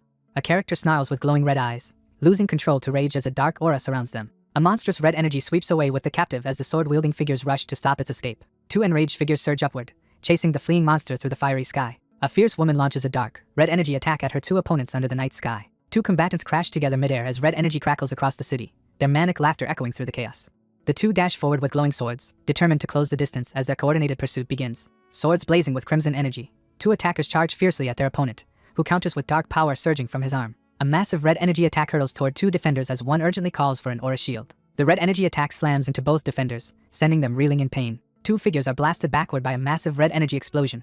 Both fighters are hurled backward, swords in hand, struggling to regain their footing after a fierce clash. A wave of sinister red energy erupts over the city, signaling the release of a menacing power. Frustrated after failing to capture their target, one character vents while the other tries to find reassurance in confirming their suspicions. Sarati insists they need to test the results again after confirming the situation with Leffen. A tense group approaches a mysterious captive seated inside a glowing magic circle. The group discusses using a magic circle to conceal someone's presence and prevent others from locating them. A young man explains that the magic circle blocks all attempts to sense anything inside, describing how it protected the room during the previous attack. A protective magic circle is activated as one character reassures another sitting inside it while the group prepares for what comes next. Frustrated by his confinement, the young man slouches in his dimly lit room, feeling trapped. Daybreak arrives at the academy as birds chirp in the peaceful morning. A group of students discuss another student's prolonged absence from his room over breakfast in the dining hall. A man sits at the table, expressing relief that Marita is not after him. A sudden red explosion erupts in front of the group, catching everyone off guard. Debris explodes into the classroom as students reel in shock from the sudden attack. A powerful figure bursts through the rubble in the cafeteria, sending students into panic as another attack begins.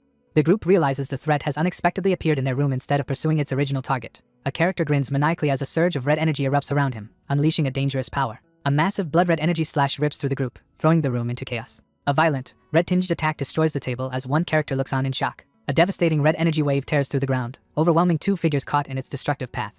A wild-eyed girl unleashes a surge of dark energy, gripping her cursed sword as chaos swirls around her. A massive swirling red attack suddenly veers toward the startled pair. A terrified young man tries to escape as a deadly red energy slash races toward him. One figure collapses to his knees, overwhelmed, as a red blur streaks past and another rushes forward to respond. A massive red energy wave erupts as one figure desperately calls out to another in warning.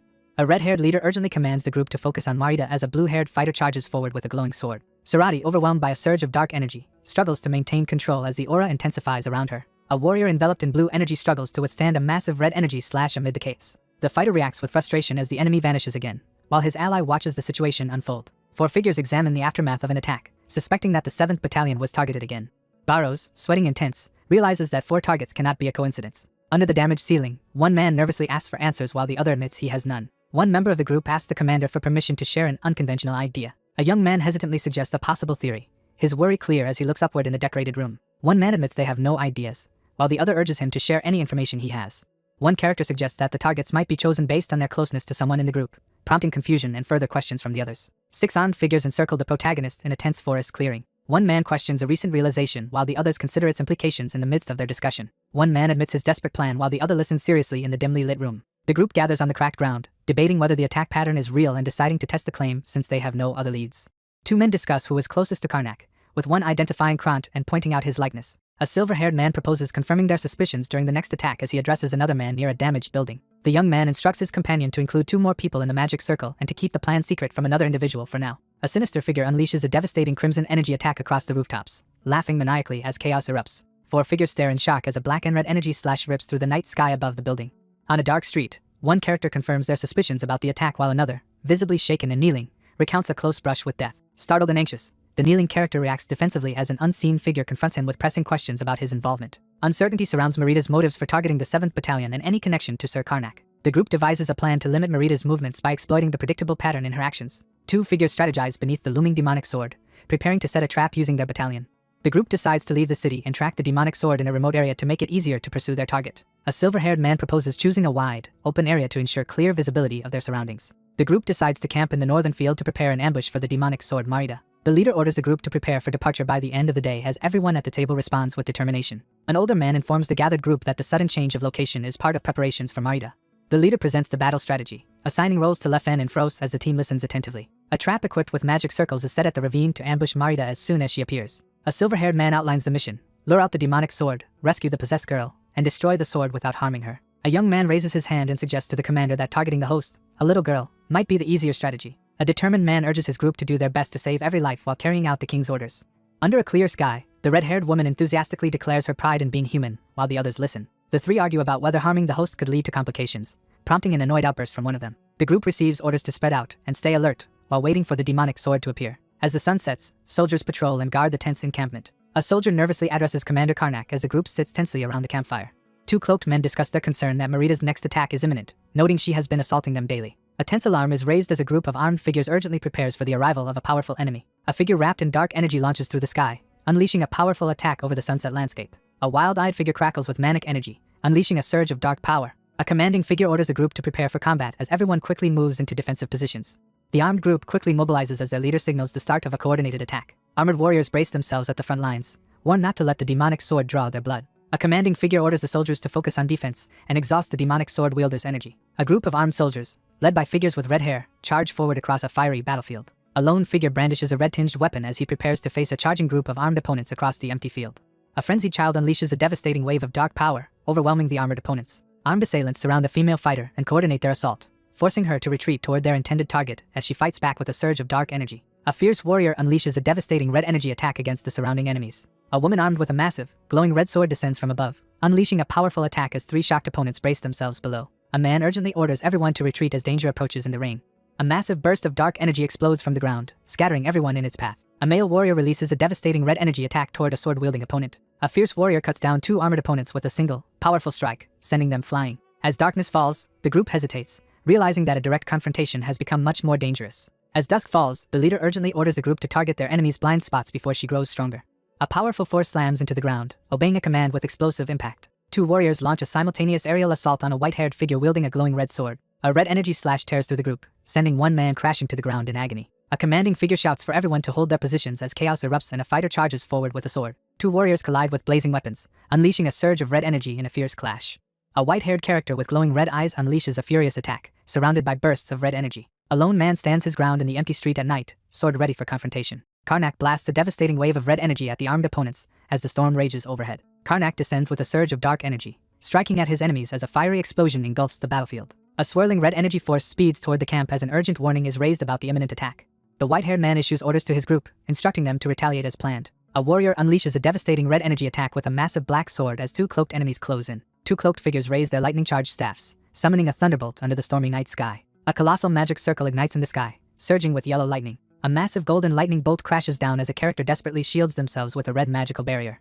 A fierce young woman channels dark energy into her weapon and unleashes a desperate, powerful attack. 2 figures with staffs watch as their target is engulfed by red lightning, confirming their plan has worked. 2 terrified figures sprint away as a menacing shadow looms behind them. Dark energy erupts as the figure cuts down 2 armored enemies, standing resolute amid the chaos. A group of armed men charges forward as Sarati, surrounded by dark red energy, swings her sword in a desperate counterattack.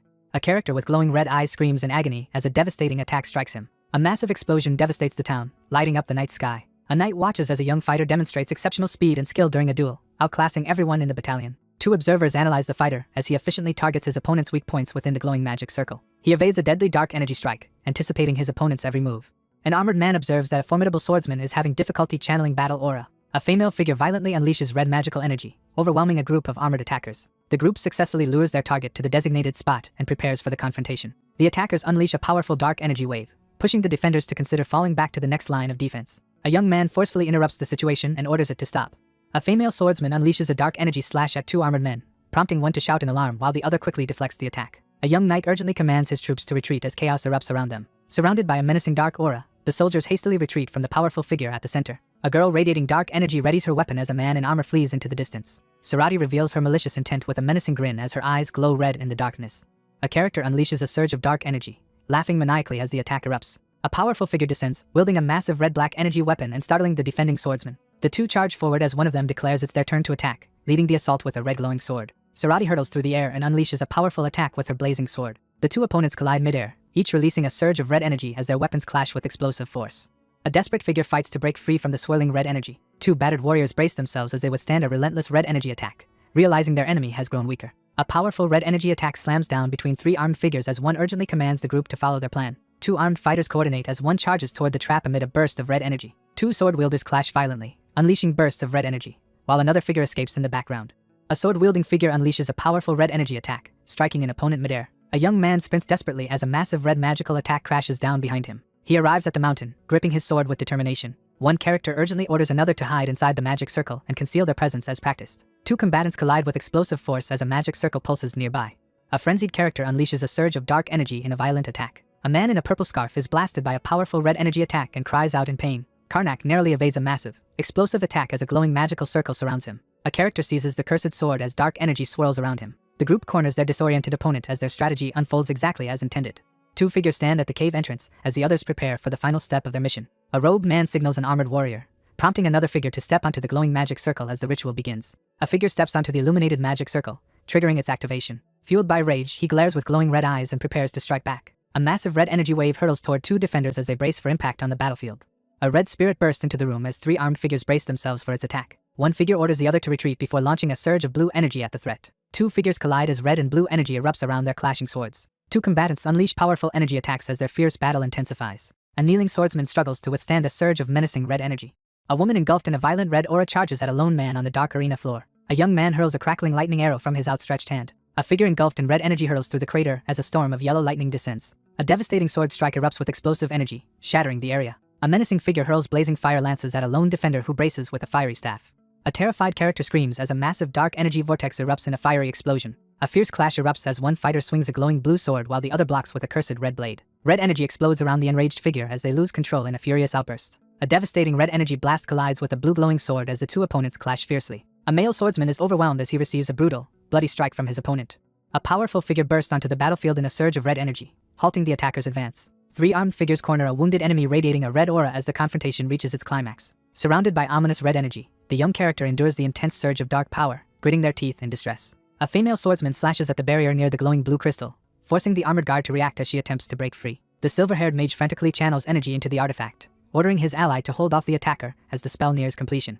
Three fighters, engulfed in blazing energy, charge forward into battle. A red-haired fighter narrowly evades a devastating, glowing sword attack during the intense battle in the rain-soaked arena. A warrior enveloped in blue energy charges upward, unleashing a decisive attack against the red aura. A woman unleashes a frenzied attack, swinging a cursed sword as dark energy erupts around her. A devastating red energy attack crashes into the ground with explosive force. A bloodied female figure, consumed by frenzy, hurtles downward in a violent assault surrounded by red energy. A figure engulfed in dark, red energy erupts into the sky, unleashing chaos over the snowy landscape. Sarati, radiating a dark red aura and glowing eyes, forcefully commands everyone to stop. A cloaked figure blocks the path of a glowing captive trapped in a red magical seal. A young man grips his glowing staff and demands to know what stands before him. The character doubles over, struggling to withstand a surge of intense pain. A dark aura engulfs the panicked woman as she screams and retreats, while another figure observes her from the cave. Alias quickly casts a powerful containment spell with his staff to trap the enemy. Blue energy beams barrage the character as a magical attack is unleashed in the chaos. A character is blasted backward by a powerful attack, surrounded by a burst of blue and red energy. Red energy engulfs the character as blue beams crash down, overwhelming him with a powerful attack. A character writhes in agony as a powerful magical blast strikes them at the center of a glowing ritual circle, while armored figures watch. A powerful red glowing attack smashes through the magical blue barriers as the others watch from below. As the others restrain their opponent, Karnak charges forward, preparing to unleash a decisive blow with his glowing red sword. Karnak raises his staff and unleashes a powerful binding spell. Karnak unleashes a devastating arcane attack that shatters the ground and blasts debris into the air. Surging with red energy, a figure descends over the battlefield and unleashes a devastating attack as massive golden chains crash into the ground. Fiery magical chains wrap tightly around the struggling character, restraining him with overwhelming force. A battered girl, bound by glowing chains, desperately fights to break free while wielding a blazing red weapon. A figure screams in agony, suspended by glowing chains as two others watch tensely from below.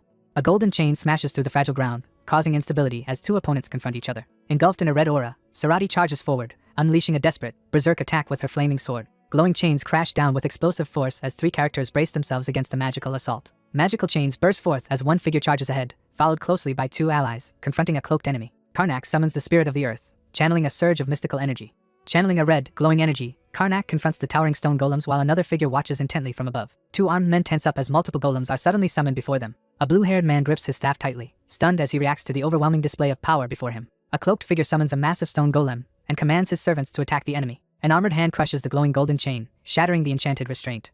Four armored figures restrain a bloodied character with glowing chains as he screams in agony. One figure yells for the group to advance as another, surrounded by red energy, charges forward while the others prepare to support the attack. A red-haired character shatters the magical chains restraining her with a fierce attack. A furious attacker drives her sword into a chained opponent, who screams in agony as blood and energy erupt around them. A devastating red energy blast hurls toward two defenders as another figure restrains a shadowy entity with glowing chains, urging the others to break their connection. Surging with blue energy, the protagonist leaps down and brings his sword down on the restrained, monstrous foe. An armored figure charges forward, unleashing a powerful attack amidst a surge of energy. A powerful blue energy attack smashes into the monstrous tendril as multiple characters watch its impact. A man raises his glowing staff and unleashes a surge of magical energy to subdue his target. A massive burst of energy erupts, shaking the entire battlefield. Magical golden chains tighten around the chaotic red entity as two men work to restrain it. One character anxiously checks on the unconscious woman, while another confirms that she is not injured. Battered but satisfied, the strategist realizes their plan has succeeded. A man raises his staff and launches a burst of blue magic into the night sky. The group waits tensely around the glowing magic seal for the priests to arrive and seal the demon sword, while suspicion grows that something is amiss. The group examines a girl who survived the recent battle, noting her unusual lack of injuries despite fighting against them. A wounded girl lies unconscious on the ground while another character anxiously checks her condition, questioning if the demonic sword has harmed her. A character freezes in shock, eyes wide as something unexpected appears before them. A young woman collapses in pain while the group watches tensely in the rocky cavern. As one character regains consciousness, the group quickly notices that something is wrong. A lone figure kneels in the cracked arena, engulfed by ominous purple energy as two shocked onlookers approach. A girl releases a surge of crackling purple aura in a desperate attempt to save others. The group reels in shock upon discovering that one of their own is a purple knight. Sarati unleashes a surge of dark purple energy in the shattered arena. A figure vanishes in a burst of purple energy, leaving cracks on the ground.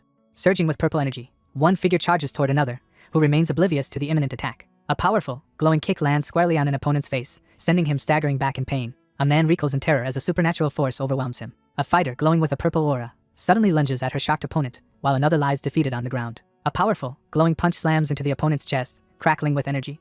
A shadowy figure radiating purple energy confronts the group, prompting one person to urgently call for protection as others brace for a fight. A woman, surrounded by purple energy, slams her fist into a man's head as another person watches in shock. Surrounded by a powerful purple aura, Sarati charges at her red-haired opponent, launching a magical attack as he reacts in shock. A furious woman surges forward, unleashing a violent wave of purple energy at her enemies. Sarati grips her glowing red sword, startled as she wonders if the child knows an important secret.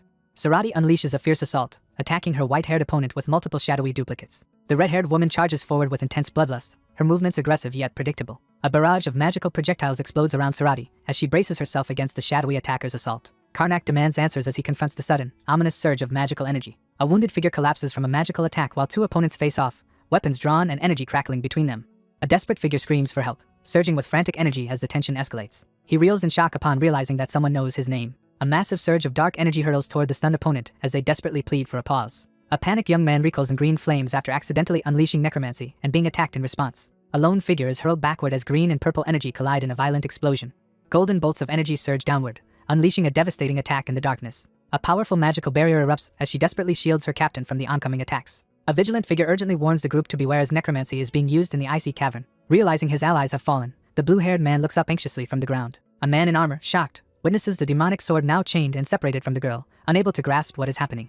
Barrow sits on the ground clutching his head as Karnak and the guards rush to his side in alarm. A furious figure surges forward, cloaked in purple energy, launching a sudden attack at an unsuspecting opponent. A character is violently thrown back by a surge of purple energy as another looks on in shock. A knight is shocked to realize that someone knows his former title from before he regressed. A young woman surges forward with intense purple energy, forcing several armed knights to their knees as she protects the wounded man. A determined figure stands before a pulsing aura, vowing to save humanity. Amid a chaotic battle, Sarati lands a glowing punch on her opponent, and urgently warns her allies about additional threats beyond the demonic sword. Two armed attackers leap down toward the girl as she stands ready, radiating ominous energy. A surge of purple energy blocks the incoming swords as one character recoils in shock. Sarati delivers a fierce blow, catching two armored enemies off guard. A young man staggers as a violent energy slashes across his chest and arm, leaving him in agony. Sarati effortlessly overpowers her opponent with sheer strength, leaving everyone stunned. She quickly incapacitates her opponents with precise, non-lethal strikes, leaving the others confused by her restraint. The group realizes their enemy possesses knowledge from before the regression and prepares to face her immense power, even without a weapon. A tense group assesses a mysterious woman's impressive abilities while one member struggles to recall where he has seen her before. A character cries out in distress as ominous energy surges behind him. A powerful, glowing attack lands, forcing one combatant to cry out in pain. A fighter recoils in shock as her glowing sword is knocked from her grasp. A figure urgently raises a glowing blue sword as their opponent charges a fiery magical attack, escalating the confrontation. Sarati unleashes 3 distinct auras at once, astonishing everyone with her control. The soldiers tense up as one questions how a young girl could accomplish a feat even their commander cannot, warning the group to stay alert. A devastating magic wave erupts, scattering the armed opponents as they desperately try to halt her advance. One character questions another's ability, prompting a calm explanation that such a feat requires reaching the 4th stage of aura mastery, typically reserved for silver knights. He realizes her aura manipulation rivals that of a silver knight and senses a strangely familiar soul wave. A colossal blue blade crashes down before the group, forcing them to react in shock and alarm. Purple energy crackles as the man clenches his fist, straining to suppress its surge. A furious attacker charges forward, shouting in rage as a fierce opponent wields a glowing sword. A shocked young man hesitates, struggling to find his words. A sudden memory shocks the group, leaving one character confused as the others react with exaggerated disbelief. Karnak, gripping his sword, wonders aloud in the shadowy cave why she keeps using strange titles for him, while his companion stands alert behind him. 2 armed figures discuss the tragic toll the demonic sword has taken on a young victim. Karnak urges his allies to stay focused and defeat their opponent as red energy beams fill the air. Gunfire erupts as a figure surrounded by a purple aura fights off armored attackers in the dark hallway. A long-haired man is engulfed in swirling red and purple energy as he deflects a rapid, powerful attack. 3 armed figures in the cavern tense up as they notice something unexpected blocking their opponent's path. 2 worried men in a cave discover that 3 of their allies have mysteriously vanished. The group stands together, uneasy and frustrated as their enemies retreat once again without any discussion. A uniformed character reassures the group that the problem is routine and urges everyone to focus on their current situation. Someone remarks that anyone witnessing the scene would feel disturbed. A spellcaster urgently conjures a glowing hexagonal barrier to deceive approaching enemies.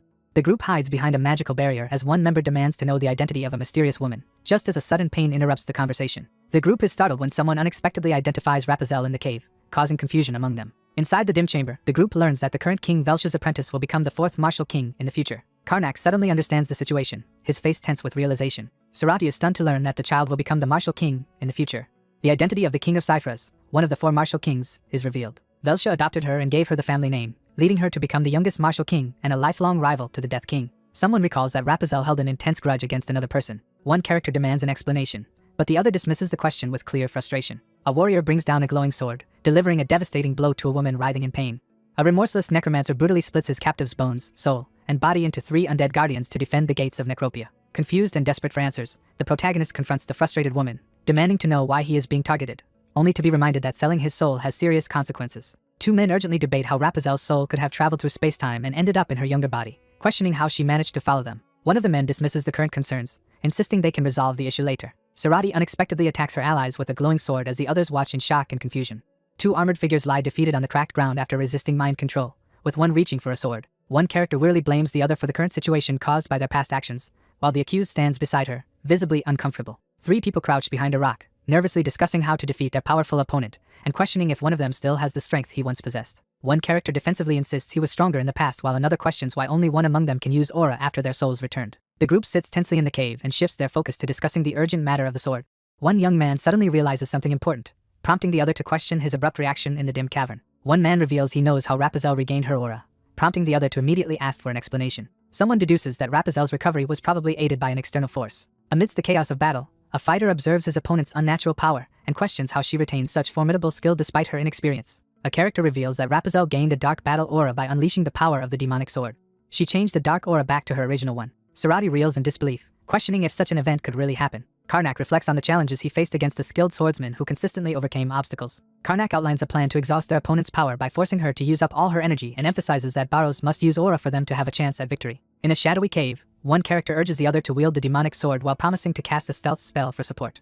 A man is knocked back as a blast of blue energy slams into his face. Amid shattered ground and fallen foes, the empowered character stands victorious, energy crackling around her. A pale-haired figure surrounded by a glowing purple aura smirks and begins to speak ominously about humans. A glowing woman braces herself as a towering, ominous figure enters, escalating the confrontation. He freezes in fear as he realizes the threat is coming straight for him.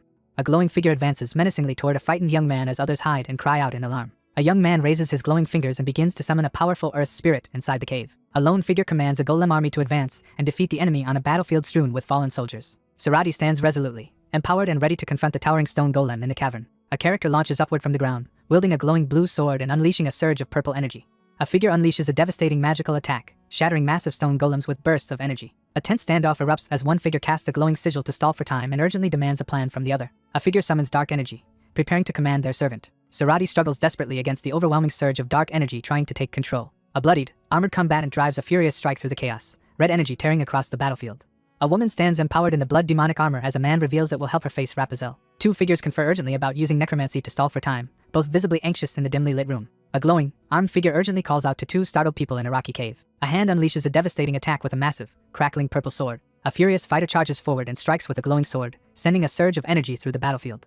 Two combatants collide in a violent burst of energy, as one launches a fierce attack with a glowing purple sword. A character, eyes glowing with rage, unleashes a furious cry as purple energy crackles around him. She braces herself and blocks the glowing purple attack with her armor. A red-haired armored warrior brings down a fierce attack on a glowing, purple-shrouded figure pressed against the rocky wall. A fierce character releases a massive, glowing purple energy wave that overwhelms the area. A character releases a devastating burst of red energy in the midst of fierce combat. Two opponents collide in a fierce sword clash, releasing a surge of red energy. Karnak is struck by a surge of purple energy and reels in pain. A massive purple energy blast violently hurls the man backward as he cries out in agony. Clinging to survival, the wounded figure braces against the rocky wall, desperately hoping for help before her damaged armor fails. He watches as chaotic magical attacks collide in the distance. He pushes himself to move faster, driven by the urgent situation. Karnak kneels beside the chained, blood-stained weapon, tense as he prepares to test its power. A gloved hand lunges forward to seize the weapon restrained by a glowing magical chain as crimson energy flares nearby. A wounded young man in armor is trapped and writhing in pain as sinister red chains tighten around him. A cursed sword surges with power as fiery chains and energy bursts ignite around it. Karnak descends through swirling red and black energy and unleashes a fierce sword attack. Karnak surveys the battlefield, finding all opponents unconscious after the fight. Karnak reflects on how the current situation makes necromancy easier to use. A figure enveloped in a green aura summons his servants as magical attacks erupt around him.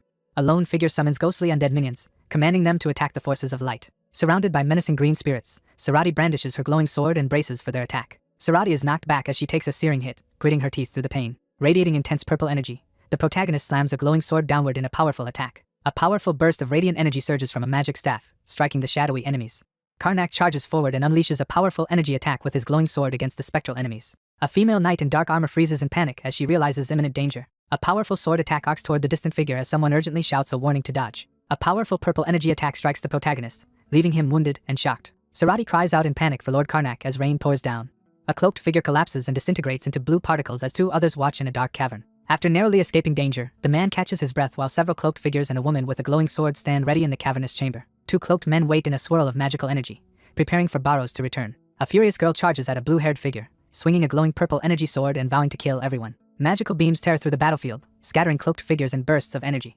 Realizing the enemy was an illusion, the armored woman urgently searches the cavern for the missing leader as her anxious companion calls out. A blue-haired young man hides behind a rock and urgently signals for silence while watching someone approach. Someone is called out for hiding nearby. Illusions shield them as they take cover behind a rock from the onslaught of glowing purple attacks. Someone worries about how much longer Rapunzel can keep fighting without rest. A weakened figure kneels on the ground as the others observe, noting that her fading aura signals she may collapse soon. Low on mana and fearing defeat before their ally returns, the two crouch behind a rock to strategize their next move. Amid the aftermath of a fierce battle, the protagonist hesitates to relinquish his control over the fallen warrior's souls while others react in shock to his inner turmoil. Sarati recoils in shock as she suddenly realizes a looming threat. A lone figure braces for impact as a relentless barrage of magical swords descends from above. Startled by the sudden appearance of the arc projection, the two quickly scan their surroundings for danger. A figure steps forward in the darkness, urgently calling out to check if Sarati is still alive. Karnak bursts onto the scene in a surge of magical energy, urgently calling out to Barrows. In the dark cave, one figure confronts another about arriving late, while a third quietly observes, as tension rises. A young man braces himself and summons a powerful purple aura, preparing to unleash his hidden strength.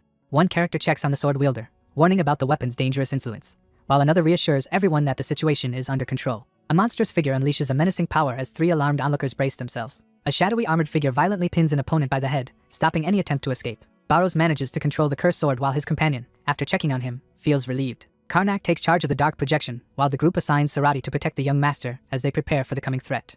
Barrows steps forward and confronts the glowing opponent, readying his enchanted sword. A defiant warrior brandishes a cursed, purple flame sword, preparing to confront his accuser. Two opponents collide midair as their glowing swords crash together in a burst of energy. Two opponents unleash powerful energy attacks that collide violently at the center. Two men collide in a violent surge of magical power, both struggling to overpower the other. A powerful magical attack crackles through the air as two figures clash in a storm of energy. Karnak swings his sword and releases a massive wave of glowing purple energy. A white-haired man unleashes a surge of crackling energy, blasting his opponent across the shattered battlefield. Karnak blocks a powerful, glowing sword strike with his weapon in the midst of a fast-paced battle. Karnak raises a glowing sword and unleashes a powerful magic technique. Karnak descends and releases a devastating energy strike with his glowing sword. A colossal, glowing serpentine entity surges forward as a lone figure braces with a sword amid swirling energy. A lone figure stands firm with a glowing sword, facing a massive summoned dragon that looms before him. A furious character unleashes a devastating energy slash that shatters the ground. A colossal, radiant purple bird-shaped energy bursts forth, overwhelming the area and startling everyone below. A teal creature and a pink creature unleash their ultimate powers as they collide in a swirling vortex of energy. A massive explosion detonates between the combatants, knocking one back in pain as the other presses the attack. Kneeling and breathing heavily, she channels a desperate surge of power through her glowing sword. Two figures confer urgently as one warns that Raphael is rapidly weakening. He pauses, his eyes sharp with determination as he prepares to confront the challenge ahead. Barrows grips his sword tightly as its power steadily fades. Panting heavily, the protagonist grips a glowing sword as two figures watch from behind, sensing a surge of power. A sudden realization reveals the true reason behind the strange actions, prompting urgent questions about its potential benefit to the group. Two figures discuss the legend of Raphael's soul being split to guard Necropia's doors as a ghostly armored entity looms nearby. One figure explains that each fragment of her soul was given a separate command, and when they reunited, the commands merged, as a monstrous stitched figure stands in the shadows. A powerful knight, unsettled by sudden new orders, stands alone before a massive door. He realizes the three distinct orders have dangerously merged. A figure with glowing red eyes commands others to target and kill the Death King's closest allies. One character angrily questions the other's judgment after a costly mistake, while the other admits fault and focuses on dealing with the consequences. Karnak cautiously suggests that they might have found a solution.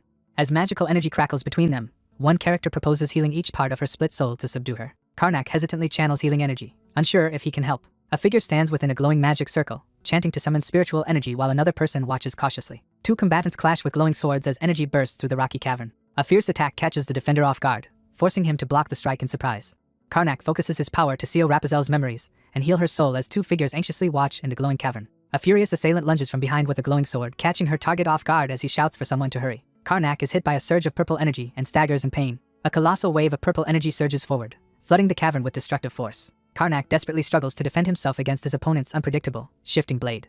A purple-haired attacker lands a glowing, powerful strike, wounding the older male fighter. A young man recoils in shock as he is suddenly confronted by swirling, ominous green energy. A monster skeletal creature attacks, sending two terrified people into a panic. Karnak recoils in surprise as the spirit quickly escapes. Sinister green energy swirls around as the demonic sword appears, forcing the group to react in desperation. She smirks confidently, taunting her opponent as energy crackles behind her. Sarati slashes her glowing purple sword at Karnak, landing a powerful blow that makes him cry out in pain. A white-haired man recoils in pain, clutching his shoulder after being struck by a figure wielding a glowing purple weapon. A furious attacker swings a glowing purple energy sword at a screaming opponent, launching a deadly assault. A figure brandishing a glowing sword charges forward to protect an injured ally from an armored attacker. Sarati unleashes a powerful strike, channeling fierce energy into her attack. A furious character unleashes a desperate, glowing attack as blood and energy surge around them. A female warrior unleashes a devastating magical strike with her glowing weapon, catching her opponents off guard. Karnak unleashes a devastating, energy-charged sword attack with fierce determination. A red-haired warrior is knocked back by a powerful purple energy kick to the midsection. A character is hurled to the ground by a devastating energy attack. Two opponents clash swords in the pouring rain as one struggles to block a powerful, explosive attack. A fierce battle erupts as one fighter masterfully channels dark aura, overwhelming their opponent, while an observer watches in awe. A wounded young man in armor stares upward in shock, questioning how someone mastered a skill he never considered. The protagonist freezes in shock as he suddenly notices something alarming about his wounded arm. Engulfed in purple energy, Sarati slams her glowing sword into Karnak, knocking him down as he struggles to defend himself. She struggles to hold back the powerful, glowing attack, her strength nearly gone. A silver-haired warrior swings a glowing sword down at a surprised, red-haired opponent, forcing him to block the attack. A character is violently blasted by a surge of red energy, scattering debris in all directions. Surrounded by ominous energy, she charges forward and unleashes a desperate attack with her glowing sword. Karnak activates his aura, causing his sword to glow intensely in the cavern as he experiences its power for the first time. Sarati anxiously calls out for Barrows while looking upward in the dim, rocky surroundings. A powerful energy surges as a character stands within a glowing green magic circle, beginning to awaken a hidden force. Sparks fly as two opponents clash swords in a fierce, high-energy battle. Surging with purple energy, she lunges forward and unleashes a devastating attack. Two combatants collide in a fierce magical explosion as others watch tensely from the sidelines. A defiant character unleashes a burst of power, forcing through pain as energy swirls around them. Karnak observes that Raphael's aura is beginning to weaken as energy swirls and light explodes around him. A fierce fighter lands a powerful, red glowing sword strike, forcing the opponent back as she struggles to defend herself. A blonde man swings his glowing red sword down in a forceful attack as his purple-haired opponent struggles to block from below. A long-haired character is violently struck by a powerful attack, blood bursting from the impact. Karnak exclaims in victory as Raphael's soul collapses. Karnak unleashes a surge of swirling green magic as he casts a powerful spell. He braces himself and endures the force of the swirling magical energy as the ground cracks beneath him. A violent surge of green energy engulfs both figures, causing one to cry out in pain. A young boy screams in agony as dark green energy overwhelms him. A girl clutches her head and screams as a surge of green energy explodes around her. A decisive blow sends the opponent flying backward as the figure with the blazing red sword stands firm. The young man collapses from exhaustion onto the rocky cavern floor, battered and unconscious. Karnak, strained but relieved, urgently calls out for Barrows after narrowly succeeding. In a tense forest clearing, Sarati stands bleeding as a dark aura swirls around her, while two others approach and question if she has finally awakened her power. A confident man reveals his newly awakened power, stunning the two figures in front of him. He admits that his soul has been corrupted by dark necromantic powers, just as previously described. Barrows reacts in shock upon discovering that he was considered a necromancer. A sinister armored figure stands shrouded in darkness as the corruption of the soul is revealed.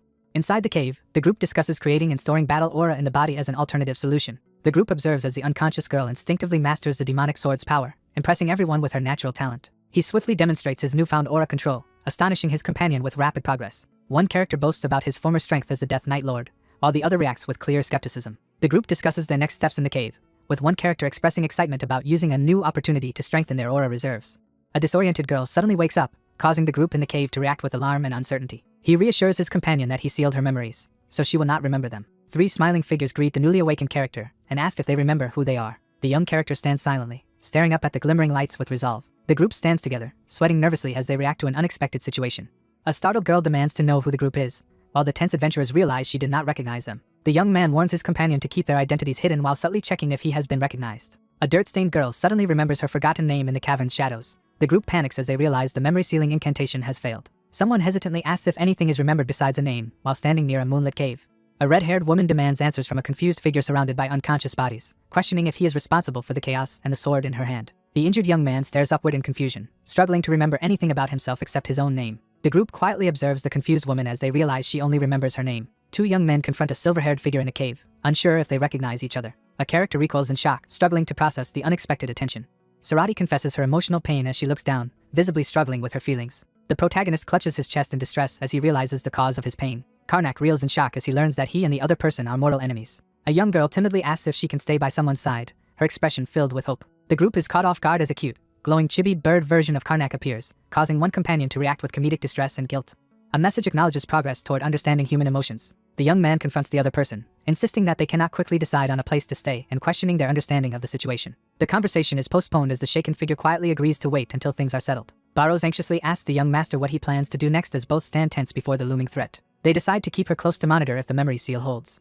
They discuss finding a reason to keep her nearby while one of them encourages the other to rest. The group gathers in the morning camp, exchanging remarks about having slept well and feeling refreshed. The two young men question how they ended up in this situation after collapsing from exhaustion. Two armored guards receive shocking news outside a military tent. The group questions whether the girl has been possessed by the evil spirit of the demonic sword, but no clear evidence is found. The group confirms that the demonic sword has been mostly cleansed of corrupt energy, explaining the surge of power witnessed after its control ended. The group uncovers residual corrupt energy lingering on the demonic sword as magical green energy swirls around the anxious youth. Stone golems with glowing red eyes march forward, summoned to defend against the threat. A group gathers around the child as a robed figure uses a glowing staff to check the child's condition. The threat has vanished, and everyone has recovered. A priestly figure decides that the demonic sword will be sent to the Grand Temple for further investigation. A priestess announces that the unidentified child will be sent to a nearby temple as the adults in the room react with tension and resignation. A stern figure reminds an anxious subordinate of a previous order, prompting a tense acknowledgement. One character hesitantly asks if they can take in the child, surprising the other. Karnak confidently asks Sarati for permission to take on a talented swordsman as his squire. The woman agrees to the proposal, expressing support for what is best for the child as the boy reacts with visible joy. One man confidently assures the others that, under Sarathi's guidance, she will become an excellent knight. A cheerful young woman raises her arms and vows to try her hardest as her supportive group looks on. Two men begin a tense conversation in a dimly lit room. One person prepares to ask an important question, raising the tension in the room. One man questions the other's request to exclude him from the report about handling the demonic sword. One man calmly clarifies that he has no intention of taking credit or harboring envy, addressing the other's misunderstanding. A stern man, surrounded by swirling magical energy, acknowledges that the other person dealt with demonic sword Marita. A blinding surge of energy erupts as the group delivers the final blow. Karnak hesitates to join, explaining that his rapid promotions under the king have already caused enough trouble.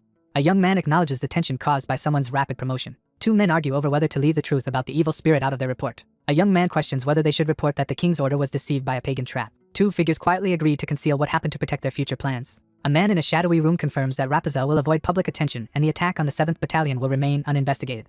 Two characters express gratitude and promise to support each other during difficult times. Several people gather outside the headquarters as news spreads that demonic sword Marita has finally been stopped. Several people discuss how only the commander and vice commander of the 1st Battalion managed to stop Marita after the 1st and 7th Battalions fought. Two men discuss the impressive victory of the King's Order squadron and the resulting setback for the 7th Battalion. Barrows blushes and laughs with excitement as he celebrates finally becoming an aura user. Two in the group celebrate Jestrad's rising reputation, while the others signal it's time to leave. Karnak tells Sarati about his short vacation, and Sarati reacts with surprise at the news of another break. He states that he needs to check something with Rapunzel. Sarati expresses relief after worrying about leaving Rapunzel alone at the inn. He considers finding a new house to ensure the child's safety. In the southern part of Drunta, training instructions are given at a grand temporary mansion. A determined trainee practices sword swings under an instructor's supervision outside the building. Karnak hides behind a tree while Barrows approaches and questions his actions. A man is startled and pinned against the tree when his intense focus on a sword training session draws sudden attention. Karnak confirms that the memory seal is functioning correctly. The protagonist abruptly questions the other's reason for hiding. One character enthusiastically offers to help, but the others admit they feel too guilty to talk to her. The group discusses their suspicions and plans to verify how someone managed to travel back in time after them. Karnak realizes that another time regressor arrived years earlier, explaining the world's current distortion. The blonde man incredulously challenges the dark-haired man's claim, insisting that not even the 3 great mages could achieve such a feat without decades of effort. The figure on the throne dismisses the 4 martial kings as candidates because they are aura users. The dragon emperor lies defeated and enslaved by dark magic, raising the question of who possesses such power. 2 figures recall their previous use of the altar of time regression as it radiates vibrant purple energy. Someone realizes their mistake was not handling something properly after casting magic. Karnak worries that changing the past might erase everything in the future. A character hesitates, plagued by uncertainty as a glowing crack pulses in the darkness. A cloaked figure stands before the glowing altar, pondering its unique power to affect timelines and regression. 3 powerful figures, the Tower Master of Dawn, the Protector of the Fae, and the Empire's Royal Mage, are introduced as crucial allies. They discuss the possibility that someone has learned to use time regression by studying the altar. One young man blames the other for the problem, while his companion insists he is trying to fix it. The group concludes that sending the young swordswoman first was likely a test. He pauses outdoors, considering how to test his theory. A man reports to a reclining figure in the tower that he has identified the suspicious individuals. The Royal Mage of the Empire, one of the 3 Grand Mages and the Priestess of Destruction, is introduced in the report as a key figure. A dossier is open to reveal the profiles of 2 high-ranking military leaders, introducing them as key figures. A suspicious man considers the possibility that necromancy was secretly used after the demonic sword was destroyed without any witnesses or lingering corrupt energy. Sarati questions the unseen figure about their intentions after realizing the evidence is not conclusive. Surveillance is assigned as caution is urged regarding 2 influential figures. Someone accepts a command without hesitation. Shocked by the news, she learns that the demonic sword killed hundreds of people in just a few days. One figure demands confirmation about a report, while the other nervously affirms the astonishing power of the demonic sword described within it. A man recalls how giving something to an orphan girl led her to spread the teachings of the proper god to hundreds. She questions why the demonic sword's power exceeds expectations, suspecting something unusual about its spirit. A woman orders a man to retrieve the demonic sword, but he hesitates, pointing out that it has already lost its power. A blonde young man instructs someone to retrieve an item despite his doubts about learning anything from it. Sensing danger, she voices her unease in the dimly lit room.